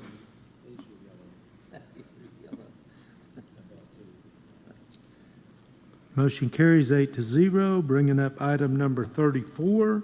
In accordance with the True North Culture Statement and doing everything for the citizens, consider approving an ordinance amending sections 12.1102, 12.1103, 12.1104, 12.1106, and 12.1107, Article 12.1, Chapter 12, Food and Food Establishments, Lawton City Code 2015, by adding a definition of youth, adding youth fundraising and entrepreneurial ventures as an exemption to the requirements for food service establishment permits, and allowing for works to obtain a American National Standards Institute certification to get their food handler's card with the city, providing for severability, allowing for floor amounts, and establish an effective date. Is that supposed to say allowing for workers to obtain? You see that? Yes, I believe correct it should in be, your it should be ordinance? workers, the title of the actual Yes, ordinance. yeah, the ordinance says allowing workers. for Okay. workers, I'm sorry. Okay, Charlotte. Okay, so this item is sort of a companion to the previous ordinance. It was directed on 725 to bring it back. We do define youth in this code section, and so this is for the lemonade stands, essentially, or you know, if they want to make cookies and sell them on their front porch, you know, this is what allows for them to do that without having to get a food service permit. And then we've also had some discussion recently with the health department. They've took over issuing our food handler certifications 2 or 3 years ago. We're going to be getting that back. They just don't have the staffing right now to help keep up with that. So when we go live with our new Tyler Technologies, and I spent the morning in IT this morning helping build this piece of it, they'll be able to submit a certificate from the health department or an ANSI certified, like ServSafe, online, and we'll make sure that it's one of their approved certifications, and we'll just be able to issue right off the bat without them actually having to come and attend a class with the city. So we've just changed the language in that to bring it back to the city instead of through the health department. Gotcha. By the way, I think this is just great with the True North Statement because it creates, not only is everything for the citizen, it creates a place for children to thrive. And I think that's important. Thank you very much. Ms. Chapman. Charlotte, how does this apply to youth fundraising car washes? So this one won't address that. We actually have a section in Chapter 6, I believe, that talks about, you know, car washes are permitted without a permit, but it's the recommendation of Stormwater that they be at a location where there is a car wash so that they have someplace for all that debris to go that they're washing off of the cars. Recommendation. For, You said that's a recommendation that they be at a place. yes. So they could do one somewhere else. They could, we don't like it, but they don't ever ask us. And no permits required. Right. So basically, we allow it, but we prefer it at a car wash. Yes. Which is where I see most of them. Yeah. Yeah. Mhm. Do I have any motions? Move to approve the ordinance, read the title only. We have a motion and a second, and please read the title. An ordinance pertaining to food and food establishments, amending sections 12.1102, 12.1103, 12.1104, 12.1106, and 12.1107, Chapter 12, Lawton City Code 2015, by adding a definition of youth, adding youth fundraising and entrepreneurial ventures as an exemption to the requirements for food service establishment permits, and allowing for workers to obtain an American National Standards Institute certification to get their food handler's card with the city, providing for severability and establishing an effective date. Please vote. Motion carries 8-0. Bringing up staff reports. Receive a report on the status of the FY 2022 audit. Kristen. All right. So our primary hurdle in the fiscal year 22 audit is cash reconciliation. If you'll recall, in 22, we switched banks from IBC to Liberty. So at one point, we had 63 separate cash accounts that we were managing. We are down to 2 that are not reconciled. Our main account in IBC, and then our main account in Liberty, which Liberty was only open for half the year. The average cash balance is $116 million. And as Jodan said in the meeting before, there's an average of 3,300 transactions that hit the GL every month for these cash accounts. With all that being said, there are 600 items at IBC that are not reconciled yet on the GL. Liberty's a little better off. There's a few hundred that aren't reconciled. I know that sounds like a lot. Utility billing, when one of their batches comes in, that can be 50, 60 lines. So it could just be one day's worth of issues. I really haven't had an opportunity to get in and look yet, but I will be doing that here shortly. Back in January, we contracted with a CPA at Crawford & Associates, so she's been helping us as she can. We also have a CPA on staff who is solely dedicated to cash reconciliation. Like I said, I will be assisting as well. Haven't had an opportunity to do that yet with Jodan being out, but as soon as he's back next week, that is where my focus is going to go. And then we also have our newly hired internal auditor, and she is going to be assisting as well. Just to let y'all know, this has been a monkey on our back for close to a year now. We are very much looking forward to getting past this. Any questions? Do you have a date that you expect to have this completed and turned in? I cannot confidently give you a date until I get an opportunity to get in there myself. Say that again. I cannot confidently give you a date until I get in there myself. Can you give us a guesstimate? Probably a few months to get cash reconciled. Then once that's done, we will close the funds. That'll take a couple weeks. After that, we will send our trial balance to Crawford & Associates. They put our financial statements together for the audit, and the auditors will begin the process of doing their job. So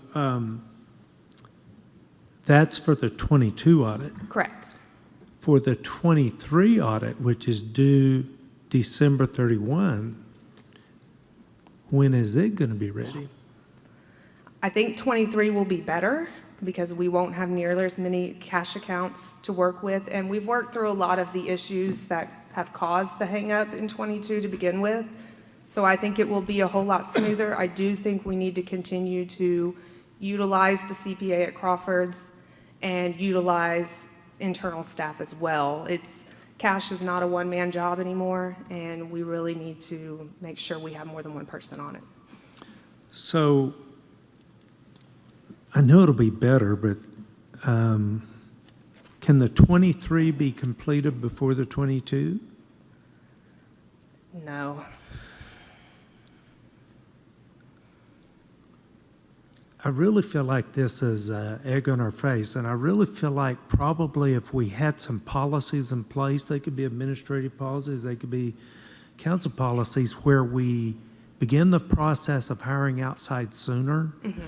And I'm a little bit concerned about what we said last meeting, I think was notify us 60 days before the end of the year if you were going to have a problem. I just feel like we need to engage earlier if we're not going to make it. I realize we have a mess we have to fix. I get it. Right. I get it. But I'm not sure the citizens get it. Oh, I agree. So, and I'm not trying to beat you up. I'm trying to come up with a way that we engage outside sources earlier to meet the expectations. Other cities are doing it. Right. And I think it's part of this distinguished budget award that we seek, isn't it? Right. To have your audits on time? Yes, that is part of it. So we seek to do that. It's kind of funny that we've gone to the point of requiring our authorities to have them done by a certain time, but we're not managing to do it ourselves. Right. And so I just like to see us do better. I realize we got to get caught up. I do feel like that this is a perfect example of what happens when I think Joe Don said 15 years, it's been this way for 15 years, we've been some late. And so we were late 15 years ago when none of us were here.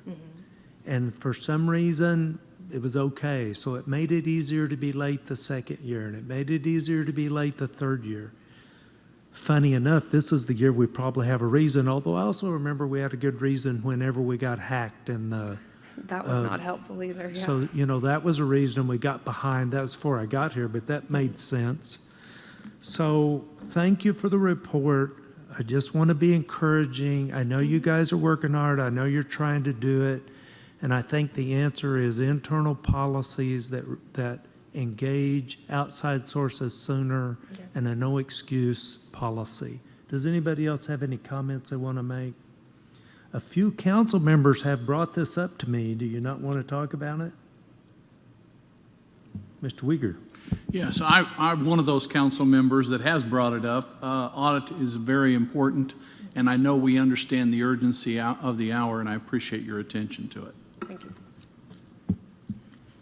All right. Thank you very much, Thank Kristen. you. We know you guys are working diligently, and we appreciate that.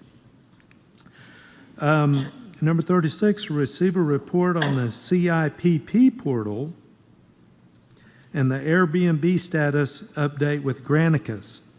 I hesitated because CIPP portal, what is the CIPP mean portal? Go No, it should've ahead. just- You yes, just it should've report. been- Yes. Well, I'm going to start off with the short-term rentals. I know we discussed this previously about, I was waiting for a go live with Granicus. We're still not ready to go live with it for as far as the online registration, but we're going to go ahead and proceed on to where we can have the short-term renters or the owners actually come in and actually register at License and Permits, Building Division. So we're going to send out a PSA by mid-September, giving them an option to come into. And then we're also going to send out our first letter to any property owners that are not in compliance. So that's where we're at this point.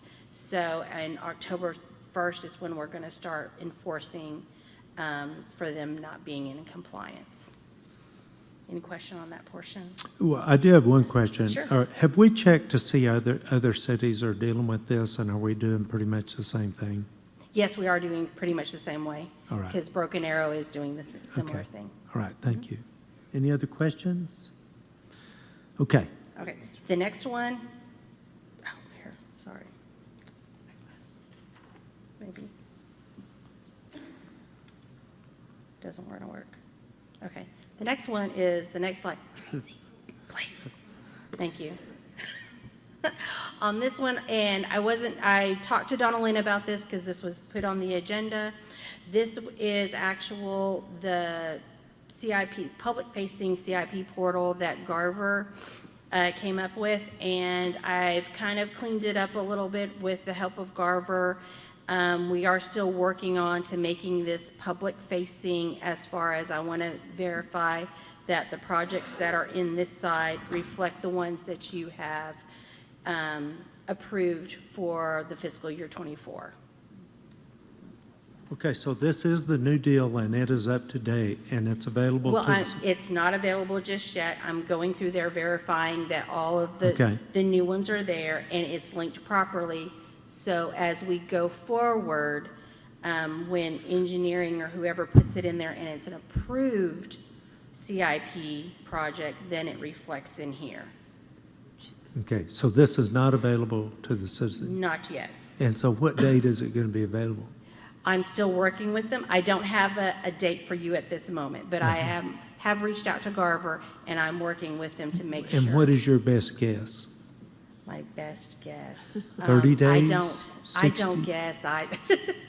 Well, give me an idea, 30, 60, 90, what is it? We'll do 30 days. Okay, 30 days, I like that. Okay. You beat my expectations. I was expecting you to say more, but you can't back up now. No. I just All want to right. give Garver a chance to make sure they all link together and it reflects it. Thank you. I look forward to that being available. Does anybody want to comment on that? Judy? Ms. Chapman? Yes. I don't see Ward 3 on this map. I see the space, but I don't see the word Ward 3. Because when I took the snapshot, I probably should have zoomed in a little bit better, so I Don't forget me. apologize on that. Don't forget me, okay? Okay. Thank you. Thank you, Judy. Number 37, receive an update on the Clean City, Clean Culture motion. Larry? And John? Tag team.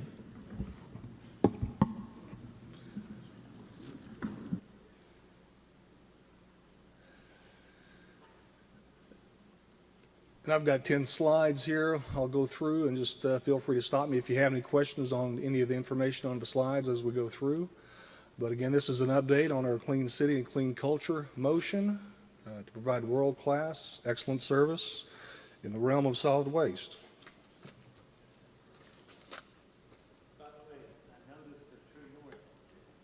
Good deal.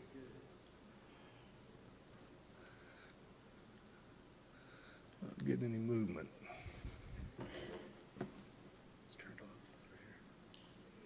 Oh.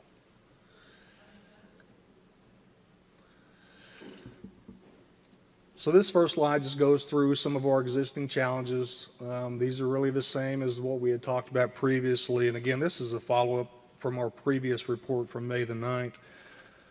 And we're going to continue to see some of these things. We're going to continue to have to deal with them, whether it's improper set-outs or weather or equipment availability. But we always want to acknowledge these things as upfront challenges so that we can address them.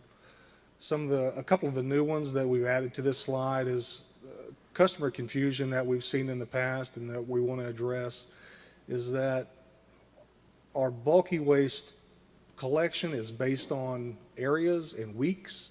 So for example, if you're in area 1, we're going to service you in the first week of that month. We have months obviously that have a 5th Wednesday, for example. So during that week, none of the areas are scheduled for collection, but there's been confusion in area number 4 where they think they're the last Wednesday. So we're trying to get out in front of that, and on the Friday before and the Monday of bulky waste collection in that area, we're going to put out a PSA through social media, through TextMyGov, to try to give them a heads up to not put it out on that week. Something else that we've been recently dealing with, obviously, is the June storm. That just stopped us in our tracks. We had to process tree debris as a result of that storm. So far, as of this slide, preparation anyway, we had processed 731 tons, which equated to 402 truck trips. That's quite a few. It shut us down for bulky waste collection for about a month, so we got behind due to that storm. These are just example photographs of the types of set-outs that we typically see. The top row or scattered debris that really isn't a bulky waste set out, then that's non-compliant. The bottom 3 photographs are what we do want to see, just furniture, tree debris that's stacked less than 4 cubic yards.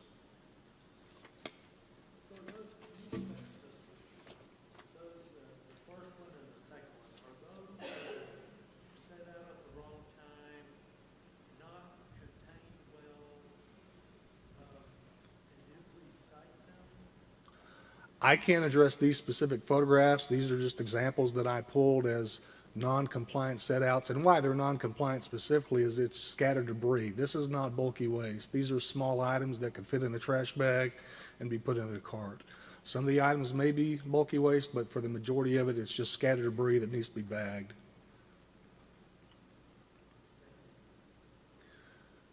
Improving customer education along with enforcement was one of the first things that we wanted to focus on, and we did that with just a simple flyer. We've been getting that flyer out in various ways. We've published it on our website, been viewed 1,000 times, put it on social media. We've also sent it to 28 property management companies and real estate agents, and we'll continue to do that annually. Our revenue services sends that out with our new water accounts. We've been advertising on the utility bill itself, a link to this flyer. So those are some of the ways we've gotten that flyer out. In addition, to address blowing litter, separate issue, we did pass a tarping or a secured load ordinance.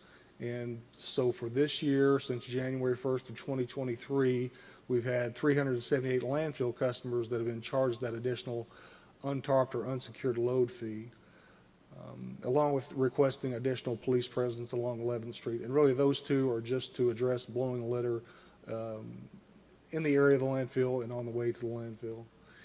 And one other tool that we've been using that seems fairly successful is our TextMyGov. We have 1,363 registered users, but those messages that get texted out are quick and they get received, and we've got good feedback on that.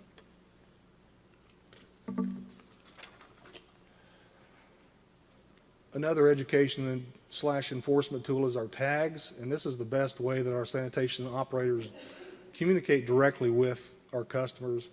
We have tags that are made up for dumpsters, for poly carts, and the door hangers for bulky waste setouts. And they have QR codes that can be scanned. The customer can go to our setout guide and see, what the rules are, how they're supposed to set things out, and what types of materials. And so just as an example of the work that our operators have been doing, they've set out almost 1,000 of these notices since March of this year. They post them. They either rubber band them to a cart, they'll stick them to a dumpster, or they'll put the door hanger if it's a bulky waste set out.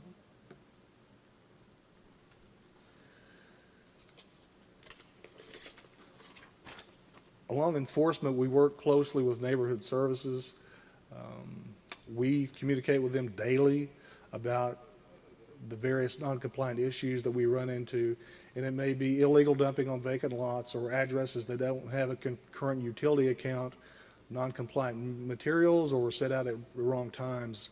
And we've had 173 deficiencies that we've noted to neighborhood services since February of this year. We've also collected, using our premium collection rate of $133.35 at 71 locations. We're able to use that where the customer would like a collection out of cycle, or if we've notified a customer that they've set their bulky waste out and it is out of cycle and they don't pull it back.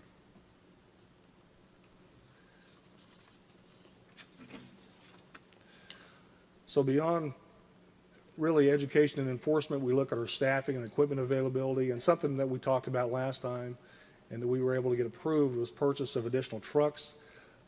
Roughly 80% of the purchase price of those trucks was through a Department of Environmental Quality grant that Public Works staff obtained.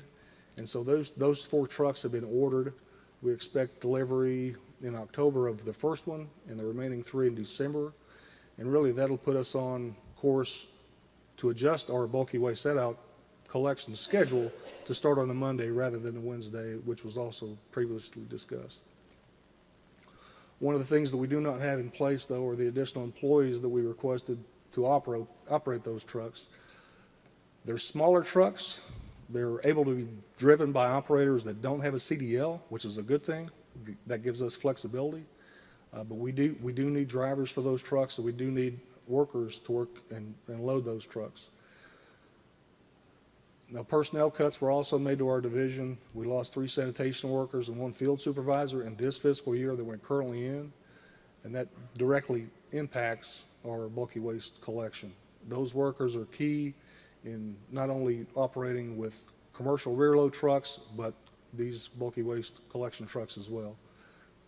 We currently have 3 sanitation operator, 2 principal equipment operator positions vacant, along with 1 sanitation worker on injury leave. So those 6 positions, along with the 4 that were cut from the budget, and the 8 requested employees that were not provided, gives us a total of 18 unoccupied staff positions that we really need.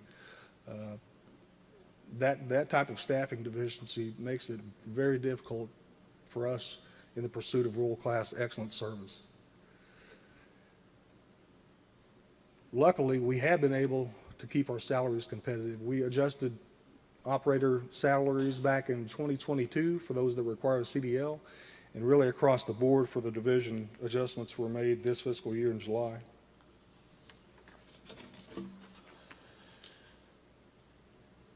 To combat blowing litter, we've done a couple of things. We work with a contractor that we have hired, T&M Solutions.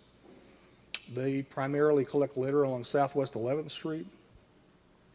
And they've collected 3.17 tons of litter since April of this year, just in that area. We've also used the jail trustees, and they've collected about 1.5 tons of litter in that same area as well. The trustee program is beneficial, but it's voluntary, it's inconsistent, and it requires city staff members to oversee it. Trustees are obviously not sometimes motivated to work out in the heat, and it becomes difficult for us to get work production out of that program.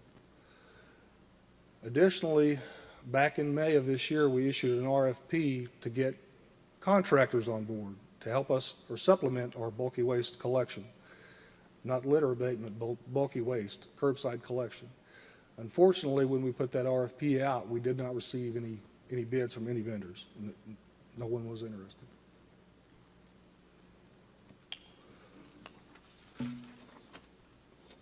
Another way to address staffing is through retaining and acknowledging the staff that we have. And we've got a couple of good examples. The Solid Waste Division is proud to have the current Employee of the Year, Julie Griffin. She's our administrative assistant. And we also have the current nominee for Employee Spotlight, Marlon Johnson, Field Supervisor.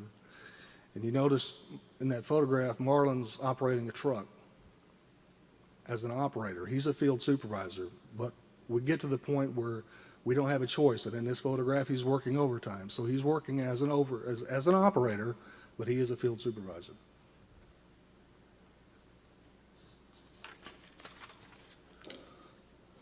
Discussed it briefly, but we've talked about moving our bulky waste collection schedule so that it starts on a Monday of the week rather than on a Wednesday of the week. And in order to do that, we needed those four rear load trucks and those 8 employees to operate those trucks. We also need to look at our overtime budget. We had requested an overtime budget of $150,000 to make sure that we can get completed during the week and not have to work on the following week for that same area. It came in at $80,000 in the approved fiscal year budget. So our overtime is a little low, our staffing is low, and so what I'm asking or requesting, we have beautification funds in the Propel CIP that's $612,000 that's set aside, included in this year's budget.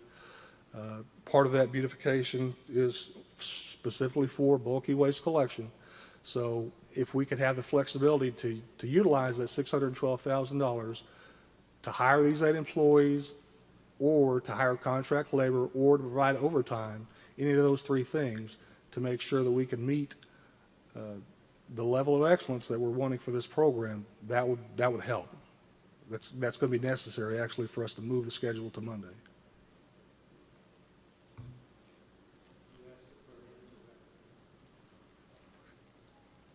I would take an answer, but I just want to introduce the concept.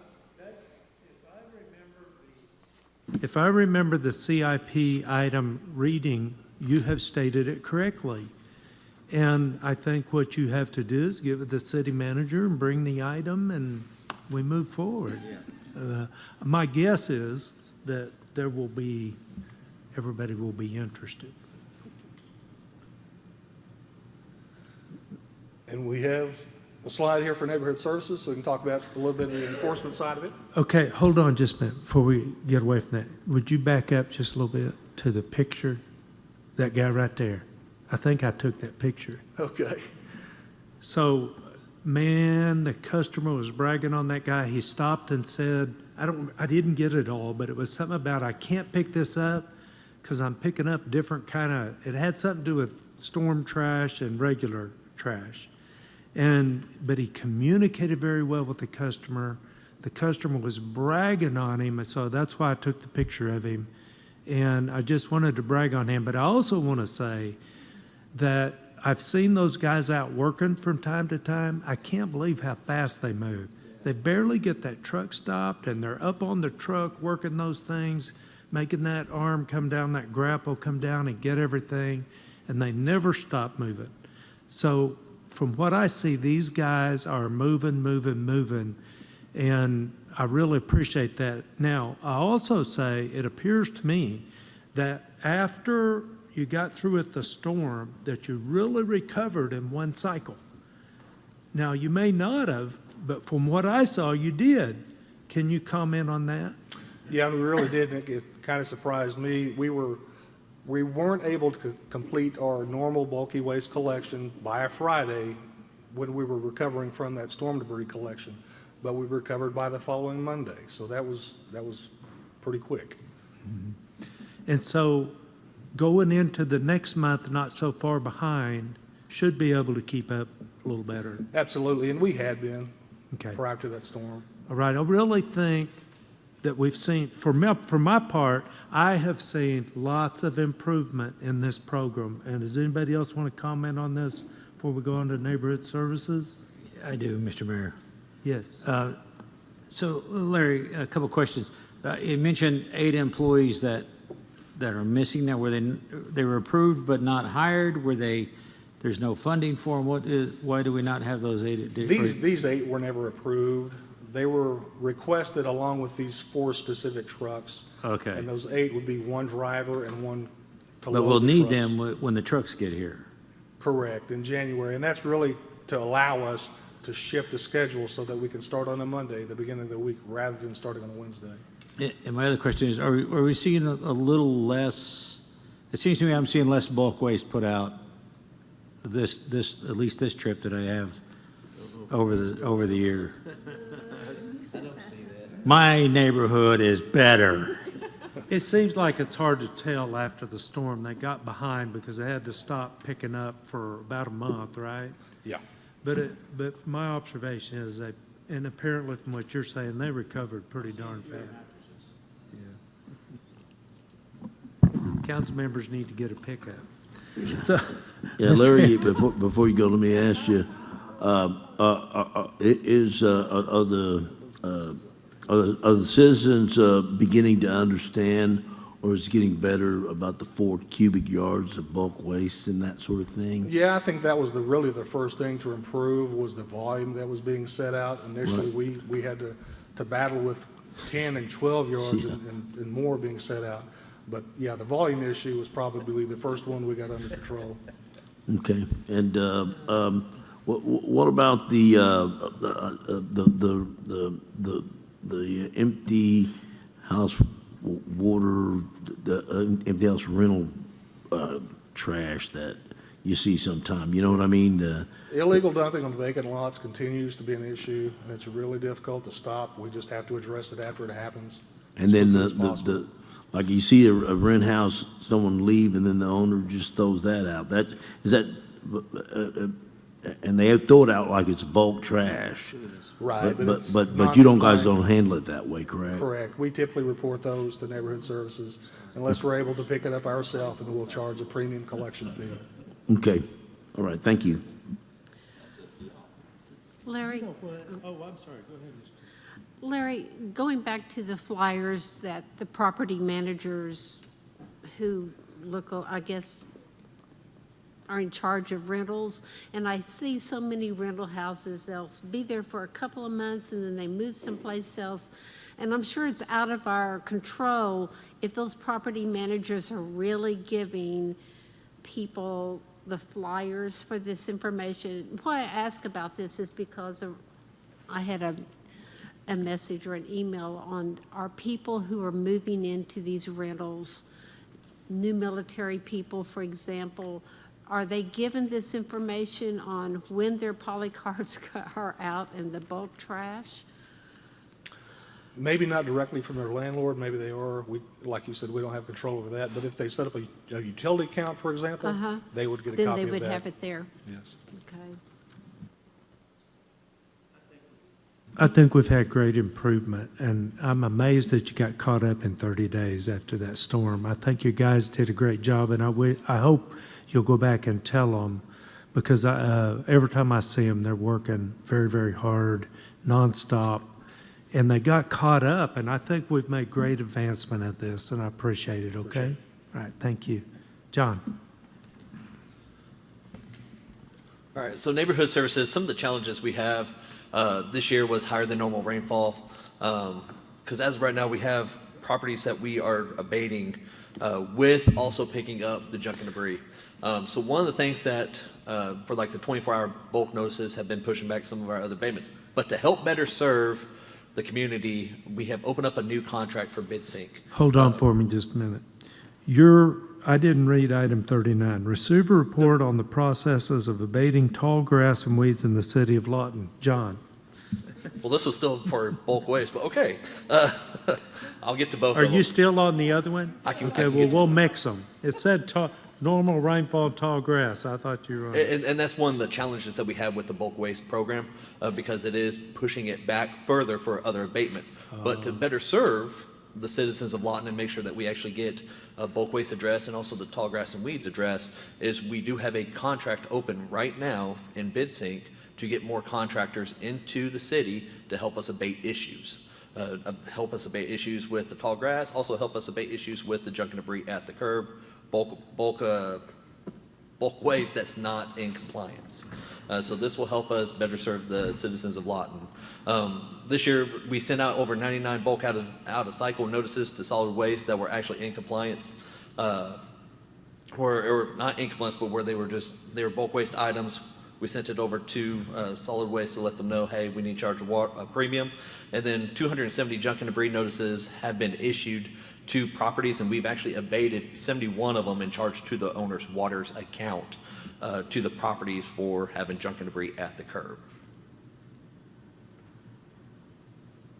Is that it? That's it for the bulk waste Okay, stuff. you can just transition All right. into that other, and I've already read it. So, like we were talking about earlier, the amount of rainfall is above average, not just for our city, but for the state of Oklahoma.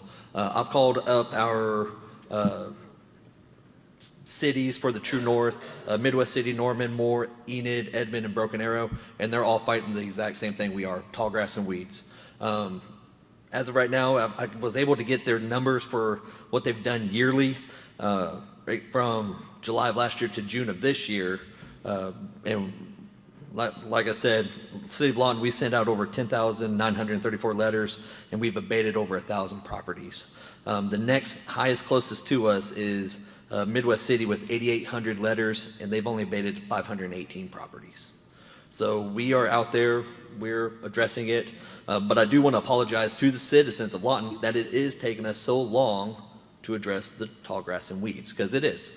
There's a process that we have to go through to address the tall grass and weeds. It's, we have to make sure that we send out a 10-day notice, make sure that we do everything per state statute, but getting a hold of this right here, the contractor, to get a new contractor in here will help us out tremendously. Another thing that we are looking at as well, sorry, I had everything looking at the paper right now. So with us doing this as well, I've actually sent out a code enforcement officers, and in fact, that number has changed to 519 properties that are awaiting abatement right now. So we do have 519 properties that have already passed the 10 days that we are waiting to abate, because our code enforcement officers, their weekly total is 50 for each of my 5 code enforcement officers a week.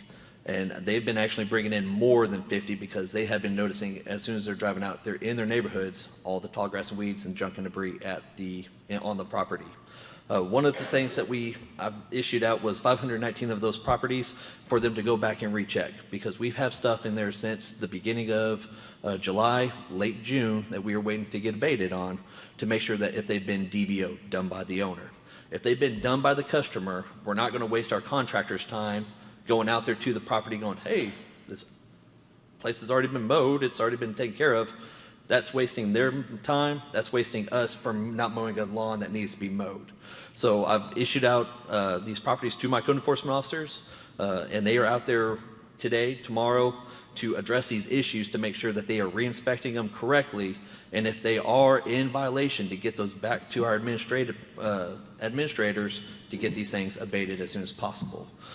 We are still going to be going into the order, which we did get them in, but also some of the ones that we've noticed, like where they're 8-foot tall weeds, or if they're 6-foot tall weeds, we need to get those abated as soon as possible. Thankfully, there's no more rain in the forecast for us at all. There's, we're finally into the dry season, so this will help us out tremendously, where we won't mow a property and then 2 weeks later it's back to 2 to 3 foot tall. So this is the perfect time for us to get out there and continue just to knock it out and continue to hit it on head forward to make sure that we are getting caught up on the abatements for tall grass and weeds in the city of Lawton on private property. You might have said this. Oh, I'm sorry. You might have said this, but have you checked with our peer cities to see if they use the same process or if they've figured out some way to address these faster? Correct. So some of the ways that Norman and Edmond and Moore have done it is, so on the rental properties, and this is one thing that we are also going to be looking at to adopting as well in our system, is if it's a rental property, they'll still abate the property, send the abatement to the property owner, but if there's a renter in it, the renter is going to get a citation because it's the renter's fault that the issue is a public nuisance. So we are going to be taking that and we're forward. And who'd you get that from? We got that from Norman, Moore, and Edmond. All right. Okay, very good. Thank you. Thank you, Mr. Harris. Yes, Jonathan, so how many, of the 500, and how many of those are tall grass and how many of them are abatement issues? So all 519 as of right now, I would say probably about 75% of them is tall grass and weeds. And our contractors are currently working at a rate of about 45 a week, right? 45 a week, yes, sir. So as a response, I brought that concern to Jonathan, and working with the city manager, they came up with a plan where we're allowing our contractors to work on weekends as well, if they so choose, and to receive overtime for that. So it at least gives us a little bit of a process to speed up. We're gaining 50 or 60 a week, and we're only mowing 45. We were losing ground, so we've made a good effort to try to catch up. And then Jonathan has worked very hard to try to find other people to come in and bid on the process. Jonathan, Northwest 40th, I turned that in several weeks ago, and one house is being worked on and they have mowed, and I appreciate that. Another house is being worked on and the weeds are up past my waist still. And then down the street, I think that house is abandoned. It's off of Gore on Northwest 40th. Another thing I've done as well is fresher eyes in the area. We actually received a new code enforcement officer because one of my code enforcement officers moved into an administration position, and so I actually moved 3 of them around. So I moved new one to the west side, a new code enforcement officer to your side, and one to the south side of Mr. Hampton and Mrs. Johnson's area as well, because it's fresher set of eyes. They're not looking at the same stuff over and over. So with those fresher set of eyes, I think we can attack more. So you still want us to report things or send pictures in that we've seen? Please. Okay. Yes, ma'am. With the city manager so he can get a hold of me and we can get these things taken care of. Mayor, I have a few comments. I just want to say that I appreciate, John, you acknowledging the fact that it's been a difficult late spring and summer, and you didn't shy away from the fact that we've kind of missed the mark in a lot of areas. And I think in a lot of ways, this is kind of some of the worst grass and weeds that many people have seen, because I've heard that quite a few times, and I know that you've worked diligently to catch us back up, so that's kudos to you there. But I think one of the things that I need to do at my level is kind of take away some of these competing demands for you, especially as we go into the drier season, because this is the time to really catch up. So that's one thing that I owe you. Thanks, sir. And I will echo that. I appreciate you taking ownership. I appreciate you saying we haven't lived up to expectations, or however you worded it. And I appreciate you having a plan going forward. I appreciate you checking with our peer cities and coming up with new solutions. I think it's a great report, and I think that even though that we're working to get there, we're not where we need to be, I can tell you're on it. Got a question? Yes, sir. Are we properly staffed in this area? So I would like to get at least another 1 or 2 code enforcement officers, honestly, because we can actually make the areas a little bit smaller, more manageable. We do around 30, I think me and Charlotte looked, between 35 and 38 square miles for code enforcement, where one of our peer cities has 8 for 25 square miles. Now, wait a minute. Say that again. One of our peer cities has 8 code enforcement officers for 25 square miles. And we have how many? 5. 5. 6 including myself. 5 for how many? 5 for between 35 and 38 square miles. We're doing good. Well, the results aren't where we want them. So part of the reason may be staffing. Charlotte. So one thing that was discussed under the previous city manager and the previous neighborhood services supervisor and the previous community services director was to hire an additional 2 code enforcement officers to help with this influx, and possibly even a 4th admin for that area based on the number of letters that were currently being sent out. And that would allow for better enforcement and more eyes on the ground. Mm-hmm. So do you have those authorized? No, they were not put in this year's budget. We were authorized for vehicles for them, but no staffing. I know. That makes sense. All right. Well, if we need them, I hope they're in next year's budget authorized, or if money comes in and we can do it, because I think this is extremely important to our customer. And so, yeah. So anyway, we can use those vehicles for our trolleys.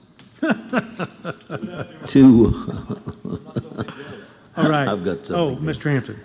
Yeah, so this is kind of a, let me see how I'm going to word this. I think that as you go around the city, John, I'm thinking that there's probably areas that are more troublesome than other areas. Is that true? So as you're working the areas, do you have them kind of divided up to where the more troublesome areas, you have enough of your men checking things like that? So all of our code enforcement officer does have an area that is, as you want to say, troubled area. Right. Has a higher violation right. numbers than some other areas. Right. So it's actually all of our code enforcement officers will have those areas, but we're addressing them as quickly as we can. Right. So I know that I probably, my ward probably D&D's more houses than others, but I'm sure that there's some areas that probably have more grass problems and that sort of thing. Yes, sir. And I'm just, as we're talking about the staffing and the 2 other code enforcement officers, I was picturing in my head the areas that might be more troublesome in the city. So one of the areas that me and Charlotte were looking at when we were first talking about this with the previous city manager. Right. Was trying to make the center of town one of those areas where, because the center of town is also all of the east side. Right. Is where one of our code enforcement officers is, and making that into a centralized area where for one person to go in there so he can actually make sure that he's addressing everything in that center area, because it does have tall grass and weeds, especially in the alleyways that you've even sent me, Right. asked me Right. about and sent me pictures for. And so it would also, have one person for that area, not having to worry about going out to the east side. Another one would be to the west side between 52nd and Sheridan Road on the north Okay. side. That would be another area where I would Right. look at it and give them equivalent mileage for, to go in there, but so they can actually have more people, one person on that area, not having to, split up between, White Acres or something like that. Okay, all right, thank you, John. Yes, sir. Final question. I sat in a meeting the other day where it was intimated that it was directly said, come to think of it, that we're causing our own problem not getting enough street builders to bid on our streets. We're causing our own problem. Are we getting everybody we need to, or are we causing any of our own problems? Are we making it easy to bid? I don't even know the question I need to ask here. No, I mean, think you 'cause get the idea. If anybody comes or calls my office or comes into the office and asks about how to apply for a to be Yeah. a abatement contract with us, it's very easy. They can go to cityoflawton.org, underneath the city clerk tab on it, and they can actually go down to where it's actually highlighted for abatement. Right now, it's actually a quick link where they can click on it and they can go in there and print off all the paperwork that they need. Okay, great. And I'm just going to say, I hope we expand our staffing in this department before spring, so we're 100%. prepared. And I just want to mention that retired first sergeants would be great at this. Yes, sir. And that's another thing too, is contract. If you know anybody that needs for a contractor, send them to me so I can talk to them. We addressed that bidding situation and problem we had about 4 months ago, and we straightened a lot of that out. Okay, good. All right, thank you very much. I appreciate you. Thank you, sir. Thank you. Do I have a motion? I think we did. Motion to go to executive session. Second. Motion and a second, please call the roll. Harris. Chapman. Gill. Yes. Hampton. Uyghur. Johnson. Warren. Hankins. John, where'd you get that number?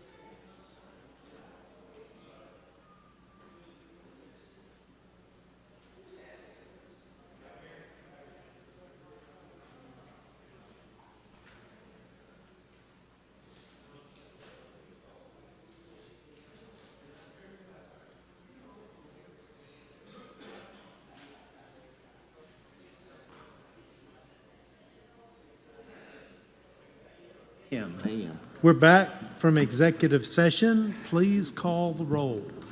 Hankins, Harris, Chapman, Gill, Hampton, Uyghur, Johnson, Warren. Executive session item number 40, Tim. Pursuant to Section 307B4, Title 25 Oklahoma statutes, the council convened an executive session to discuss the pending damage claim with the YMCA. That conversation did occur, and no action is necessary.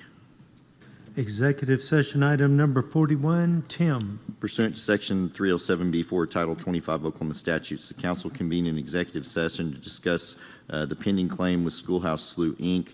There was a conversation with regards to that matter, and no action is necessary. Executive session item number 42, Tim.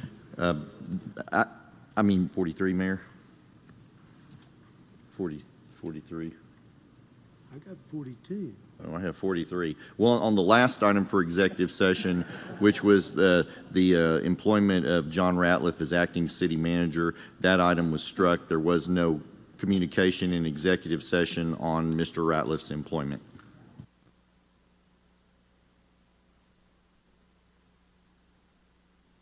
And that item will be moved to the next regularly scheduled agenda. Motion for adjournment? And second right here. Motion is second. Call the roll, please. Harris, Chapman, Gill, Hampton, Uyghur, Johnson, Warren, Hankins.